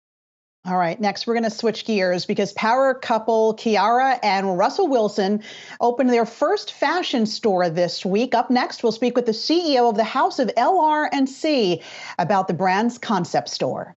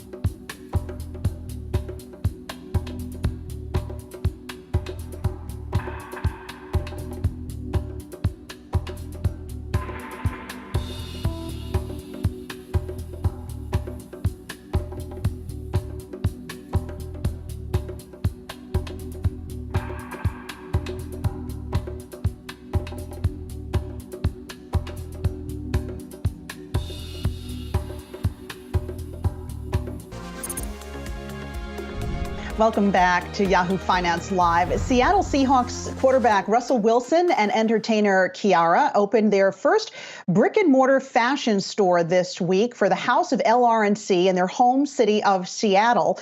And joining me now is the CEO and co-founder of that fashion brand, Christine Day. Christine, good to have you on the show. So I've got to ask, at a time when so many brands are shrinking their physical presence and pivoting to online, why is this brand choosing a brick and mortar store? Well, good morning. I personally believe that the physical retail store shopping experience is absolutely critical to the retail experience for the consumer. And I don't think that will ever diminish. I think it's shifting. I think we're going to see smaller store formats and more interactive online to offline technology that supports a total, a seamless customer experience for an omni-channel. So I know you're no stranger to fashion and retail, having been the former CEO of Lululemon, and you understand that the shopping experience needs to be experiential. So talk to me about how this LR&C show or fashion store is going to produce an experience that will keep people coming back to the physical location. Alyssa, we're so excited to be leveraging flow codes, which is like a QR code. But in addition to just taking you to a website or to a food menu, what it does is it takes you to what's called a flow page, which is an internet-like landing page with a series of links. So we can actually create a very interactive and expanded story for the consumer. They can, for instance, shop off the mannequins at the front of the store and buy a whole outfit. So even if the store is closed, they can shop. It takes them to, videos from Sierra and Russell. It takes them to our, either TikTok channels. It takes them to our supply chain stories. One of the very important things about the House of LRNC, which stands for Love, Respect, and Care, is that everything we do is really focused on sustainability. So we can tell our sustainability story. So whether something's made of alpaca wool or responsible wool standard, responsible leatherwork standard. So we can tell the stories behind the product. The consumer can shop. We also can be interactive in terms of telling the consumer what's coming next, what goes with an outfit, because the flow codes are actually in the clothing, in addition to being on the storefront. So anytime anybody scans the tag in the clothing, it continues to tell the story of the House of Love, Respect, and Care.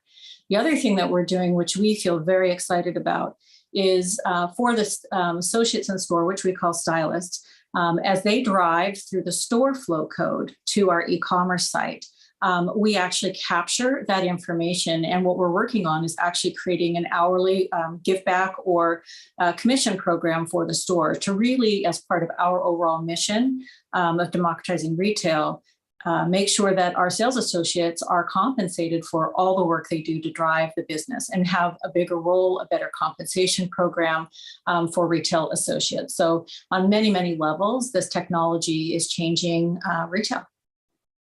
For sure. We see it every day. And Christine, just talk to me a little bit about how very traditional problems can be impacting the business there at LRNC. And by that, I'm talking labor shortages, supply chain issues, rising inflation. How has that impacted the brand? I think we've been very fortunate. We have a pretty experienced team to, deal with some of these challenges. A lot of our supply chain is built out of the Americas. We're bringing manufacturing back to the U.S. So, for instance, our date collection from the holiday was actually made in Detroit, Michigan. So we have factories in LA. We use Columbia. That said, we still do have some business that's in the Asia Pacific area, and that did affect us. And we got some product tied up in those LA ports, which wasn't any fun. But overall, we were able to keep our goods flowing even at a higher cost. From a store associate's point of view, I think our new program of compensating, actually recognizing that they have a role of stylist in the way that they interact with guests, allowing them to express their stylist talents on the mannequins. We don't send directives down. They get to merchandise the store, interact with the customers. We put some extra labor in for that. And by keeping the store small and leveraging technology, we can actually pay those associates more and give them an expanded job opportunity. So we haven't had any trouble hiring, which is really great for us. And they're excited about the brands and the overarching sustainability story. So I think anytime that you tie purpose-led companies, for work associates, they are excited about what you're doing, and it becomes part of their personal mission and expression for who they are. And I think that's another really, really key part of attracting a good employee base. Christine, I understand that you sit on the board of Kohl's, and there is some news out about the company that I'm sure you're aware of. They apparently have adopted a poison pill, rejecting a $9 billion takeover bid. We know that there's been this activist investor pushing for Kohl's to sell and to increase the value of the stock. Apparently, the company is saying here that $9 billion bid undervalues the retailer. Can you tell us more about that collective decision the board has made? I'm not authorized to speak on behalf of the company. I'd have to point you back to the management team there. But I'm a big believer in Kohl's and support Michelle 100%. All right, Christine Day, CEO of LR&C. Thanks so much for your time today, and best of luck with that new store in Seattle. I know you have a couple more coming out in other cities later this year. I want to get more on this breaking coal story now with Brian Sozzi, who we know follows the retail sector very closely. He's joining us on the phone. Brian, what else have you been able to find out here?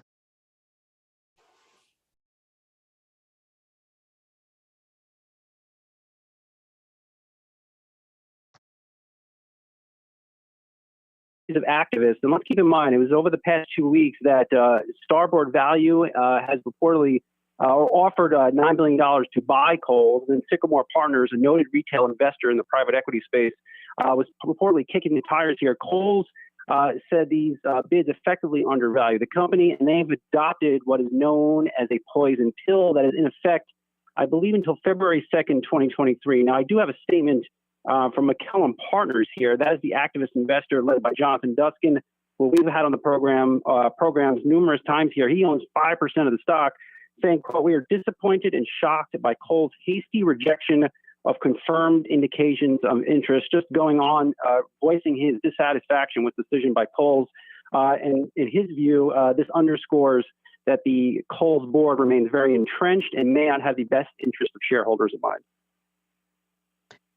All right, Brian Sozzi, thanks so much for that update. We appreciate it. That is a fluid story. And again, I want to show the stock price because it looks like Wall Street's happy with this news. They believe that Kohl's is going to hold out for a possibly higher bid because shares of Kohl's now up about 1.75%. Karina? Okay, coming up, an update on New York State's blockbuster sports betting revenue to date. Stay with us.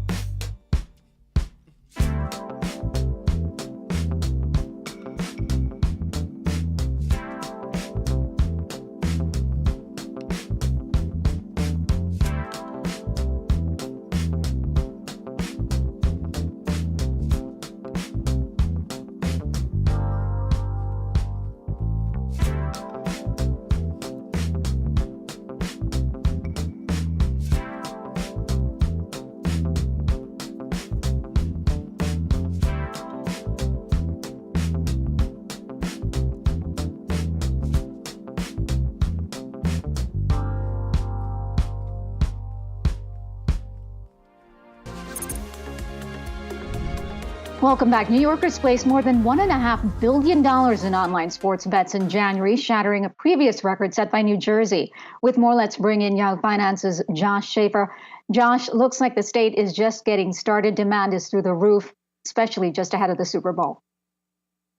Yeah, Karina, New Yorkers didn't even need the Super Bowl to get excited about gambling, I guess. I think it was the NFL playoffs that probably drove a decent amount of this. So let's get right to the big number. $1.62 billion in mobile sports betting handle across all the different platforms you're seeing on your screen right now. That's more than double what Arizona opened with, and Arizona had held the previous record for most in a month when opening, and more than New Jersey, as you mentioned, set for a record with $1.3 billion in a month back in the fall. Now, I should also point out that this comes between January 8th and January 30th. So it wasn't even a full month for New York, and they still beat all those numbers. You just saw on your screen that Caesars led the way with 615 million, and followed by FanDuel with 501 million, and DraftKings with 367 million. All those numbers will probably tick a little bit higher as we do have another day left in January to report. And then one thing I wanted to point out with Caesars that's really pretty significant here is that Caesars was probably the most aggressive with promotions. We're always wondering, all those deals we see on TV and they pop up everywhere, all these companies are so aggressive in marketing. Do those work? Well, Caesars was matching up to $3,000 opening wages, and they ended up with the largest handle, and they don't own really the largest portion in a lot of other states. So it was surprising to see that. Another number I wanted to bring for you here and point out is the gross gambling revenue.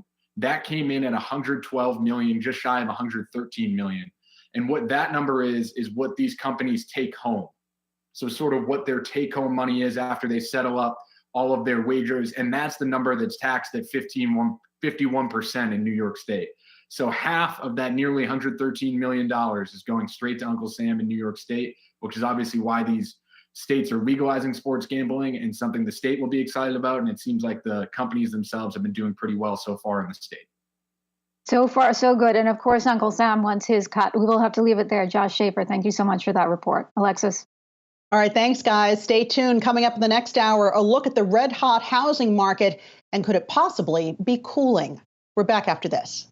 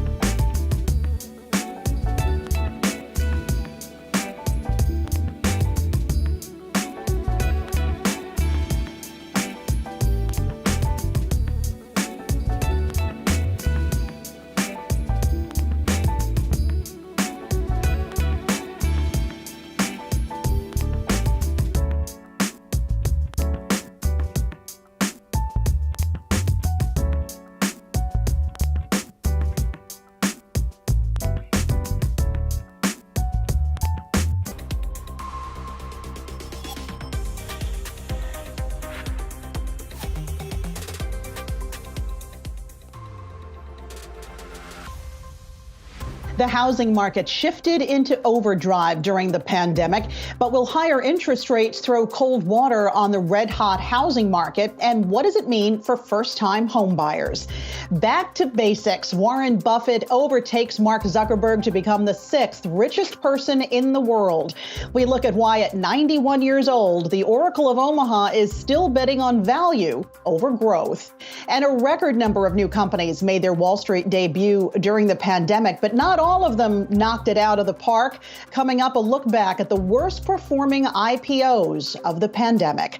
Welcome back to Yahoo Finance Live, everyone. It is 2 p.m. here on the East Coast. I'm Alexis Christoforous along with Karina Mitchell, and not even a blowout jobs report could bring the buyers back into this market in droves. We do have markets higher across the board, but not that big celebration you might expect after hearing that employers added 467,000 new jobs last month, much more than expected. The unemployment rate ticked up to 4%. Wages also higher. But investors seeing today's report as a reaffirmation that the Fed will stick with its plan to raise interest rates beginning in March. Let's check in with Jared Blickery now for a look at some of our big trending tickers of the day. Take your pick because there are plenty of them, Jared. Yes, I'm beginning with Amazon. That stock is up 15%, and I was just checking out an intraday chart. I'm going to take this back 10 years because that's how far you'd have to go back to find another day where you have these kinds of gains in this stock. And when back in 2011, 2012, I believe it was, you can't even see the bars down there. It was quite a different game for them. Although Amazon Web Services, guess what? Their cloud computing business was just getting off the ground, and that was a major catalyst in this earnings announcement as well. Also, Prime membership, they're raising their price for me and for everybody else in the U.S. by at least $20. If you're paying on a monthly basis, it's an extra $2 per month. So that pretty much indicates to the street that they have pricing power, and that means more returns for their shareholders. Also, only 2 days ago, it was Facebook that had the biggest market cap wipeout in history, at least in one day. That was $250 billion. Amazon set now for the greatest increase in one day that any company has ever seen. So pretty interesting to see that play out. Now, I do have some analyst commentary here. Bloomberg Intelligence saying Amazon.com's online revenue gains may slow in 2022, but the potential for continued growth in cloud services, streaming, and advertising, that remains a catalyst. JP Morgan recommends a stock with an overweight rating, and they moved their price target up to $4,500. You're going to see that's $1,300 above the current price. And they're saying that Amazon delivered a solid fourth quarter retail performance and also strong AWS numbers against a tough macro and e-commerce backdrop. Outlook for the first quarter, better than feared. Also seeing macro pressures persisting in 2022 with more Omicron-related disruption and also with greater normalization. They're expecting that Amazon can see a path out of elevated labor costs. I think everybody would like to see that path. So Amazon just having a monster day here. And I think the NFL games on Amazon Prime has something to do with the subscription increase there, Jared. I want to talk about Ford. It's reversing gears, dropping after a big miss in earnings and eclipsing their 2022 outlook. Yeah, and let's take a look at the charts here. Ford, this is actually, if you take a look at over what's happened over the last year, this has been a high flyer. But when you look at the candlestick action recently, hard to see it here. I'm going to take this 1 year down to a 6 month. We did have this consolidation. We managed to break to the upside here, and then we kind of fell off. So normally what would happen, this would form some kind of head and shoulders technical pattern. Instead, just gap below it. So that's a pretty weak signal there. Nevertheless, Ford has been gearing up and really doubling down on EV. As we know, they just committed a few days ago to spending $20 billion to really make that full pivot toward electric vehicles. I do have some analyst commentary here, so let's see what Credit Suisse has to say. They're recommending the stock with an outperform rating.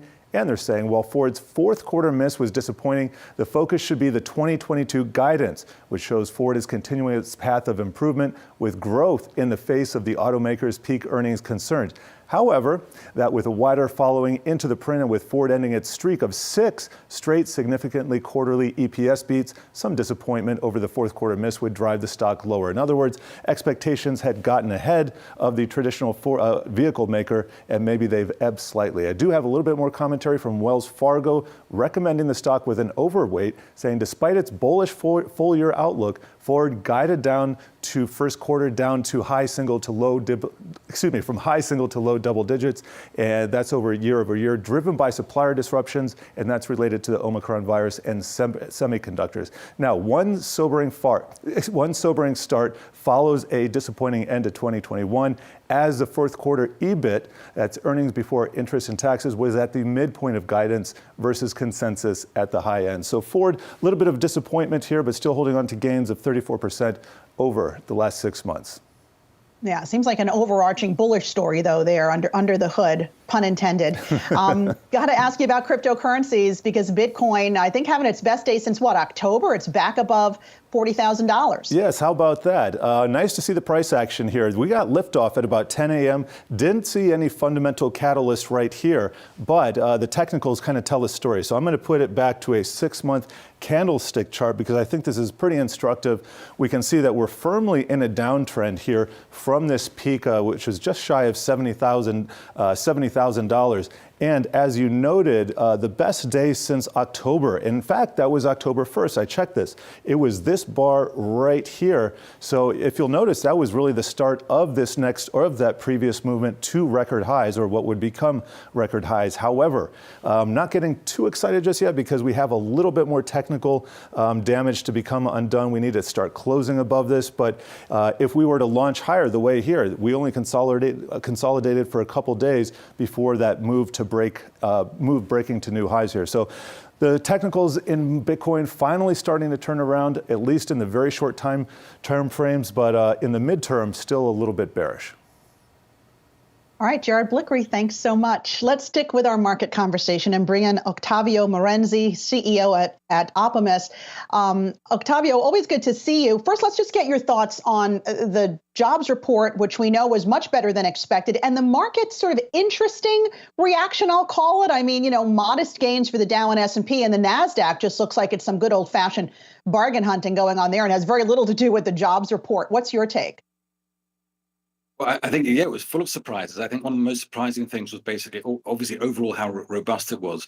But then there's particular sectors that were really interesting to sort of drill down into. And the most surprising was the leisure and hospitality space that gained 141,000 jobs and basically led that forward overall. There was also then some weakness, a bit of weakness in sort of the mining and logging area. And as you drill down further into that, it's basically in the oil and gas extraction area. There were about 6,000 job losses there. And that's also surprising, because we've seen oil prices come up so much since the late November. Basically, back in November, they're trading about $60 a barrel. Now we're over $90 a barrel. You would have thought that the oil industry would be hiring more people to take advantage of higher oil prices, but that hasn't really happened yet. I mean, I know the Biden administration has a bit of an ambivalent relationship with oil extraction, but nevertheless, the higher prices should have translated into higher employment there. But so it was a very encouraging jobs report overall, except for that one little hiccup. But I think the most surprising thing about it in leisure and hospitality was that we saw this surge of Omicron basically peaking in the middle of January. We would have expected to see a downturn in basically restaurant, leisure, entertainment, leisure activities, but we didn't see it. It was quite the opposite. So it looks like Americans are basically shrugging their shoulders over COVID and saying, I'm going back to my normal life and I'm not going to let it impact me, even if the numbers look very, very high. So what do you make of what we're seeing play out in the market today? I mean, after that big sell-off yesterday, big tech getting beaten down so much, it's leading the advance again today. What are you doing with that sector at the moment? And in particular, what are you doing with Facebook's Meta and Amazon? Well, I'm not invested either in Facebook or Amazon, but I will say this about the tech sector overall. And Nasdaq going up sharply today, I think that's basically on the coattails of Amazon more than anything else. I don't think that's a response to the jobs report. If you look at the Dow, it's basically flat or very, very little up, and the S&P a bit more up. But I think the market overall has reacted rather warily to this jobs report, because they know that the Fed is going to look at this and say, well, now we have more ammunition to argue in favor of a big rate increase in March, and that's going to be very, very bad for stocks. So I think there's a lot of ambivalence about. So on the one hand, this jobs report is very, very positive and should lead to sort of a boost in the markets, much more than we saw.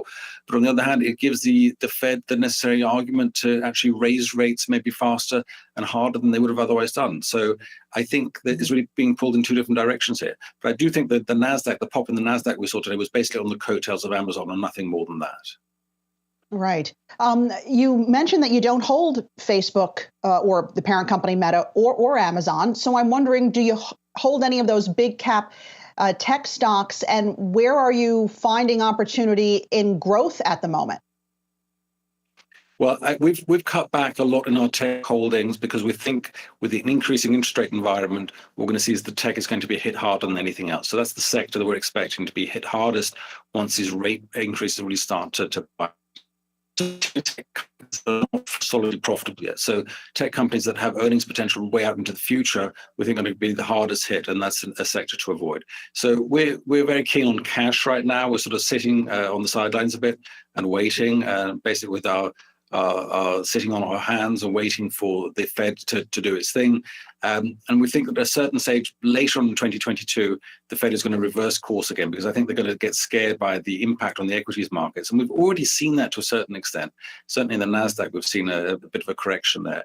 And I think that's going to get much worse. So I'm at the moment, waiting on the sidelines and waiting to jump back in once the Fed reverses course, which I think will happen later on this year.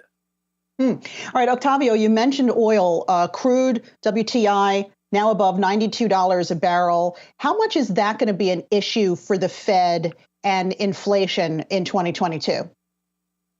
Well, obviously that translates into inflation in terms of oil prices and heating costs and gas and things of that sort. So that's definitely a concern. I think I wouldn't be too worried about basically oil prices getting ahead of themselves, because OPEC has basically made signals and noises.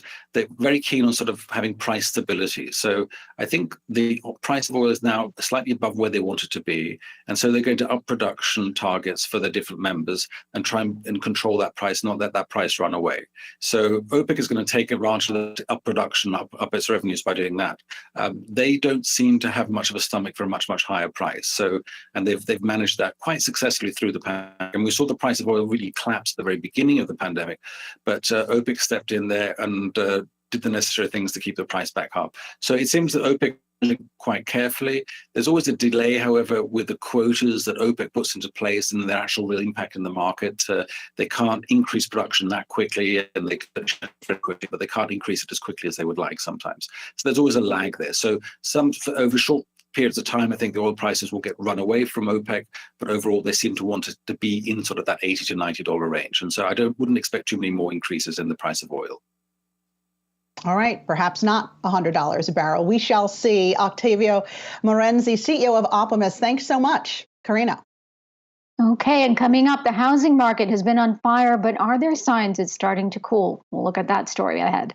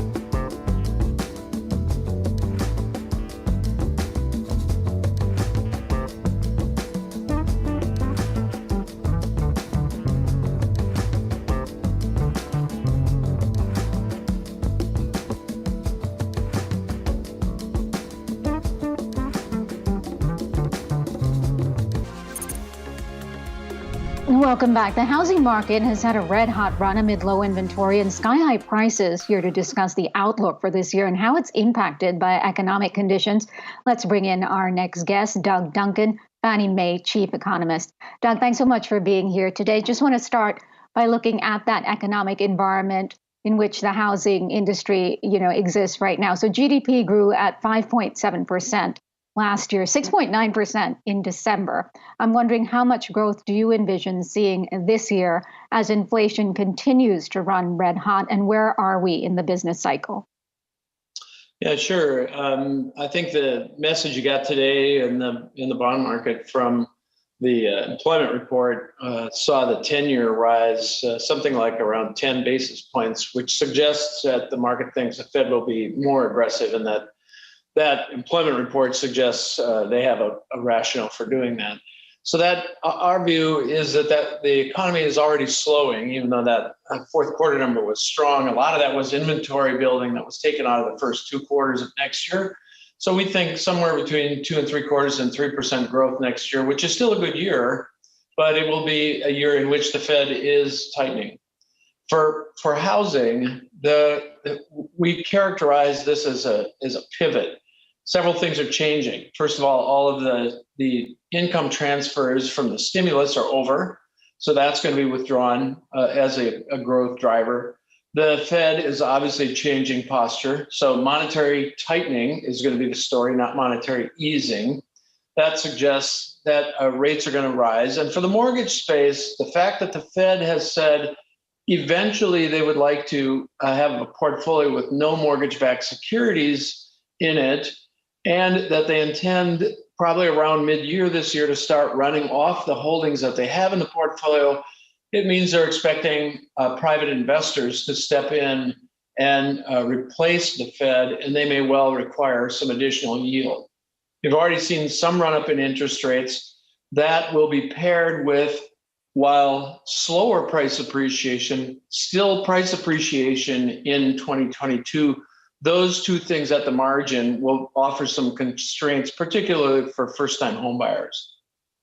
And so the Fed is expected to start hiking rates in March. And I'm wondering, how does that impact home buying as mortgage rates already have started to climb, but obviously will start climbing more? Yeah, to the extent that that rates continue to move up as the Fed takes additional actions, that will, as I said, particularly impact first-time homebuyers. Now, there is a cushion that suggests that this won't go too far, even if rates, say, break 4% by the end of the year. And that is, while savings rates have fallen back to pre-pandemic levels, the dollars that households have in their checking accounts are about $2 trillion more than what the pre-pandemic trend line would suggest. So the consumers still have some money, and some of that will get applied in the housing space. The other challenge, however, is even if you want to buy a house, supplies are so low on the existing home side, it may be hard to find one. Yeah, absolutely. And home values have soared over the last year, something between 15 and 17%, creating vast amounts of housing wealth. Low rates are locked in. So how much appreciation do we see this year? And then what incentive really is there for someone to sell? Because, your home is worth much more, but to replace that is very difficult. Yeah, that's a challenge. We saw something on the order of 18% increase in house prices in 2021, following about a 15% increase in 2020. Our estimate is that in 2022, the increase in prices will be somewhere in the 7 to 8% range. It sounds sort of funny to say way down to 7 or 8, which is much higher than the long-term average. It is the problem for an existing homeowner that if you're going to sell your house, you have to find another one. And my favorite anecdote recently is basically every realtor in the country has one house to sell. There are about as many houses available for sale as there are realtors. So that's the challenge, is you may have equity in your existing home, and certainly do, given the price appreciation, but finding another house, you may well give it away to the next owner if you make that shift. So it's been a tale of two cities, right? For those who have the money and can invest, it's been a great opportunity to buy. And some of those people buying are second time buyers or they're investors, but what about for the first-time home owner that just can't afford these prices? They're really being priced out of the market. They're having to go to the rental market. Those prices are going higher and higher. It's a housing crisis, if you will. And what do those people do? What's their recourse? Well, the big challenge for first-timers has been that there were a lot of cash buyers in the market. So it's faster to close the sale of a home with someone who brings cash to the table because you don't have to go through the financing mechanism. So that's been the biggest challenge for the first-time buyer. That will get easier. That is, there will be less cash coming to the table, less bids over price, but still the demographics suggest we're not near the peak of millennial home buying yet. So there's going to be additional pressure on the demand side, even though we do expect a bit of a slowdown in sales this year, primarily driven by those two factors of declining affordability and the lack of affordable supply. And really quickly, just want to ask you, do you see any relief in the rental market coming later on this year? Well, the rental market actually has a lot of the same characteristics as the purchase market, which is strong demographic demand. The rent appreciation did take a bit of a hit at the beginning of the pandemic. However, it has recovered and is on an upward profile again. So the renters will suffer some of the same issues as buyers are, which is appreciating prices, in this case, appreciating rents. And of course, all that shows up in inflation measures, which is one of the reasons that nominal interest rates are going to rise. Okay, we will leave it there. Thank you so much, Doug Duncan, Fannie Mae Chief Economist. Thanks for stopping by. Alexis? Coming up, a conversation with the CEO of Invisalign maker Align Technology.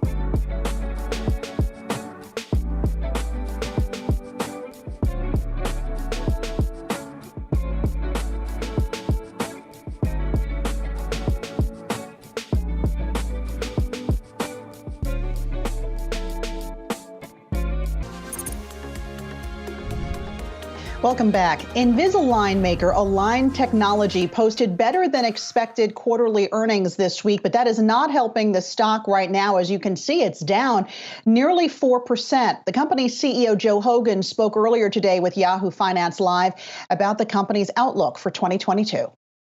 Joe, we've got some certainly a strong quarter, and yet I want to ask you about something we've heard over and over from these companies during earnings calls, which is about the price pressures that are building as well as the challenges in the labor market. How do things look from your standpoint?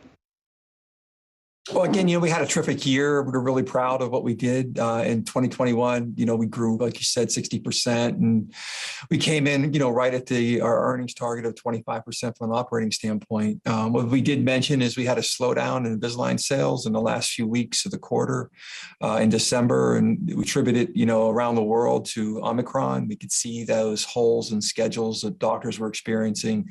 And that was both from a patient standpoint, some patients, canceling, and also, overall, doctors having trouble with staff with infections with COVID. But let me just say, I think that's what it is. If you look at our iTero sales, which are our scanner sales, is the front end of our digital platform, they were up significantly. And so it just shows the demand still out there, because that's a capital cycle, and the doctors are rapidly moving to digital dentistry, and we really lead that trend. So, outside of Omicron, we're just seeing really positive aspects from a demand standpoint with our doctor base. Hey, Joe, Brian Chung here. So that's really interesting, because that suggests that if the demand is still strong, that the inability to actually get your Invisalign product, for example, to consumers might be due to the fact that the offices that might deliver them are closed or had to close because of the Omicron variant. So how much would you say, percentage-wise, based off of, let's say, canceled orders during the Omicron experience, was due to cancellations from the consumer versus cancellations because of offices closing? Right. When you use the word cancellations, we just say, just the patients didn't show up, or doctors really couldn't consummate a deal in some way. But we said it was 3 points of growth in the fourth quarter overall. So, that was significant in our sense, in the size of our business. But again, it's an external aspect that we think it doesn't mask at all. That we grew, if you take a 2-year stack, we grew 62% over the last 2 years. So, cut that in half, 30%, from each year. And there's nothing that's really affected that underlying demand. That's why we're so confident with the 20 to 30% that we communicated to the street that we expect for 2022. Looking ahead, you forecast net revenue growth between 20 and 30%, but you say that also kind of assumes that you don't have these additional waves coming. How do you look at that headwind? I mean, we talk to doctors all the time on the show here who said that another wave is inevitable, but with everyone that comes, people are kind of learning to live with it. Yeah, I feel the same way, Kika. I think, we see that in Europe right now, where Spain and Denmark are just basically going to treat COVID, with the new variants, just like the flu, and then the responsibility around that and not infecting people if you are affected. But I think as these other variants come out, they're not quite as, virulent as other ones. We're going to see countries start to move more and more toward more of a practical way to manage COVID. And that's going to be great for our business. And I just like to say what we are so excited about is we introduced digital orthodontics. The size of the market is incredible. 500 million patients out there that can afford to have their teeth straight, and then you can do it through a digital process like we lead with. It's so exciting for us. So we're going to do all we can to support our doctor base and support consumers to get over this and be able to function in a way to receive the treatments that they want. And Joe, lastly here, I took this note from your earnings call. You noted what we learn in life, I'm quoting you, what we learn in life, both in business and our personal lives, is that we're not fully in control of our environment and destiny. It's a very introspective thing to be hearing on an earnings call where it's usually about EBITDA or margins or what have you. Who were you talking to there in saying that? Yeah, I was talking to my team at the end of the year. It's just trying to explain that, look, we can't control COVID. We can't control the externalities of the marketplace that we see right now, but we can control and within that to make good decisions for the business. And if you look back, Brian, when we went through the initial COVID wave, back in 2020, we didn't lay off anyone at all. We used our balance sheet to help customers through it. We supplied PPE to our customer base or whatever. We did that because we thought it was the right thing to do in that sense. So you don't really want to have to conduct business that way, but the externalities actually force you to do that. And so just that we will make good decisions that will help our business and help our shareholders. And we're just so confident in the sense of our technology, the underlying demand of the product line, and the future of this business. And that was Align Technology CEO Joe Hogan on Yahoo Finance Live. Karina, what do you have coming up? Take a look at the energy sector and sky-high oil prices. Stay with us.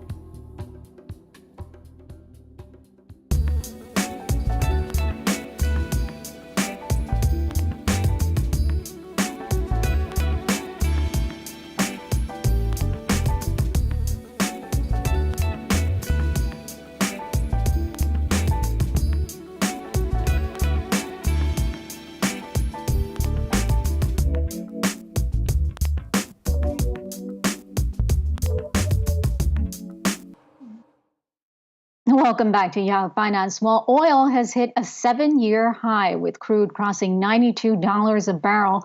Geopolitical tensions, one of the big concerns. Here with more is Yahoo Finance's Jared Blickery. Jared, also a winter storm on the way, creating worries over supply chain issues, concerns, and also a big Saudi Aramco announcement as well. That's right. There's a lot to unpack here, and that winter storm threatening production, or threatening at least to increase energy demand, really weighing on investors' minds here. I'm checking out RBOB gasoline futures first, actually, because we want to check the price here. This is surging to highs that we have not seen in years. Here's a 2-year look, here is a 5-year look, and here is a 10-year look. And you can see it's been quite some time since we've seen these prices, very similar to the time frame we've been talking about for crude oil. WTI at the highest prices since 2014 as well. And we know that is translating to higher pump prices. And WTI crude futures, they just settled at $92 and change. This is the same 10-year time frame, but I want to bring this back to a 2-month chart, put some candlesticks on it just to see the latest price action. And you can see there's really nothing that seems to stop this. This last downturn was when the market was really falling precipitously, barely budged here in the crude oil market. And then you mentioned Saudi Aramco. This is the largest oil company in the world. It overshadows Exxon and Chevron, most of the other companies altogether. They want to do a $50 billion additional. That would be selling $50 billion of their stock. That's 2.5% of the company into the market. That is a huge amount to absorb. It would be the largest stock offering ever. And in fact, they hold the current record. A few years ago, they sold $30 billion into the market. That was only 1.5% of their company. And that stock is traded on the Tadawul exchange. So it's not very liquid. Not a lot of people trade it. And there is a lot of concern that if the Saudis had listed in, say, Hong Kong or the United States, there wouldn't have been that institutional demand. Nevertheless, $50 billion, they're not going to sell it overnight. They're talking about maybe even next year, but it's on the table. And you know what's fueling it? Higher oil prices. So they want to lock in those shareholders while the getting is getting good here. All right, Jared Blickery, thank you so much. We're going to turn it back to the markets. After the Meta earnings debacle, Warren Buffett may have the last laugh. Berkshire Hathaway now has a bigger market cap than Meta, which saw its cap plummet by more than $200 billion overnight. Our next guest, though, says he isn't surprised. Let's bring in Jonathan Boyer, principal at portfolio manager at Boyer Asset Management. Jonathan, thank you so much. You say it's about time. Yeah, no, first, thank you for having me. And yeah, it's about time. I mean, I put this in a very simple matter. What if I gave you the choice of you can either have Facebook and Instagram and WhatsApp, or you can own Geico, Burlington Northern, Santa Fe, Precision Cast Parts, Benj & Moore, a huge investment portfolio, and other extremely valuable businesses. I mean, to me, it's a no-brainer that Berkshire has a higher market cap. And the only thing that's crazier is Tesla currently has a higher market cap than Berkshire. And so you say that you actually like the value plays and that they will provide the best return on investment over, larger major indices. So I know there are a couple of names that you've been looking at, and one of them is Scott's Miracle-Gro. Why do you like that name? Yeah, Scott's Miracle-Gro is a great business. We love looking at great consumer franchises, especially during inflationary environments. Scott's is a business that was $250 in April this year. It's now down to about $138 or so. It's been a huge pandemic beneficiary. They've gotten about 20 million new customers, and 86% of them, intend to stay. They also have a growing cannabis business, and it's probably the best way to play cannabis now. They have a division called Hawthorne, and right now you're at these current levels, you're buying the consumer business and getting the fast-growing cannabis business that grew over 100% for the past 2 years, for free. And then the other name that you like is Madison Square Garden Sports. So we just did a story on New York State and its sports betting taking off and like nothing, $1.6 billion just in the month of January, with much more to come. Yeah, Madison Square Garden is an unbelievably undervalued property. Sports, you own the Knicks, you own the Rangers, Right now, it's selling for about $170 a share. We think it's worth north of $300.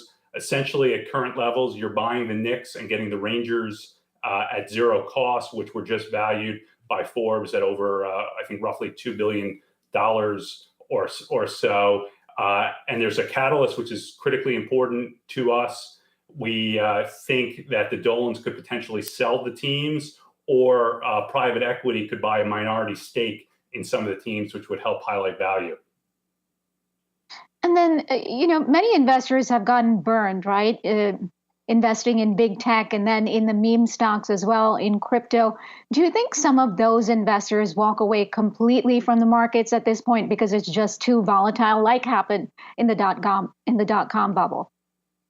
Yeah, I think time will tell. I mean, when you lose 50% or more of your value in a variety of stocks very quickly, that's scarring for investors' psyche, and it'll be interesting to see, like what happened in after the dot-com bubble burst. There was a whole generation, so to speak, of investors who left for quite some time, and what's going to happen to them who bought all of the meme stocks, etc., whose value are probably never coming back.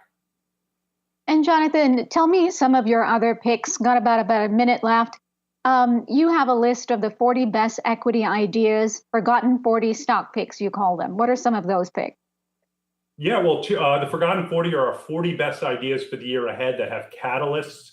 We have a wide variety of names. Scott's and Madison Square Garden are on that list. Other names that are interesting to us are Uber, Callaway Golf, Bank of America, Disney. So there's a whole variety of names that we think have catalysts that will make them beat the market over the year ahead.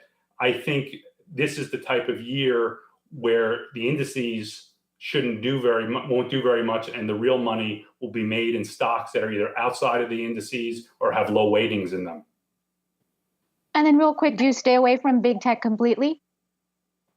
I think I would be very cautious with big tech. I mean, I take a stock by stock opinion on each one. It depends on valuation.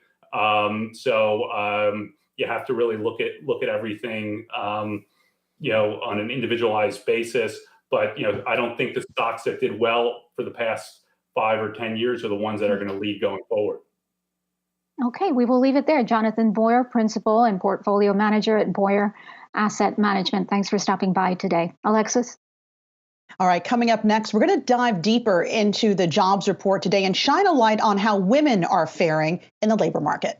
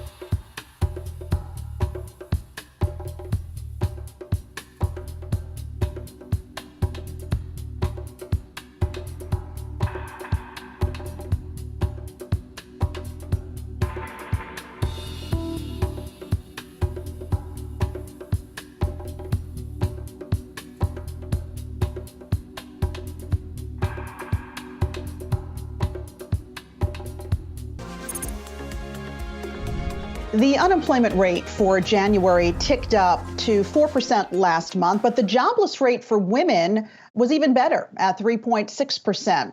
Here with more is Katika Roy, CEO of Pipeline and a gender economist. Katika, thanks so much for being with us. We've talked a lot about how women have been disproportionately impacted by the pandemic. Something like 3.5 million women left the workforce, and not all of them have come back. So when you look at inside today's report, look at the labor participation rate for women, which was 56.8%. What does that tell you about how women are returning to the workforce? Well, there was some good news, which is that both Black women and Latinas increased their labor force participation as well as their employment numbers in this latest jobs report that came out this morning. The thing about that is that we still have about 1.3 million women out of the labor force since February 2020. And we could actually close the 4.4 million person gap between the number of jobs that are currently open compared to those who are actually looking for work if we brought those 1.3 million women back. So some good news. However, there's still more work to do. More work indeed, specifically in that gender pay gap, because you say the pandemic actually widened the gender pay gap by 5 percentage points. Back to 1998 levels. That sounds awful. What are women earning right now, percentage-wise, compared to their male counterparts? The projection was 76 cents on the dollar, that it was actually set back to 1998 levels.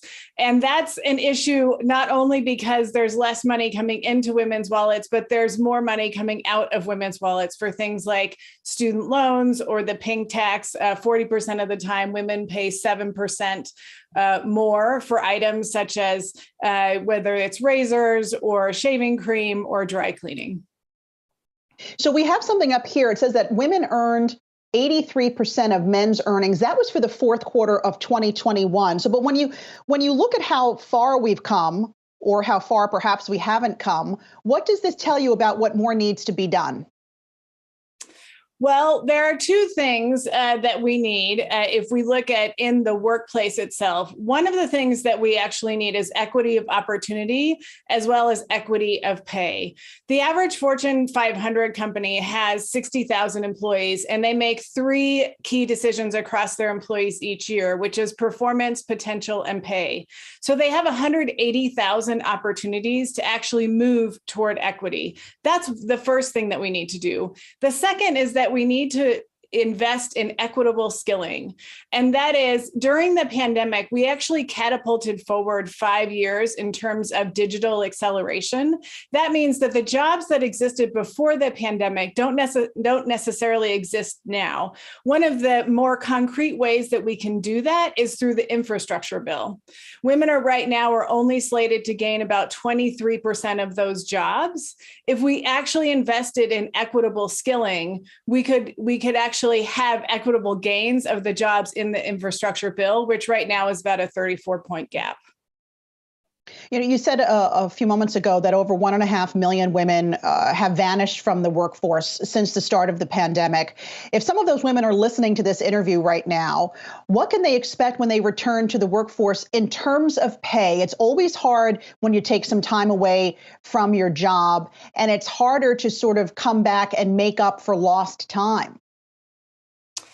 Well, it is. Their employees now actually, because of that, there are that 4.4 million gap between the number of jobs open and the number of people looking for jobs. Employees now actually have more agency over their work, so more ability to actually negotiate pay, more flexible work, the opportunity to actually negotiate a better opportunity. And so I think it's actually a good thing for women in bringing them back. I think the big question will be, how are companies in particular ensuring equity of pay and equity of opportunity? It's certainly something that can happen now. We have the technology to make that possible at scale, to shift the system from inequitable by default to equitable by default. And the question is, will companies actually do that? And what's interesting about that is we know about 97% of folks who are looking for work are actually asking these questions about, do you have equity of pay? Do you have equity of opportunity. And a lot of it revolves around transparency, right? I mean, here in New York State, we're looking at companies, they're going to be mandated to post job or salary ranges for jobs when they look for employees. Is that what we have to have happen, mandate transparency in the labor market? It's certainly a step forward. I'm actually in Colorado, and Colorado has the same requirement in terms of having to post the salary range or the pay range for those positions. It's a step in the right direction, which is good. However, what we also need is the ability to get in front of those pay decisions to ensure that they're actually equitable. The other thing that we have found is that women don't receive equitable performance reviews. And if you don't receive equitable performance reviews, that actually impacts your pay. And so we also need to fix other decisions that are impacting ultimately the pay decision. All right, Katika Roy, Pipeline CEO and gender economist. Thanks for stopping by today. You gave us some stuff to think about for sure. Karina? Okay, and coming up, we're going to talk IPOs. A bunch of companies went public last year, but how are they faring in today's environment? That story next.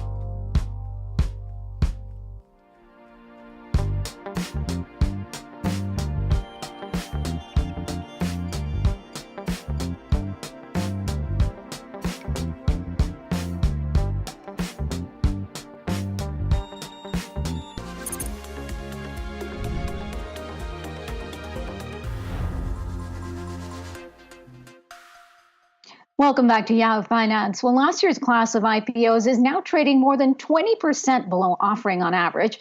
Here with why and which are the worst performers is Yahoo Finance's Inez Ferre.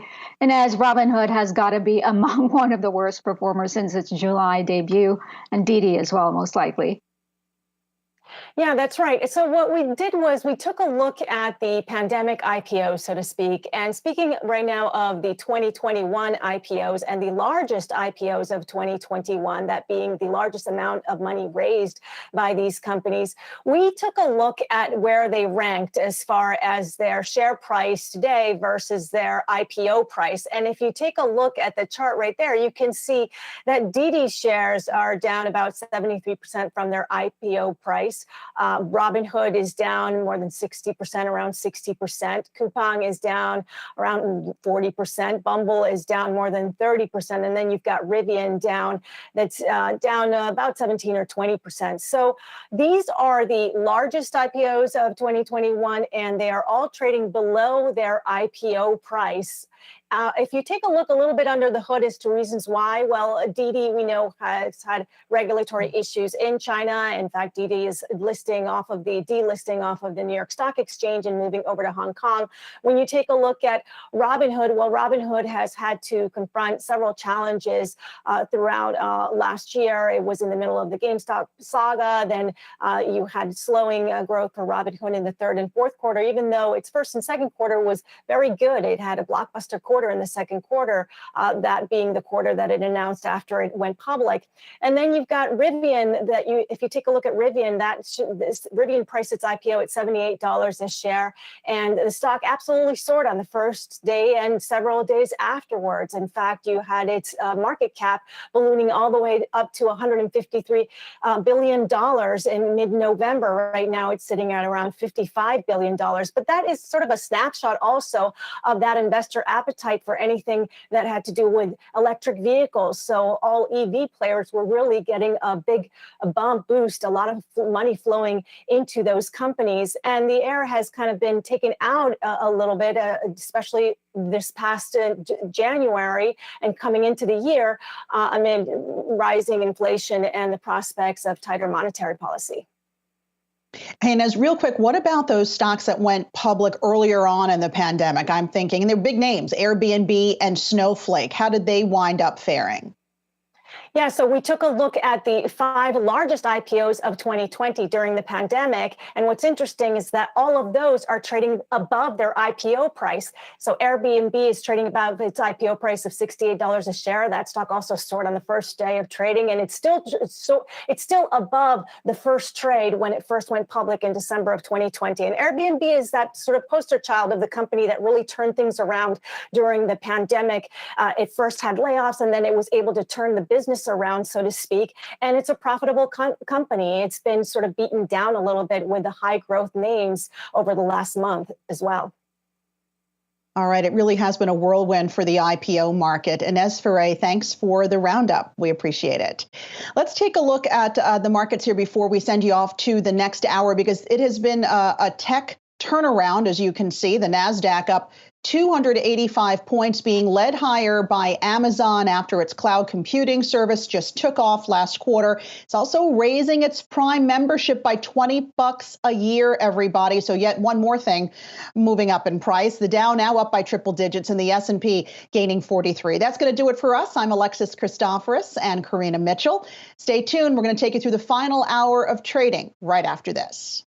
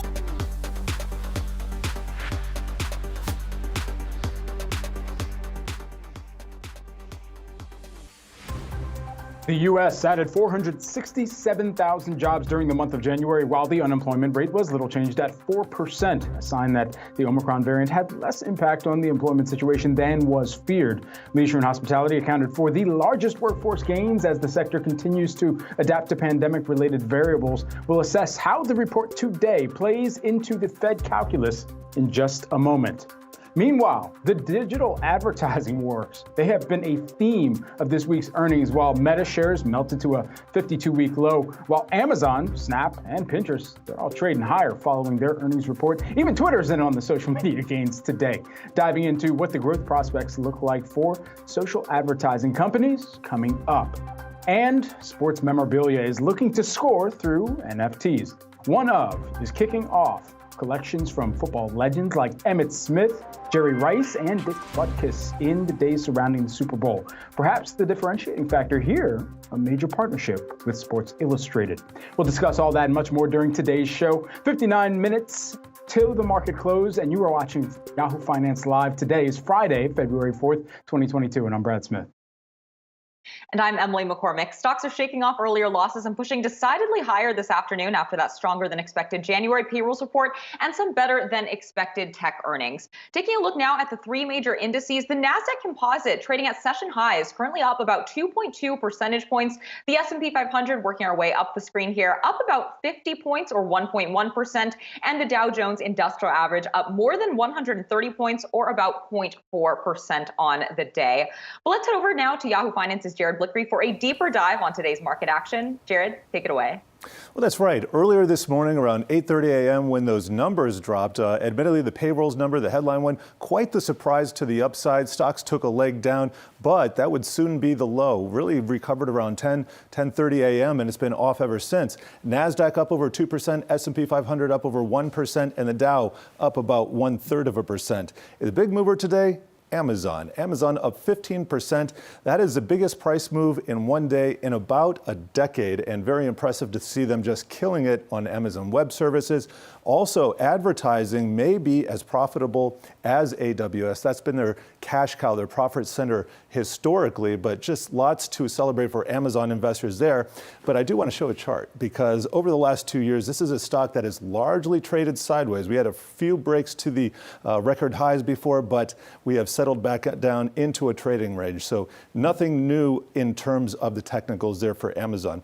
Do want to check out another retailer. This is Kohl's, and this has been a story about probably Starboard. Starboard investors, an activist group, had put in an offer for $64 per share earlier, and this is a 2-year chart, so $64 somewhere up in here. That was a $9 billion deal that has been rejected formally this morning. And when you take a look at who's advising them on the deal, well, they have instituted Goldman Sachs, or they've asked Goldman Sachs as well as PJT Partners to interact with interested parties. They also put a poison pill that will make it harder for the company to be acquired without the consent of the board. Now, I have a statement from the company. The company's directors are, quote, committed to acting in the best interest of shareholders and will continue to closely evaluate any opportunities to create value. We did get a statement from Salem Advisors. They are now looking into the matter. They say that they're disappointed and shocked by the company's rejection of this indication of interest. And guess what? They're going to nominate a new board. So lots of drama in the retail space, guys. All right, thanks so much for that breakdown. Jared Blickery, Yahoo Finance's Zone. And continuing the conversation here, for more on the employment situation, we bring in Lindsay Piegza, who is Stifel's chief economist. Lindsay, great to have you here with us today. Perhaps we begin with the employment data. And does this week's employment data give added strength to the calculus that the Fed has telegraphed thus far? Well, it certainly was a welcome data point to support the Fed's thesis that the economy is in a position that it's strong enough now that we can begin to remove some of these accommodative measures that were initiated at the onset of the crisis. The Fed is poised to conclude its bond buying program at the next month's meeting and also initiate liftoff, meaning the first rate increase. So with this in their back pocket, this, again, certainly justifies or bolsters the argument that the Fed is on the right path to slowly remove accommodative policy. Lindsay, looking at the estimates heading into this morning's jobs report, many economists were looking for a negative number out on payrolls today, and clearly we didn't get that. What do you think economists were missing about the labor market and the underlying strength there heading into this report? It is a good question. The payroll number was significantly stronger than expected, although when we look at the household survey, this was markedly weaker than that top line payroll number. And in fact, when we look at this, coupled with the fact that there are slowly more Americans moving into the labor market, with millions still sidelined, we actually saw the unemployment tick higher to 4%.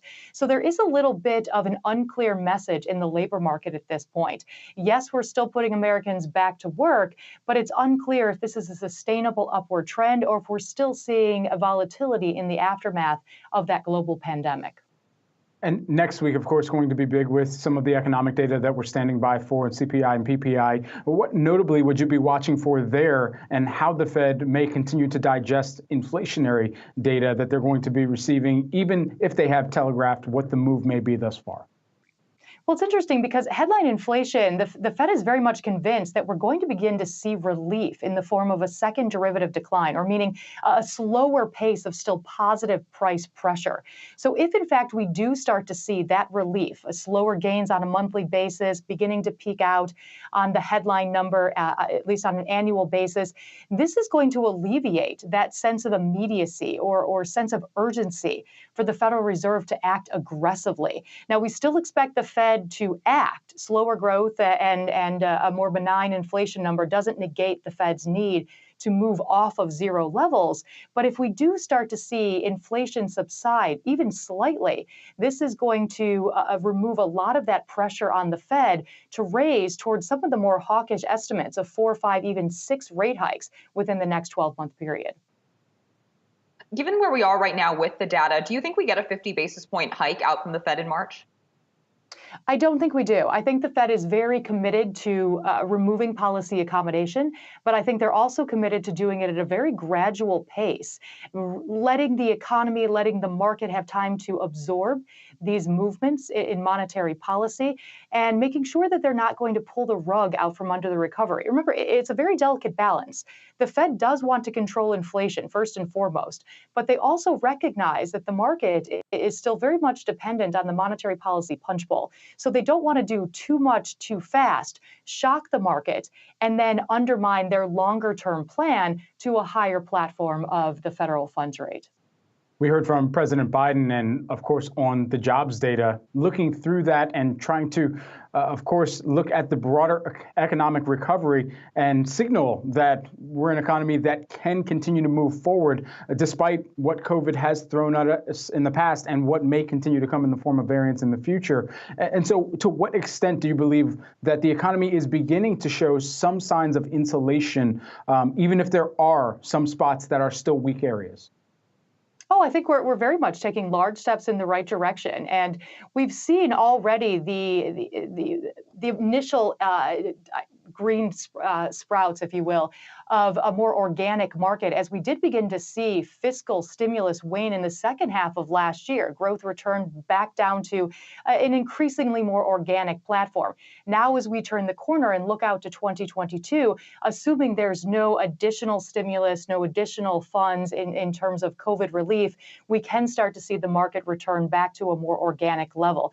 Now, this is likely to be significantly less than what we saw at the start of last year, but I do think that in a range of 2 to 3% GDP, this is much more sustainable going forward. And if you recall, much more in line with the pre-pandemic level of activity for the domestic economy.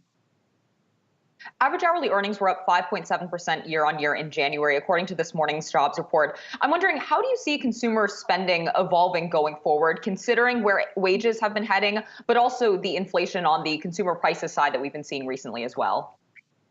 Absolutely. So businesses at this point remain desperate for workers. There are over 10 million job vacancies in the marketplace at this time. So it's not a lack of opportunity. It's not a lack of job opportunities, but it's a lack of able and willing bodies coming into the labor market. So as a result, businesses continue to bid up what they're willing to pay workers to come into the labor market. And this is in the form of wages, benefits, better healthcare programs, free childcare, anything to try to offer that incentive. But as we saw this morning with wages up 5.7%, this is absolutely a stellar increase. But when we put it against 6-7% inflation, all of a sudden that increase is significantly less impressive. Then you couple that with the fact that a good portion of the savings that was accumulated over the past year plus during the pandemic is beginning to significantly dwindle. You layer on the fact that a lot of forbearance opportunities are now being called in, and you look at the spending patterns of consumers going from pandemic back to pre-pandemic levels. Well, right now, I would say that the consumer remains on solid footing, but certainly risks, downside risks to this consumer remain. Lindsay Piegza, who is the Stifel chief economist, joining us here today. Lindsay, we appreciate the time and the insights. Have a great weekend, and thanks so much for joining us. And everyone coming up, absolutely. On the other side of this short break, while the White House nods to the economy navigating COVID, how is the healthcare system progressing? We've got much more on this on the other side of this short break.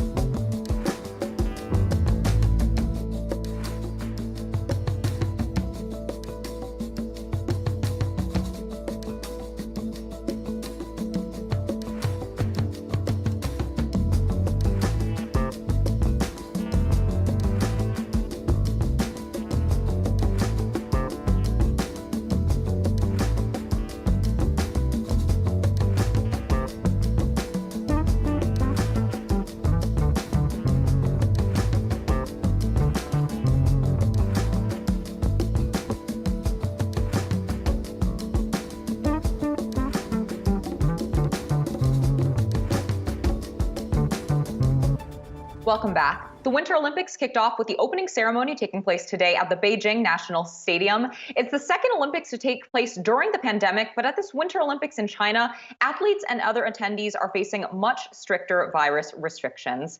Dr. James Simmons, hospitalist nurse practitioner in Los Angeles, California, joins us now for this and more. Dr. Simmons, thank you so much for coming back on with us. We've been hearing about strict health monitoring, restrictions, sanitation efforts in China leading up to and now during the Olympics. Is this kind of a no tolerance policy on COVID sustainable or even helpful at this point in the pandemic? Yeah, it's a really tough question, and it's something that China has really sort of tried to double down on, even in the midst of these Olympics right now. And you know, the brilliant Dr. Michael Osterholm actually had an opinion piece in the New York Times, or excuse me, the Washington Post recently, identifying, along with Dr. Emanuel, how China's zero COVID policy that they've instituted since the beginning is actually, unfortunately, setting them up for making the pandemic last even longer, or having, unfortunately, what would amount to a second pandemic, you know, inside of China's borders. Right now, if you look at what's going on in China, you know, they've had approximately only 6,000 deaths. If you look at a population of nearly 1.3 billion, that's incredible, particularly compared to the more than 860,000 deaths that we've had, unfortunately, here in the United States. However, when you really dig in and you really look at what's going on, the vaccines that are being administered in China are not showing very much efficacy against Omicron at all, and less efficacy against previous variants than some of the other vaccines, like the mRNA vaccines derivatives that we have here in the United States. And so you have an entire population who, those who have been vaccinated, have vaccines that are not performing very well, at least in a laboratory environment, against Omicron. And you have a population that hasn't been exposed. So you don't have much prior infection immunity either. So what you've effectively ended up setting up is a massive population of individuals who are still really susceptible to multiple different variants of this virus. So while, the numbers right now might look okay, a lot of experts are really, really concerned that going forward, there could be a huge, massive outbreak in a country like China that has tried to do this zero COVID policy so far with, questionable benefits, but maybe their long-term impact of this could be significant. Is that an equation that would unfortunately breed a stronger variant coming out of the region? Sure. I think anywhere, on the entire planet, frankly, where there are individuals who are not vaccinated, don't have prior immunizations from prior infection, where there could potentially be breeding variants. I think it's really important for people to recognize that these variants don't happen linearly. So Omicron is not actually a mutation of Delta, right? We've heard of Alpha, and then there was Gamma and a couple of others that were sort of hidden there. And then Delta caused a lot of, unfortunately, illness and death globally. And then Omicron, that didn't happen linearly. Omicron is actually a mutation of one of the Alpha subvariants. So are there other potential opportunities for Delta to have subvariants that are maybe as contagious as Omicron, or some of the other variants that we have, another offshoot of Alpha? I mean, when we have completely failed the entire global public health system in terms of having, wealthier nations like ours essentially swimming in vaccines, and we have other nations, where vaccine rates are somewhere between 2 and 5% right now. And in a place like China, where the vaccines aren't working as well, you have a really susceptible population, and it leaves all of us susceptible to, mutations and potential new variants. Dr. Simmons, you're based in Los Angeles. LA County public health officials this week have said that they're looking at easing masking requirements at crowded outdoor events once virus-related hospitalizations fall below 2,500 for 7 consecutive days. Now, the hospitalization rate is currently above about 3,300, but falling. What do you think of that proposed threshold for starting to ease these masking requirements? This is a complicated conversation, I think for all of us, obviously those of us included here in LA County, because, we are trend, particularly with something like Omicron, cases probably don't matter as much because it's just so incredibly contagious. But we trend hospitalizations and deaths, right? So as we get hospitalizations that fall to a manageable level where we're not overwhelming the healthcare system like we currently are, where the hospitals are not being overwhelmed so much and we can handle it, then we can then accept that risk of individuals potentially being exposed in a maskless environment, right? So lifting the mask mandates. This does sort of come to a larger moral question, which maybe this is not necessarily the platform to discuss this, but we're able to manage this from a hospitalization standpoint, but we still have individuals out there who are immunocompromised, who are really susceptible to this. I think the narrative has been, Omicron is much milder, it's not something you should worry about. And that's true for a lot of folks who are triple vaccinated at least, and otherwise probably young and healthy. But in my hospital where I'm practicing now, the Omicron variant is still killing people if they are immunocompromised or if they have some really significant underlying health conditions. This is not a completely benign variant by any stretch of the imagination. So while, yes, we also have to keep the economy going, people's mental health is a very significant, sort of secondary sequela of this pandemic. It's something that we have to take for granted, and we can't take for granted. We have to take into account. It concerns me a little bit that when we get below a number of hospitalizations that we lift the mask mandates. But I also understand, on the other hand, that large crowded events where people have to be vaccinated, the likelihood of transmission is very, very low. So as long as I think we're listening to the data that's driving us in terms of hospitalizations and death rates, it's probably going to be acceptable. I'd imagine that we may even hit that number here in the next few weeks. All right, we'll leave it there for now. Dr. James Simmons, hospitalist, nurse practitioner in Los Angeles, California. We thank you so much for your time and have a great weekend. Technology stocks are snapping back today after some upbeat earnings results last night. And speaking of snapping back, Snap shares are currently on track for their best day ever. Take a look at that stock, now up more than 60% intraday. We'll talk more about it on the other side of this break.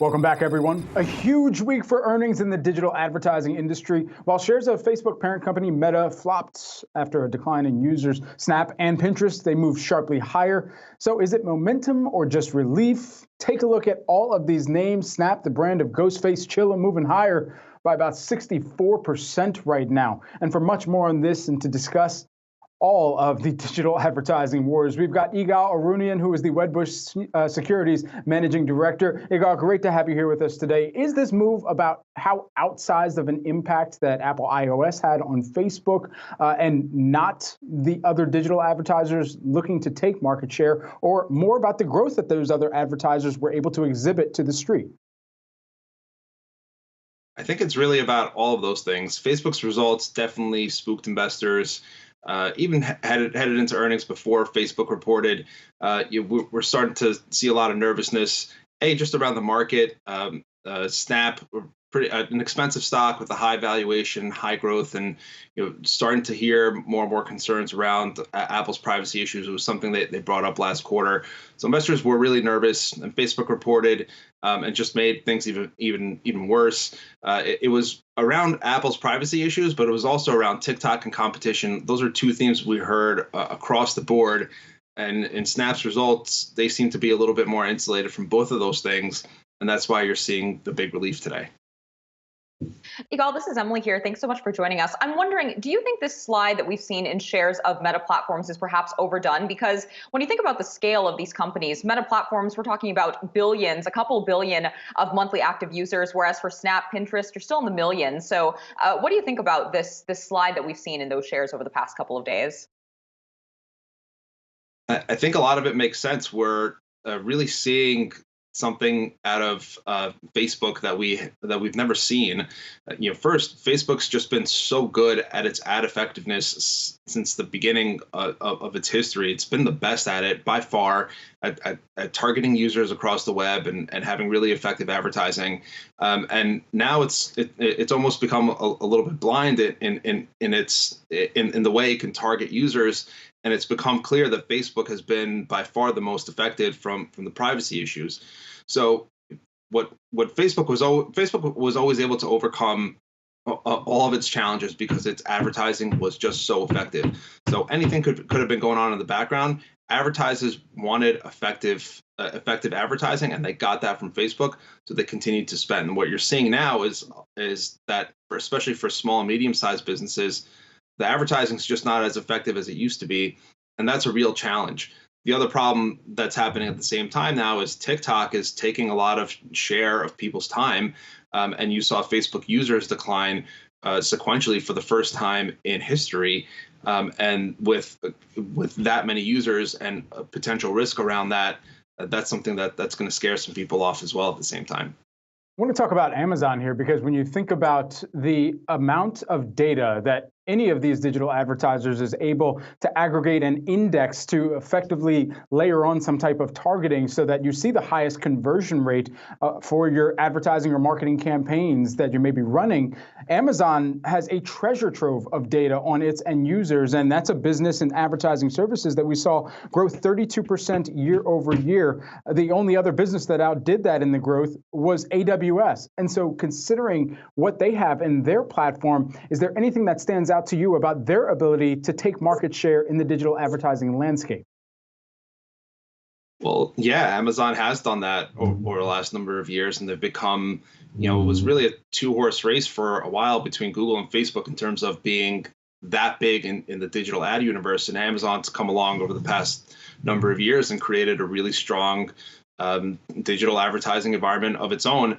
And it does have a lot of power. And the thing that's really changed over the years is that people always used to go to Google to start a search, and now often people go to Amazon to start a search for a product, and there's a lot of value there. Obviously, Amazon has a ton of products on its platform for merchants that are selling through Amazon. Showing up as a sponsored or promoted product gets you at the top of the list, and that really does help conversion. So Amazon has really become a really, really important player, specifically within the retail vertical of online advertising. Where do you think the next frontier really is for driving user engagement across these social media companies? Because Meta Platforms has said that it's really focusing on video now. Snap has been focusing on AR, VR with its filters. Where do you think that user engagement is really going to be coming from? Well, in the near term, it's without a doubt short form video. TikTok's really revolutionized all of this. And you're seeing everyone kind of try and go in that direction. User-generated content that the platforms are paying for. I mean, they're paying content creators to make content. It's in video. It's in short form. Snapchat has Spotlight. We know TikTok, obviously. Pinterest is doing this as well. It's become a big effort for them to pay content creators to create short form video. Instagram and Facebook have Reels, and this is where eyeballs and attention are going. And in the near term, this is absolutely where engagement is. This all comes at a time where, especially triggered by Meta Platforms, you're seeing even more investment in the metaverse or the future of Web3. So for digital advertising to continue to have its own legs in Web3, where some of the avatars don't even have legs yet, where do you see the best positioning in that experience as of right now? And who is best positioned, even as they're all making extreme investments into that metaverse and into a different reality, and still going to have to rely on their advertising prominence within that? Yeah, it's a tough question to answer. For Meta, for example, there's a lot of investments going on into the metaverse, but I'm not really seeing any benefit out of it really in the coming years. I wouldn't expect Facebook or Meta to generate revenue from the metaverse for at least 2, 3, probably even more than that years.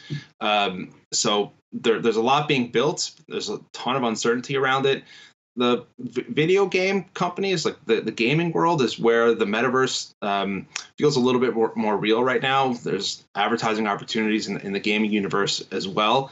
But we're very early days in how the metaverse will shape out and play out and build, and really understanding exactly what it's going to be and how people are going to use it. Absolutely. Great to have you here with us today, and thanks for helping break this down. Yigal Arounian, who is the Wedbush Securities Managing Director, joining us here today.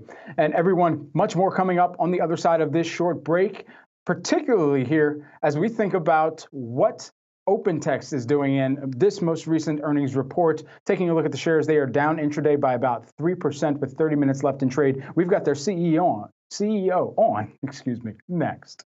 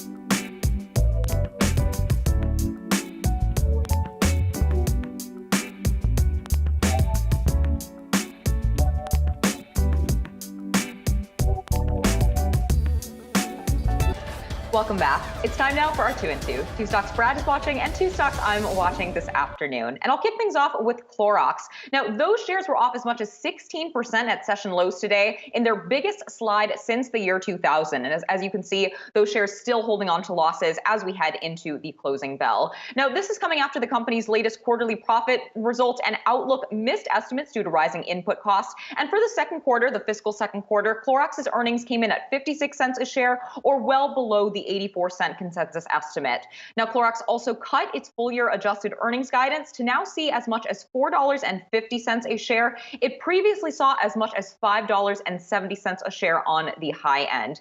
Now, margins for its latest quarter also contracted by 1.24 percentage points, even as the company tried to raise prices to offset some of these cost concerns. Now, during today's earnings call, Clorox Chief Financial Officer Kevin Jacobson also said that he expected it would take, quote, several years for Clorox to rebuild its margins given the current inflationary backdrop. Now, with this latest stock drop, Clorox shares hit their lowest level since 2018, so the company has now erased its gains seen during the pandemic when demand for cleaning products had initially spiked. Now, switching gears to another earnings story, and that's with Unity Software. Now, this is one of the holdings in Cathie Wood's ARK Innovation ETF, and those shares are rallying today after the company posted a forecast for 2022 that was well ahead of Wall Street's estimates. The company sees revenue for the full year coming in between $1.49 and $1.51 billion. Analysts were looking for $1.42 billion. And for the latest reported quarter, revenue of nearly $316 million was well ahead, actually $20 million ahead of consensus expectations. And adjusted losses of 5 cents a share, also narrower than anticipated. As you can see, that stock still climbing in the final 30 minutes of today's session, currently up nearly 18%. Brad? All right. So I'm going to be quick with it here. CRM, first ticker symbol that I'm keeping an eye on going into the close. Salesforce.com, of course. We're taking a look at shares higher by about 3.6% right now. Biggest mover on a percentage basis in the Dow Jones Industrial Average this afternoon and on today's session. And particularly the company, as we had seen over the course of this year, thus far has been trying to find footing. And so this move, even though a move higher on the day, still investors very closely watching this one to understand if this particular move that we're seeing here on the day is starting to price in a bottom, and whether or not we've already hit that at the tail end of January, or if there is more room yet to decline. The company is also going to be delivering their fourth quarter and full year fiscal 2022 results. They announced that yesterday. They are going to be delivering them on March 1st of 2022. And so we're going to be watching closely for that. All right, so off of CRM, now on to LUV. Love, of course. But love is in the air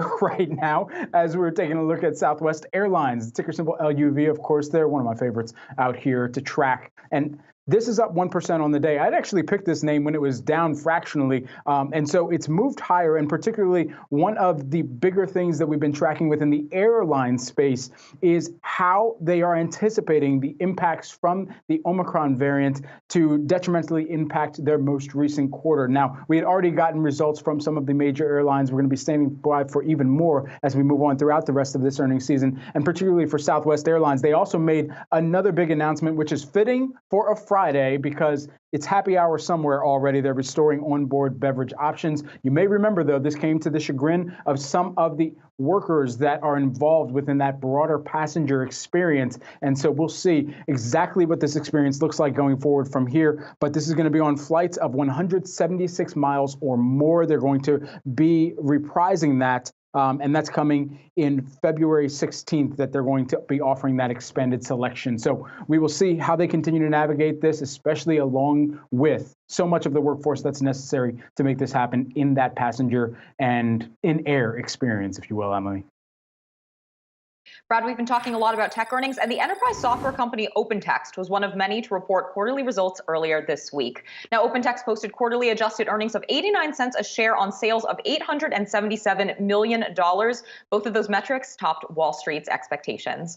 For more, we're welcoming in Mark Barrenechea, CEO and CTO of OpenText. Mark, thank you so much for joining us. As I mentioned in that intro, OpenText exceeded expectations for its latest quarterly results. I realize that stock prices can be fickle, but why do you think investors are reacting the way that they are today with that stock off during this afternoon session? Yeah, Emily and Brad, it's great to be with you today. Yeah, we had great earnings, and we outlined our road ahead and increased our growth projections going out for the rest of our fiscal year, raising our cloud growth expectations up to 10%. We announced an acquisition in the end of December. And I think, look, our analysts in the street is just absorbing our models for our new Zix acquisition, which is a growth vehicle for us. And I think it's a little more technicalities of updating of models, but doesn't change our direction or spirit of increasing our projections of cloud growth of up to 10% this year. So I think it's a little more technicalities of just absorbing a model for a new acquisition.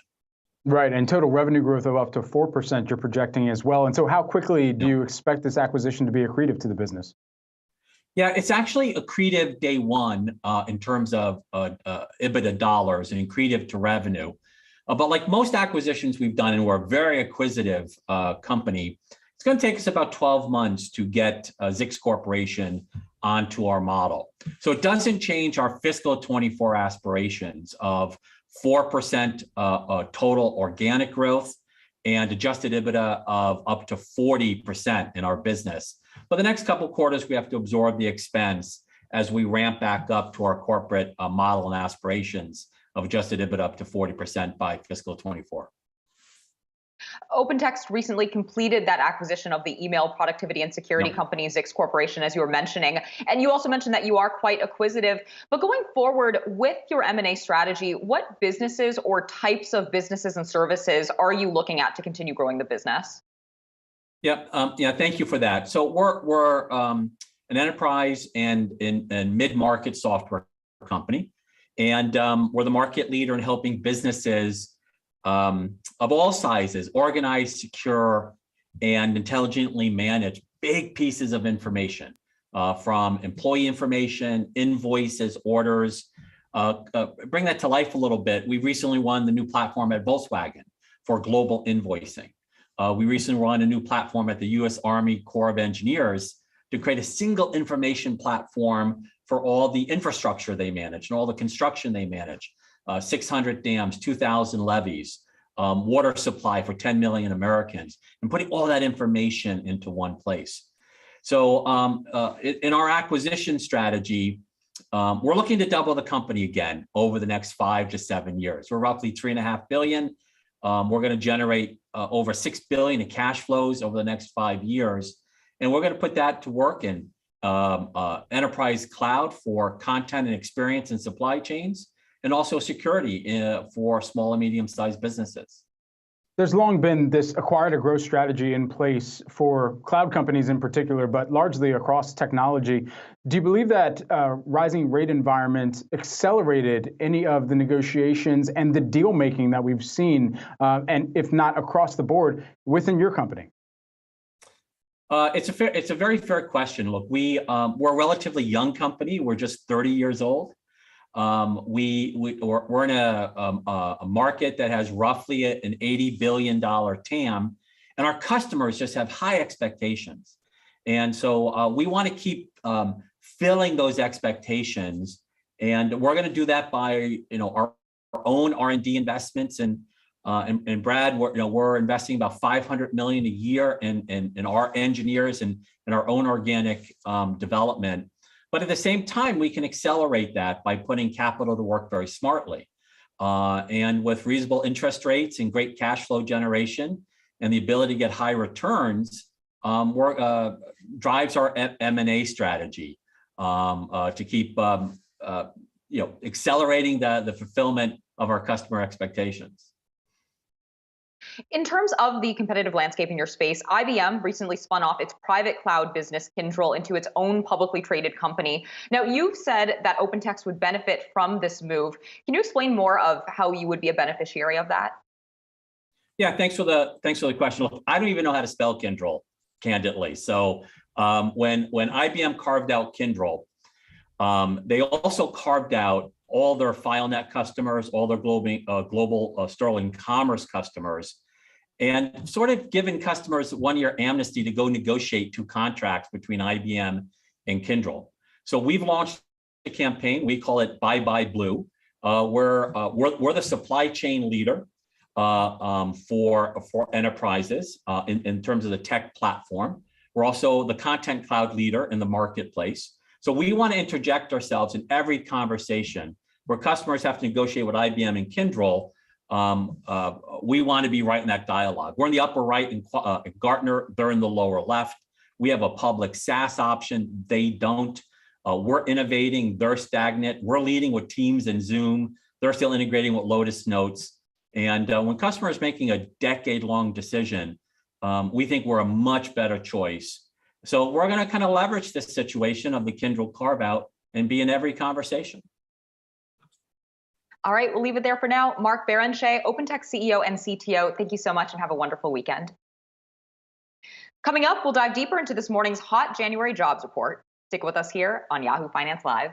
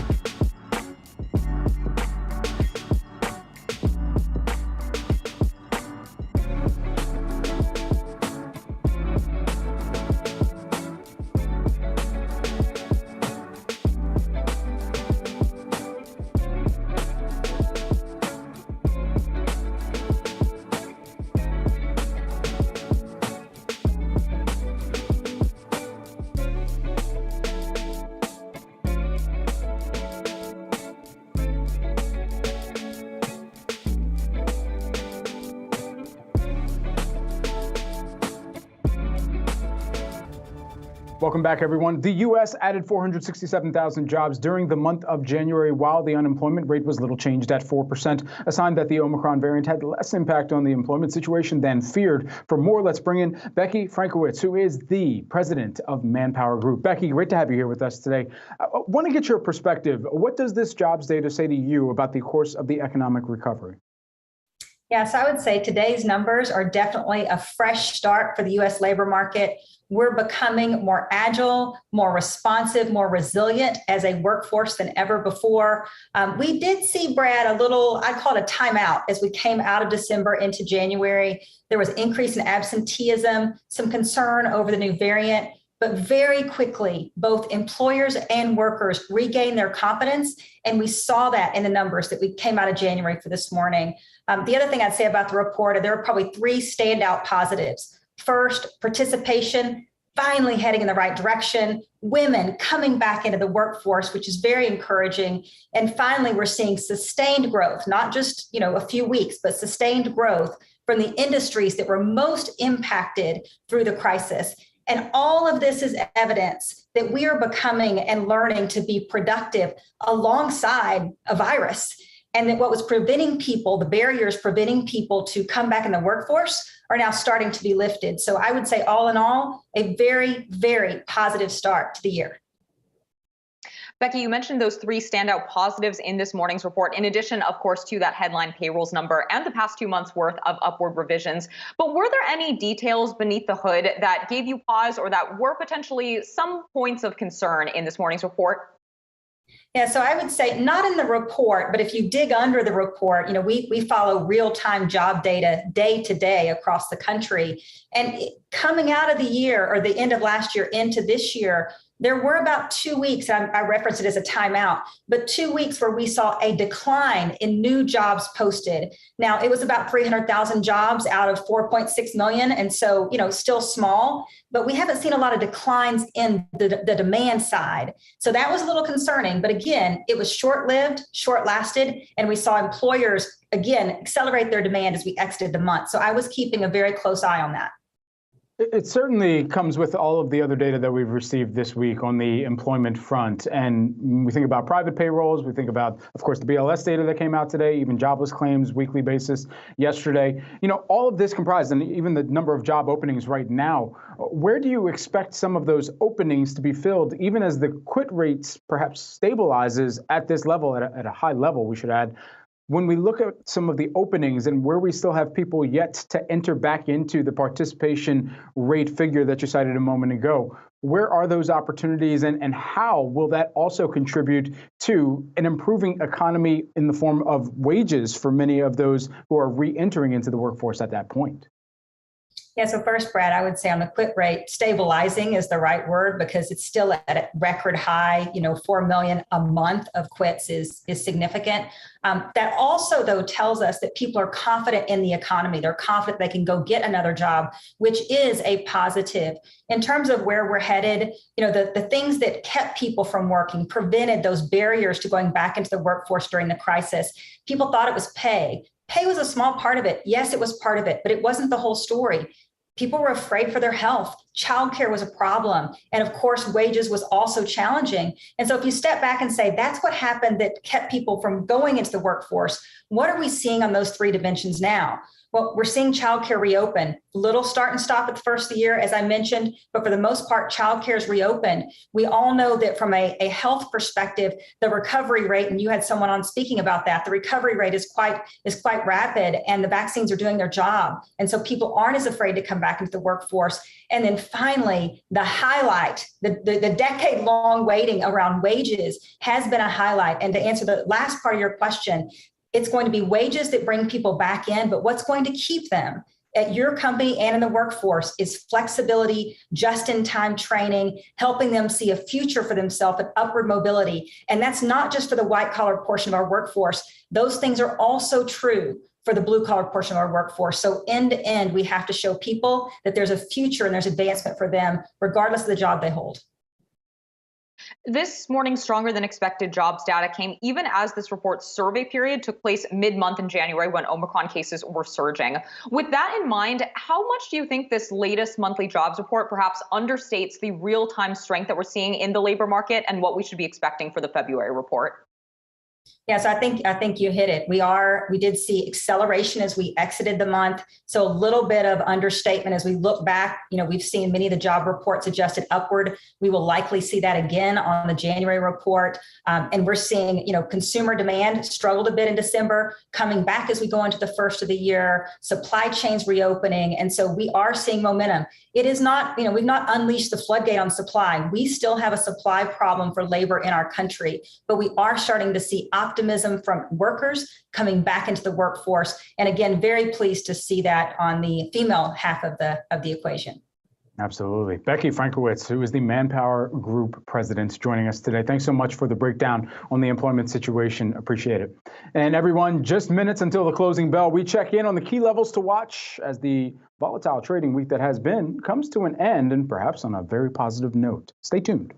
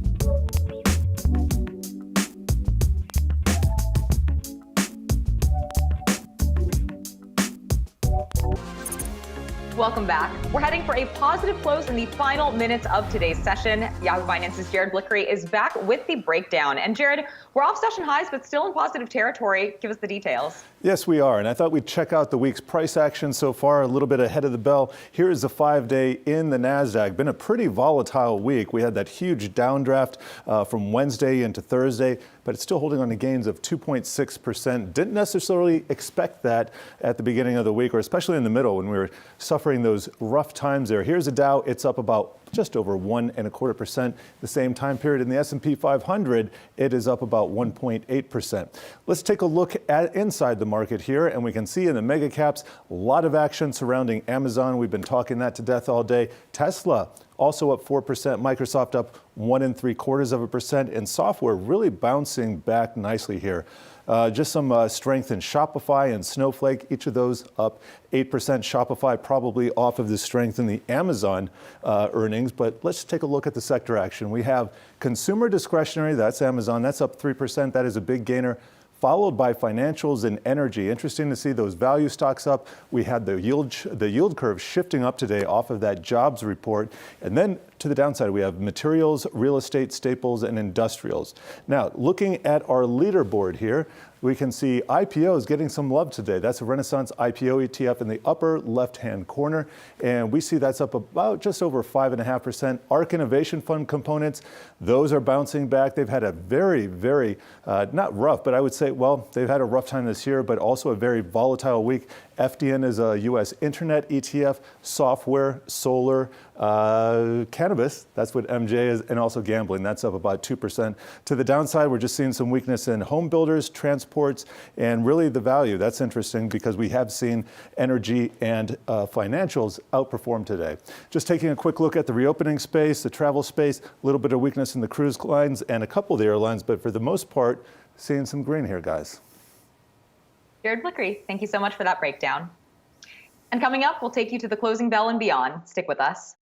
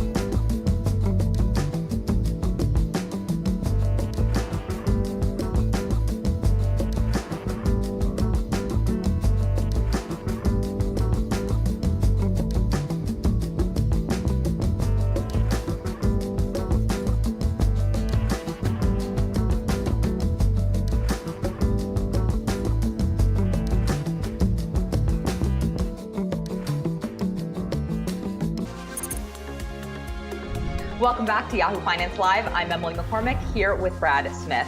And our market panel joins us now to talk more about today's market action. Lamar Villery is Villery & Co. Portfolio Manager, and Eric Ditton is the Wealth Alliance President and Managing Director. But before we turn it over to you both, want to get one final check of the markets before we head into that closing bell, just under a minute away. As we can see, the Nasdaq Composite is the leader during today's session, up about 1.6%. The S&P 500 now up about 26 points, or about 0.6%, and the Dow Jones Industrial Average trading right around that flat line here. Now, of course, stocks are responding to that better than expected payrolls report out from this morning. And here is the closing bell.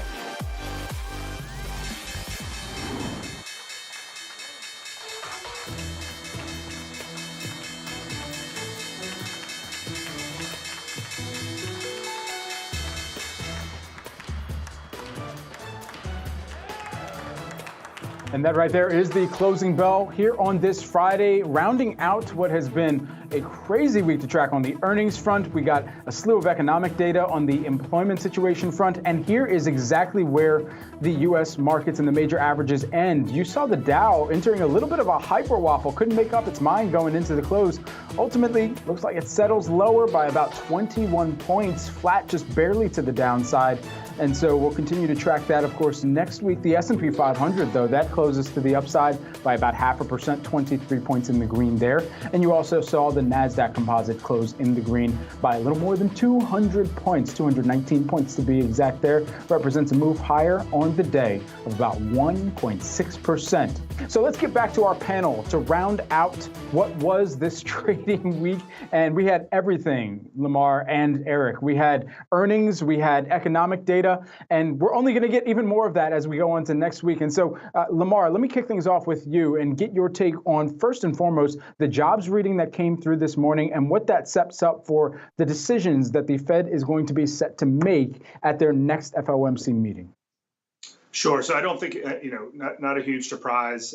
Jobs continue to come in strong. The economy is booming. There's no other way to look at it right now. Obviously, the Fed's got to deal with the inflation problem, and that's getting more and more attention, and I think starting to affect people a little more acutely. So we'd expect, no big changes, but then we continue to look to taper over the coming months. Eric, also taking a look at this morning's jobs report, do you think this made the case for the Fed to raise interest rates by 50 basis points at that March meeting? 50 basis points is definitely on the table. I don't think it would be a shock at this point if it happened, but as we know, those kind of numbers, labor numbers, are volatile from month to month. So we'll see. But I think the important thing to remember here is what we're really going through is a transition to normalcy. A Fed funds rate of 0 or 0.25% makes no sense in this climate. If we get back to a 1 or 1.25 or 1.5, that's just normalcy. We're ready for that. I wouldn't be concerned about it. And what I would just say with regard to rates in general, you go back to the year 2000, rates were at 6.6%. You go back to 2008, we were at 4%. Even if the Fed raises rates, we might be at 2% on the 10-year or 2.25. That's not competition to stocks. So we still want to own. Eric, sticking with you for a second here, because when we think about all of the things that factored into inflation for many companies out there, it could have been anything from supply chains. It could have been some of the rising wages that they are paying for their workers, and what costs, with all of that considered, they're passing on to consumers. And so with some of that becoming a little bit more evident in terms of normalizing, whether that be on the supply chain front or on the wage front, what are your expectations going forward from here, and where those companies will still have those relations with end consumers, given the 2/3 consumer-driven economy that we are in? Yeah, I think the key here is you're seeing a higher labor participation rate, and that's something we really need to see. We need to see labor get back to work, and that's happening. It's going to take some pressure off of pricing. So that's a real positive. We're happy to see it. Lamar, taking a look at the Treasury market, we have that benchmark 10-year yield up at its highest level since the pandemic began, up over 1.9%. I'm wondering, what do you think the Treasury yield market, the bond market, is really signaling to investors at this point? There's still certainly room for the rates to increase. We're still struggling. We still want to buy some bonds for a lot of our clients, but it's still not quite where we would need it to be attractive in terms of paying decent income. And Lamar, as we're taking a look at the 10-year note, I mean, year to date, up 18.5%. How much of this move could have been anticipated coming into what we knew was going to be a heavy decision year for the Fed? But then additionally, for where investors would like to place their own interests, whether they pulled some of that out of equities and went into fixed income, and where some of that portfolio kind of churn may have been as well. I think individual investors are still mainly kind of hovering outside of the bonds, or certainly outside the treasuries, which are mostly seen there is on the institutional side. So I think individuals are still holding out, looking for higher rates. So, from that perspective, it would be a positive for a lot of people to maybe pull back on some of the equity risk that they really didn't want. But there is no alternative trade that pushes everyone into equities maybe isn't entirely healthy. So, maybe a little bit of a pullback there and a move into bonds would be a good thing for a lot of individuals. Eric, thinking about the events that we have coming up over the next couple of weeks, we have, of course, the continuation of earnings season, a Fed decision in the next few weeks, CPI data next week. Where do you think tactically there are opportunities for investors at this point? Well, you've got to go with momentum here with regard to energy. There's tremendous pricing power there. Energy is always good to own in an inflationary environment. If you believe in rising rates, which we do, then you're going to want to own financials. They're going to benefit from the spreads. I think you want to own MLPs. I think the income is great, tax benefits. Private REITs, we've had a tremendous year we moved bonds to some of our bonds to private REITs. And REITs can respond to inflation. They can raise rents. So we like that exposure, and we like floating rate. We like leverage loans. They benefit from rising rates. So those are areas we like. What about technology? Where are you evaluating, especially given the volatility that we've seen over the course of this week and some of the snapbacks, if you will? Are there still opportunities within tech that you're looking at right now? You have to own tech. It's the growth. It's the future. You don't want to own 6 stocks, right? You don't want to own FANG-M. Look what happened. Meta exploded. Netflix exploded. Even after today, Amazon's dead money for a year and a half. So too many Americans are just loaded in 6 stocks. So you want to be diversified and own some of it, but be diversified, own a lot of tech. And you don't want to own companies that are going to be profitable in 6 years because that may or may not happen. So just stay with tried and true earnings growth. I mean, Qualcomm is a great example. Reasonable PE, great growth story. Lamar, how would you advise investors with some cash on the sidelines to be thinking about how to actually deploy that and where they should be deploying that? Do you think they should be keeping some more dry powder right now in anticipation of more volatility, or are you seeing some really appealing opportunities emerging? Well, a little both. We're definitely still holding a little more cash than we normally do, but we have seen some great valuations, as things shake around, particularly as we're mostly focused in small and mid-cap stocks where the volatility is even more significant than it is in the overall market. So we're used to seeing some of the moves we've seen in these big tech stocks. We're used to seeing that kind of thing and look at it as opportunity. A company like Open Lending, which we like, is down 50% or almost 50% in the last 3 months. It's temporarily having some headwinds due to they basically lend for people buying cars. They're kind of the near prime space. They make almost $1,200 per sale with no balance sheet risk and no cost per customer ad. Even with the headwinds of reduced auto sales, we still expect them to grow 30% this year with 70% cash flow margin. So something like that on sale, that's a great opportunity. So, we don't really buy indices. We like buying specific stocks where we think we see great value opportunities, and that's an example of one. All right, we will leave it there for now. Lamar Villere is Villere & Co. Portfolio Manager, and Eric Ditton is the Wealth Alliance President and Managing Director. Have a great weekend to you both. Let's head back over now to Yahoo Finance's Jared Blickery for one final thought on the markets at the end of yet another volatile week. Jared? Well, I have to agree. We were all kind of chatting in the comments here. It feels strange not to have some kind of mad dash for 15 earnings announcements that we have to cover after the closing bell. So I'm going to enjoy the fact that Bitcoin is up 10% and look forward to watching it over the weekend, see what kind of gains we hold on to, and hopefully maintain those. Here's what happened today. We got that liftoff around 10 a.m. Eastern. These times are UTC, and we've been holding high here ever since. I want to take a look at a 6-month chart because you can see we have been firmly in a downtrend over this period.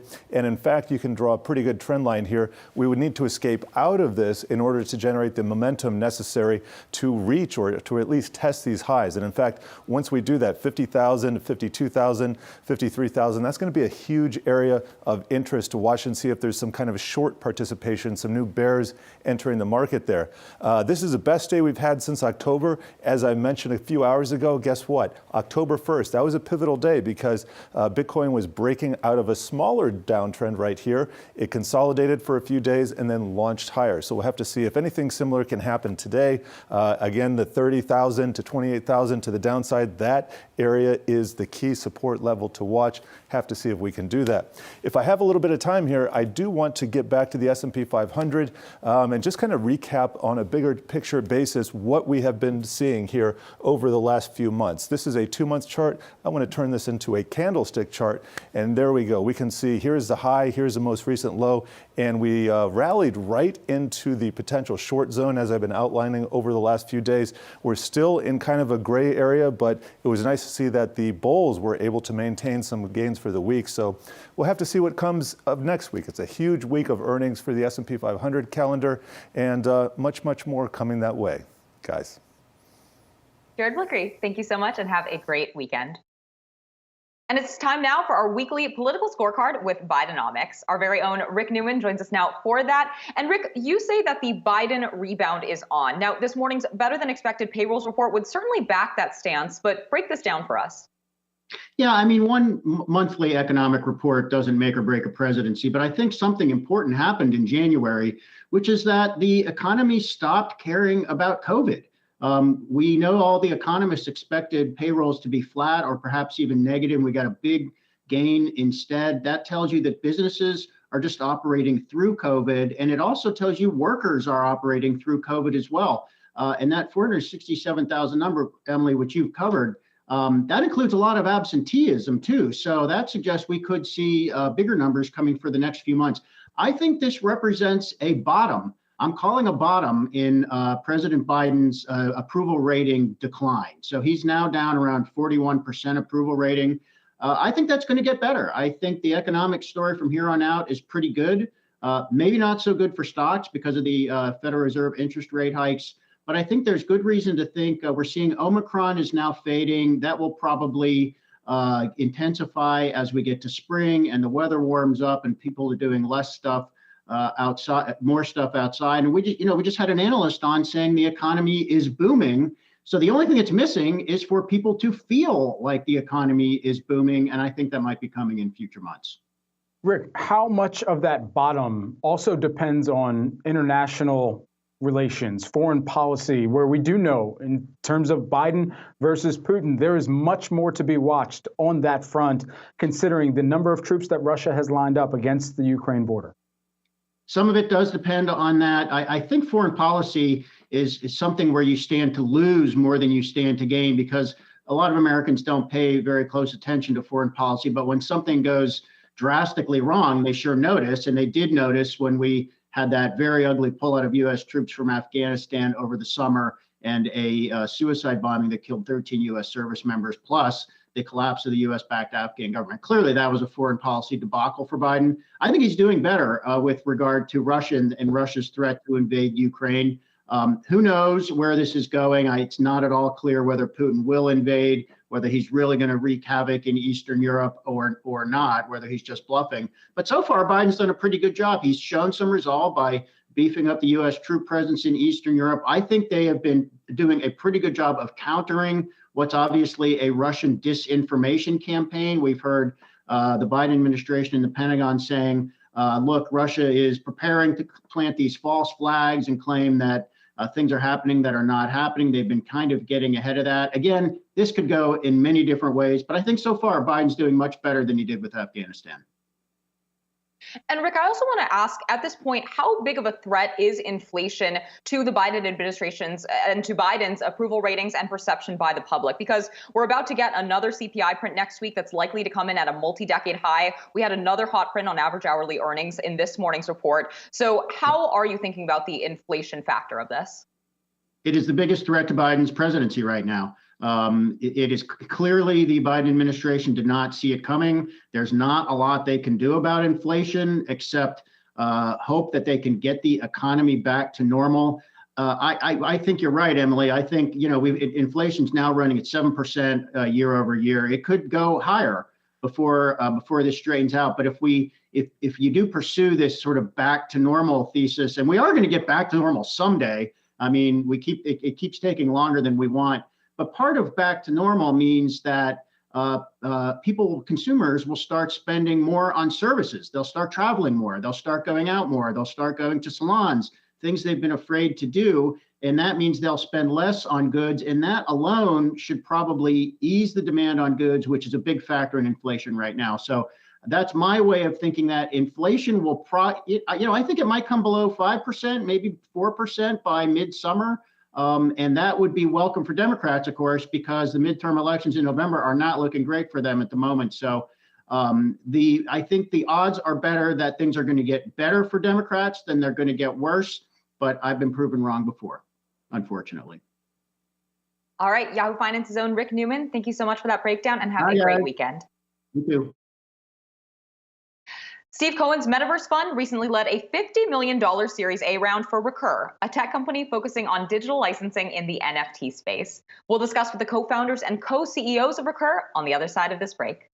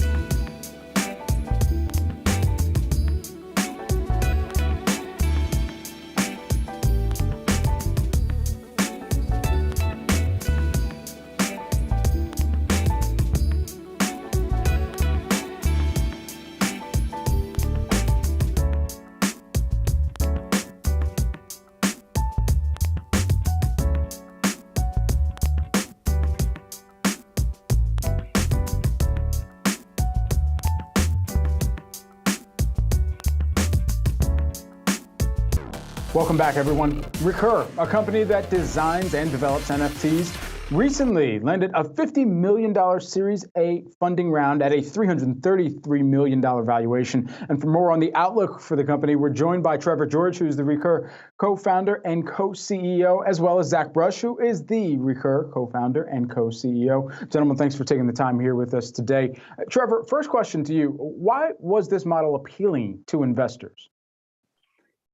Well, I think, I come from an e-commerce background and I've seen retail evolve over the past decade, and a licensed brand would license out its IP and allow someone else to sell that product to a retailer and eventually to the consumer. But over the course of the evolution of direct to consumer, those brands that have licensing departments want to approach their fan directly. And so that's exactly what Recur does. We create the brand's experience under their brand name, and Recur is really the intel inside. And so it's the right alignment of interest between us, the brand, and their fan. Zach, this is Emily here. Thanks so much for joining us. In order to better understand the value proposition of Recur, in absence of Recur, how much are artists or companies that you work with standing to lose out in royalties when their NFTs go to another platform and they aren't able to collect those recurring royalties?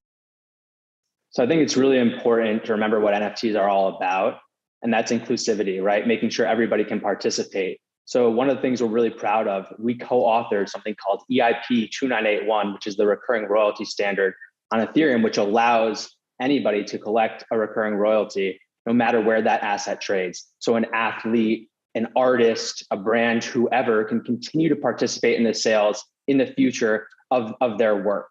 And we're really proud to have co-authored that and to implement that in our smart contracts throughout our experiences. Zach, just to follow up on that, what is your take rate as a result of what you're offering here? I can't give you all the secrets. We got to save that for another time. But as I mentioned, it's really important for us to make sure that everybody in the community can continue to participate and make sure their assets can go everywhere. And that's why we took a chain agnostic approach. That way we have the appropriate alignment of interest between ourselves and all the brands that we work with as well. So the artists and the consumers and whoever it is can take those assets throughout the ecosystem to a metaverse on one blockchain, to a marketplace on another blockchain, to a game or social media app, maybe somewhere else, ultimately giving them the widest range of utility of these assets. And that's what we feel is most important, being chain agnostic and being interoperable. Trevor, I'm wondering, are there certain types of customers, whether it's artists, whether it's sports teams or sports individuals, that this Recur model works best for, or how much interoperability is there actually between these different stakeholders? Yeah, I think there has been some market validation across sports and definitely character IP, but anything digital can be an NFT, right? We can prove the ownership of any digital asset, whether a JPEG or a movie file on the blockchain. So whether you're an artist or you're an athlete, you come from the sports genre or the entertainment genre or the character genre or something else, there's opportunity to create products and monetize your IP, not just once, but forever downstream. The interoperability is actually quite significant today and is being developed as we speak every day. So I don't think it's to any one single brand. Certainly the ones that are already inherently collectible today in the physical world make them great prospects in the digital world as well. Certainly. And Trevor, kind of adding on to this $50 million here that you've just raised, how are you deploying this capital? I think it's three components. One, to expand our licensing partnerships and bring more brands and IP to those fans in the digital world. Two, our people, the dream team. We are scaling at a significant rate. We're at about 140 people right now. And lastly, from a marketing perspective, educating the world on this industry, it's going to take a lot. And so bringing that energy through marketing is definitely important so that people understand what an NFT is and how to collect them. Zach, to follow up on that point with Trevor, what has the education component of this actually looked like? How have you been speaking with brands, individuals to really make the case for using Recur and NFTs overall?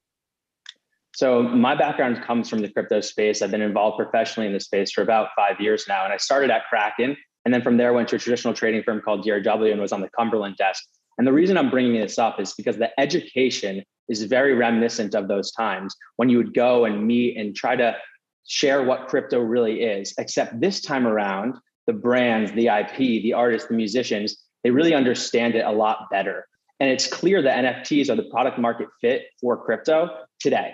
And because they're latching on, they want to participate and they understand that fan engagement can happen at a much greater rate and the fans can really participate and get involved and also find a greater community amongst themselves. So we've went out, we've educated tons of global brands, and we've actually signed multi-year deals with a ton of them, some of which we've been public about. And we're really excited to bring those to market in the coming weeks, months, and years to come. Just as I'm looking through some of the backers that you've already got, and some interesting names, of course, Gary Vee, noted bull in the NFT space, Jason Derulo, just great at TikTok and music as well. But Joe Lubin here sticks out to me because when we think about a co-founder in Ethereum, that he is, and the consensus methodology as well, plus the Winklevi that have also invested as well, their Gemini company, who already has some of their own inputs for the SEC and trying to get some approvals on their front. All of that considered, how do those voices being involved with the brand continue to kind of matriculate you towards what the offering could actually look like and what the user experience could actually be at the end of the day? Zach, I'll toss that one to you. Yeah, I think it's really simple. Everything comes back to being authentic. So how can we bring the largest brands into the space in a really authentic way that they understand? And we have some of the best brand people in the world as investors. And then also as it relates to the crypto community, how are we bringing them into this crypto ecosystem, into this digital world in an authentic way?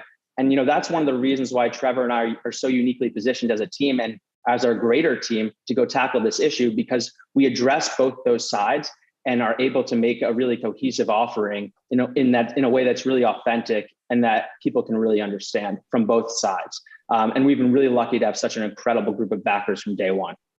Congratulations on this most recent funding round. We'll have to check back in the future. Trevor George, who is the Recur co-founder and co-CEO, as well as Zach Rush, who is the Recur co-founder and co-CEO. Gentlemen, thanks for taking the time here with us today. Appreciate it.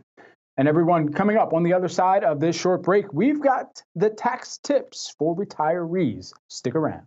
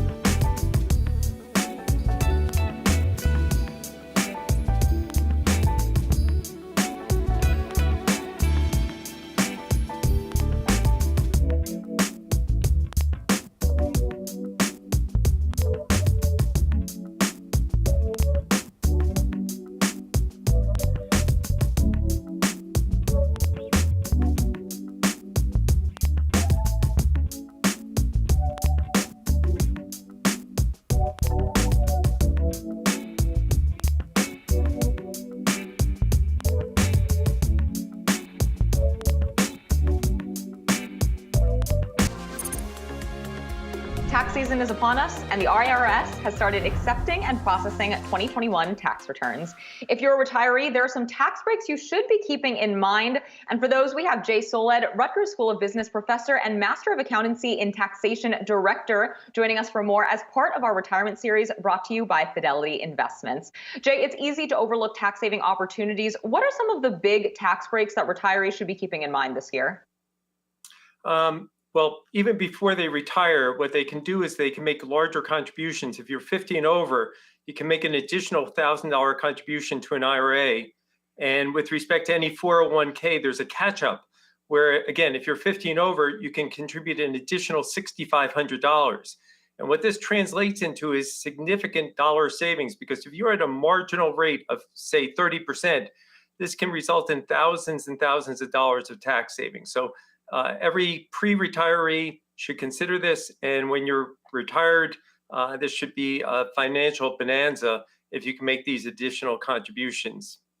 Certainly. And in the form of charitable donations that taxpayers may have made over the course of this year, is there anything new that they should be knowledgeable of when they go to file their taxes this year? Well, this year, not only are they allowed a $300 deduction above the line, but they can also take part of their IRA money and contribute the first $100,000 of their IRA to a charity, and they don't have to report that on their 1040. And it avoids, and it also counts towards their so-called minimum distribution rule. So any retiree who wants to make a robust contribution to charity can give up to this $100,000 threshold and leave their worries behind. It's a great, great tax break. We've been talking a lot about the Great Resignation and this idea of workers wanting to leave their jobs, maybe go into retirement early. So if you're someone who's below the age of 65, maybe even below the age of 50, are there still tax breaks that you can take advantage of? Well, what I would say is people should be careful. Early retirees have to be very circumspect, because if they retire too early and they try to make withdrawals prior to the age of 59 and a half, they face a whopping 10% penalty on any early withdrawal. So they should not look at any sort of retirement funds as a cash reservoir that they should tap into too early. So I would say caution is in the air. That's what I would recommend. That they have to make sure they have plenty of assets aside from retirement funds to tap into, because again, they have this tremendous risk if they tap too early into their IRAs or 401ks. Jay, what's the new real figure that you should have saved up for retirement? Well, that's going to really depend on your style of living. I mean, there's no magic number. All right. So I don't want to, it really depends on how you plan to spend your retirement. Do you plan to retire in Costa Rica and live on $1,000 a month? Or do you plan to go to Southern California where it's going to cost you $100,000 during the course of a year? So I don't know if I can say, Brad, if there's one magic number. I would say if you reach or cross that threshold, you're at heaven's gate. What do you think that those in or nearing retirement should be considering when deciding whether they want to itemize or take the standard deduction when they're doing their taxes? When it comes to the standard deduction now is so robust that right now, statistically, I believe it's about 80% of people in the country do not itemize. So they take the standard deduction. And the good news is that if you look, that if you're 65 and older, you get even a larger standard deduction. So if you're single, you get an extra $1,750. And if you're married, you get an extra $2,800 towards your standard deduction. So truth be told, in many, many instances, the vast, vast majority of retirees are going to use the standard deduction in lieu of itemized deduction, keeping in mind that right now there's a state and local tax cap that everyone is capped at $10,000 on their state and local. So for many, many people, it makes no sense to itemize unless, and this is a big caveat, unless they're making significant charitable contributions. If they're making significant charitable contributions, probably north of $30,000 plus, then it would make sense for them to consider itemizing. Otherwise, the standard deduction for most retirees is the way to go.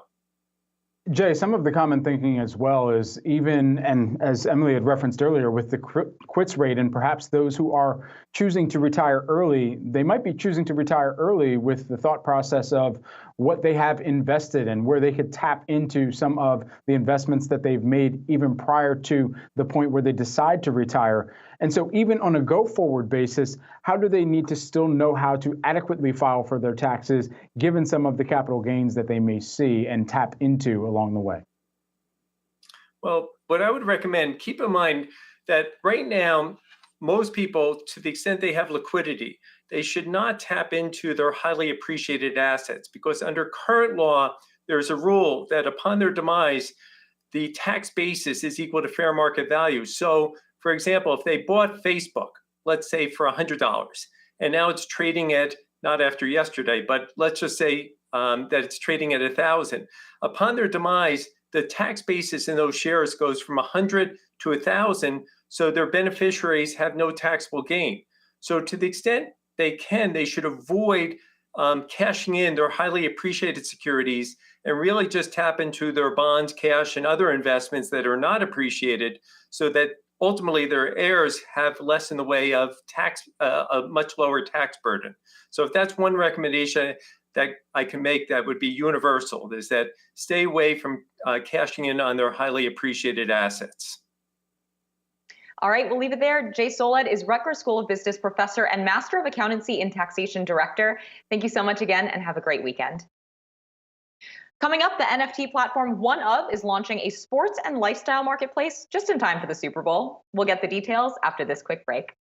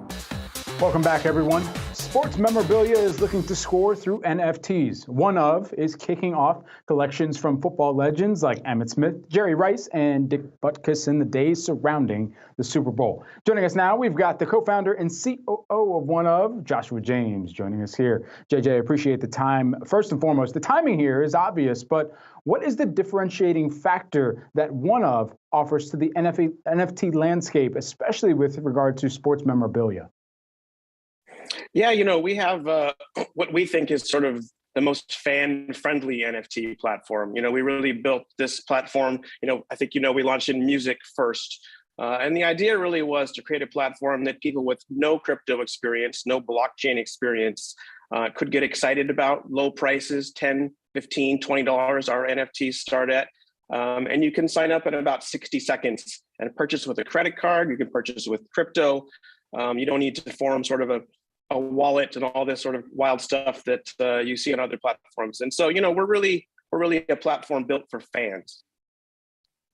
Josh, this is Emily here. Thanks so much for joining us. You've mentioned that OneOf's mission is to bring the next 100 million non-crypto native fans into Web3 through cultural passion points. I'm wondering, where are you now in that goal, and how is this latest project going to help get you there? Yeah, you're exactly right. We really think that people can use things that they love and that they care about as an entry point into crypto. And, maybe they bought a $15 Doja Cat NFT from us. And, it probably is the first crypto purchase they've ever made. And now they're in the crypto space. Now they're a crypto owner. And it sort of creates a whole entryway into the world for them. So, yeah, we launched our platform just in September. We're still relatively new. We're very excited about our user growth. And here we are moving into sports, which is something we had always really planned on doing. And we had this amazing collection that came to us through Sports Illustrated that we just think is a fabulous first entry jumping into the sports space.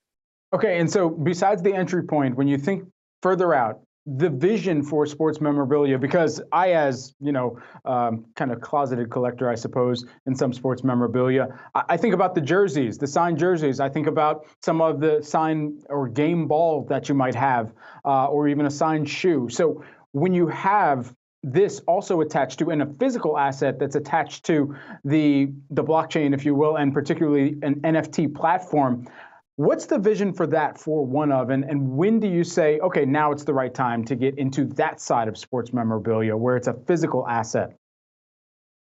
Yeah, we have some stuff that's going to be coming out that's a mix of both, actually. We were very fortunate. We had a fairly high profile launch a few months back. Quincy Jones is one of our partners and certainly helped us get a lot of attention. We had a lot of things offered us, honestly, in the sports space. And, the Sports Illustrated covers as collectibles, probably something we would have gotten into anyway had it been offered to us. But what really made this the right launch point for us is it's not just the covers. These athletes are involved in the drop. You're going to see them lean in. You're going to see Emmitt Smith doing press, doing interviews, going on Twitter Spaces. And these athletes are all involved in their covers, and we'll be talking about how they felt when the covers came out, what it was like for them in moment in time. And so it's the combination of the two that really made this the thing that we wanted to launch with. How do you think customers are thinking about these sports-related NFTs and why they're getting in the first place? Are they seeing these more as an investment that might appreciate in value over time, or is this something more to be enjoyed as a piece of art, for example? Yeah, I think it's a little bit of both. I'm a 90s kid who bought a whole lot of Michael Jordan cards. And I bought them because of my love for Michael Jordan. That was really the initial reason that I did it. But there certainly was a part of me that knew, wow, if I hang on to these, they might be worth something someday. And so I think you can sort of tap into both. A good NFT collection is one that the people that buy it both enjoy and that they think is going to go up in value. And so, we have gamification and scarcity and all the stuff that you would expect to try to make that happen. So you can set the initial prices, but from there, how do you continue to monitor where some of those transactions actually gravitates and continue to move higher towards as well on NFT exchange and platform like yours? Yeah, for sure. We have our own marketplace right on oneof.com. And we see a robust trading take place there, and it's always fascinating to see which ones go up a little bit in price, which ones go up significantly in price, which ones actually don't. It's definitely fascinating to see. I just want that Michael Jordan Sports Illustrated cover, "A Star Is Born." I think that's one of the most iconic ones out there for sure. Great to have you here with us today. I had that on my wall. There you go. All right, so we got another fan on that one for sure. We appreciate the time here with us today. That's Josh James joining us to discuss he's the co-founder and COO. And coming up, everyone, Invisalign customers sent Align Technologies revenues to a record year in 2021. Next up, we hear from Align CEO with his outlook for 2022.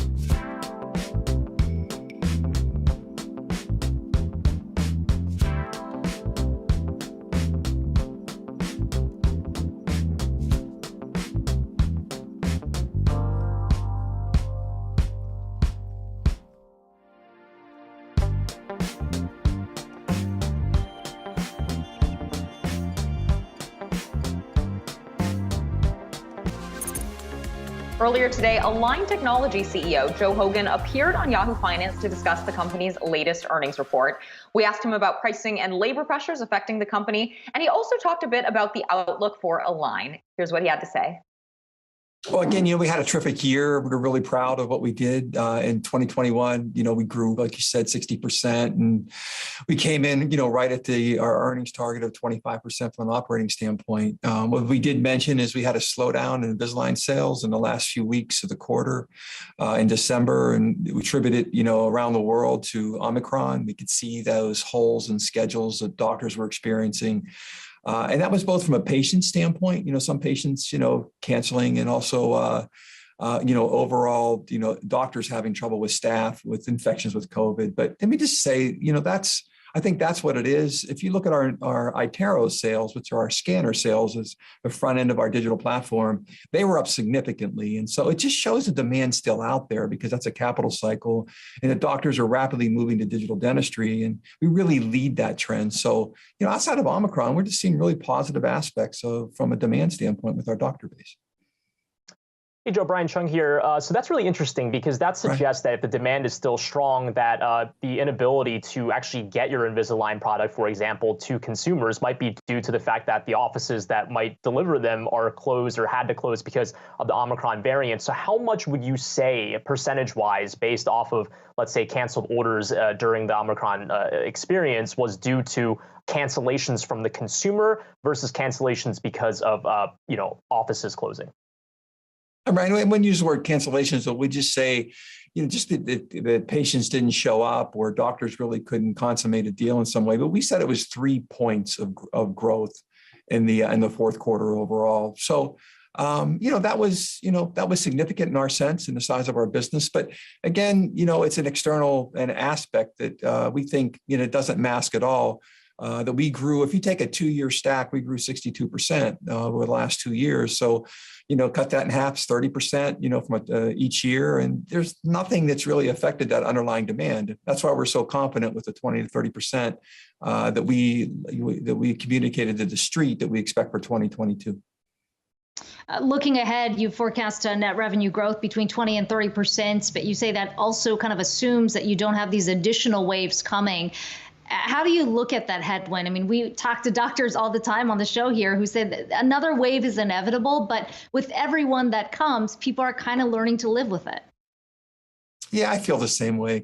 I think, we see that in Europe right now, where Spain and Denmark are just basically going to treat COVID, with the new variants, just like the flu, and then the responsibility around that and not infecting people if you are affected. But I think as these other variants come out, they're not quite as, virulent as other ones. We're going to see countries start to move more and more toward a more of a practical way to manage COVID. And that's going to be great for our business. And I just like to say what we are so excited about is we introduced digital orthodontics. The size of the market is incredible. 500 million patients out there that can afford to have their teeth straightened, and you can do it through a digital process like we lead with. It's so exciting for us. So we're going to do all we can to support our doctor base and support consumers to get over this and be able to function in a way to receive the treatments that they want.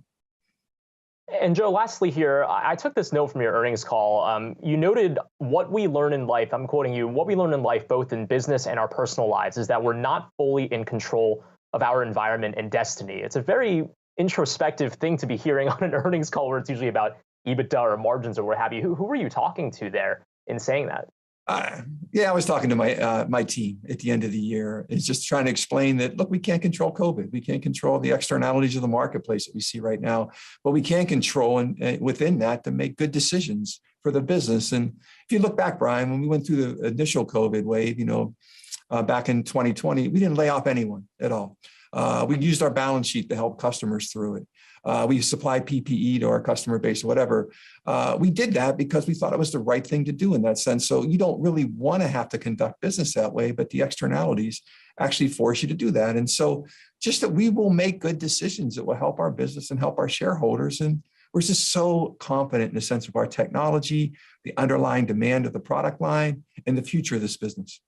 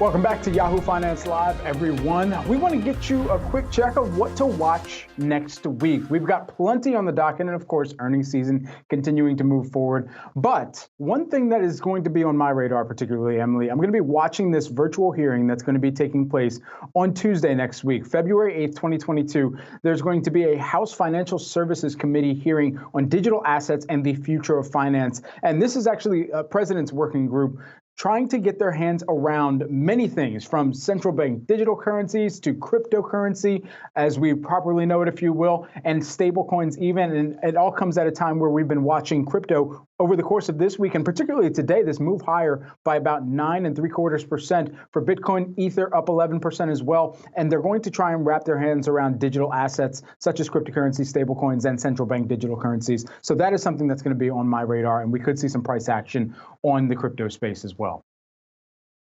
Brad, two things I'm watching next week. That's CPI and DIS. Now, for CPI, another hot inflation print is expected on consumer prices. Economists are looking for CPI to rise 7.3% in January over last year, and that would mark the fastest annual rise since 1982. So another multi-decade high rate of inflation coming out likely on the consumer side of the economy. Now, of course, with the Fed now closely watching inflation in its dual mandate, since we did get that stronger than expected jobs report on the payroll side, that's definitely going to be an important one to watch next week on the inflation front.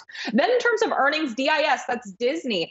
Those shares have fallen 8% so far for the year to date. That latest leg lower, of course, coming after that disappointing guidance from Netflix just a couple weeks ago in its own earnings report. But consensus analysts on Wall Street are looking for Disney Plus streaming subscribers to grow by about 7 million on a quarter-over-quarter basis. So this would mark a bit of an acceleration compared to the previous quarter. But again, going to really want to see how that Disney Plus streaming side of the business held up, as well as the parks business as we continue to get this recovery coming out of the pandemic. Brad?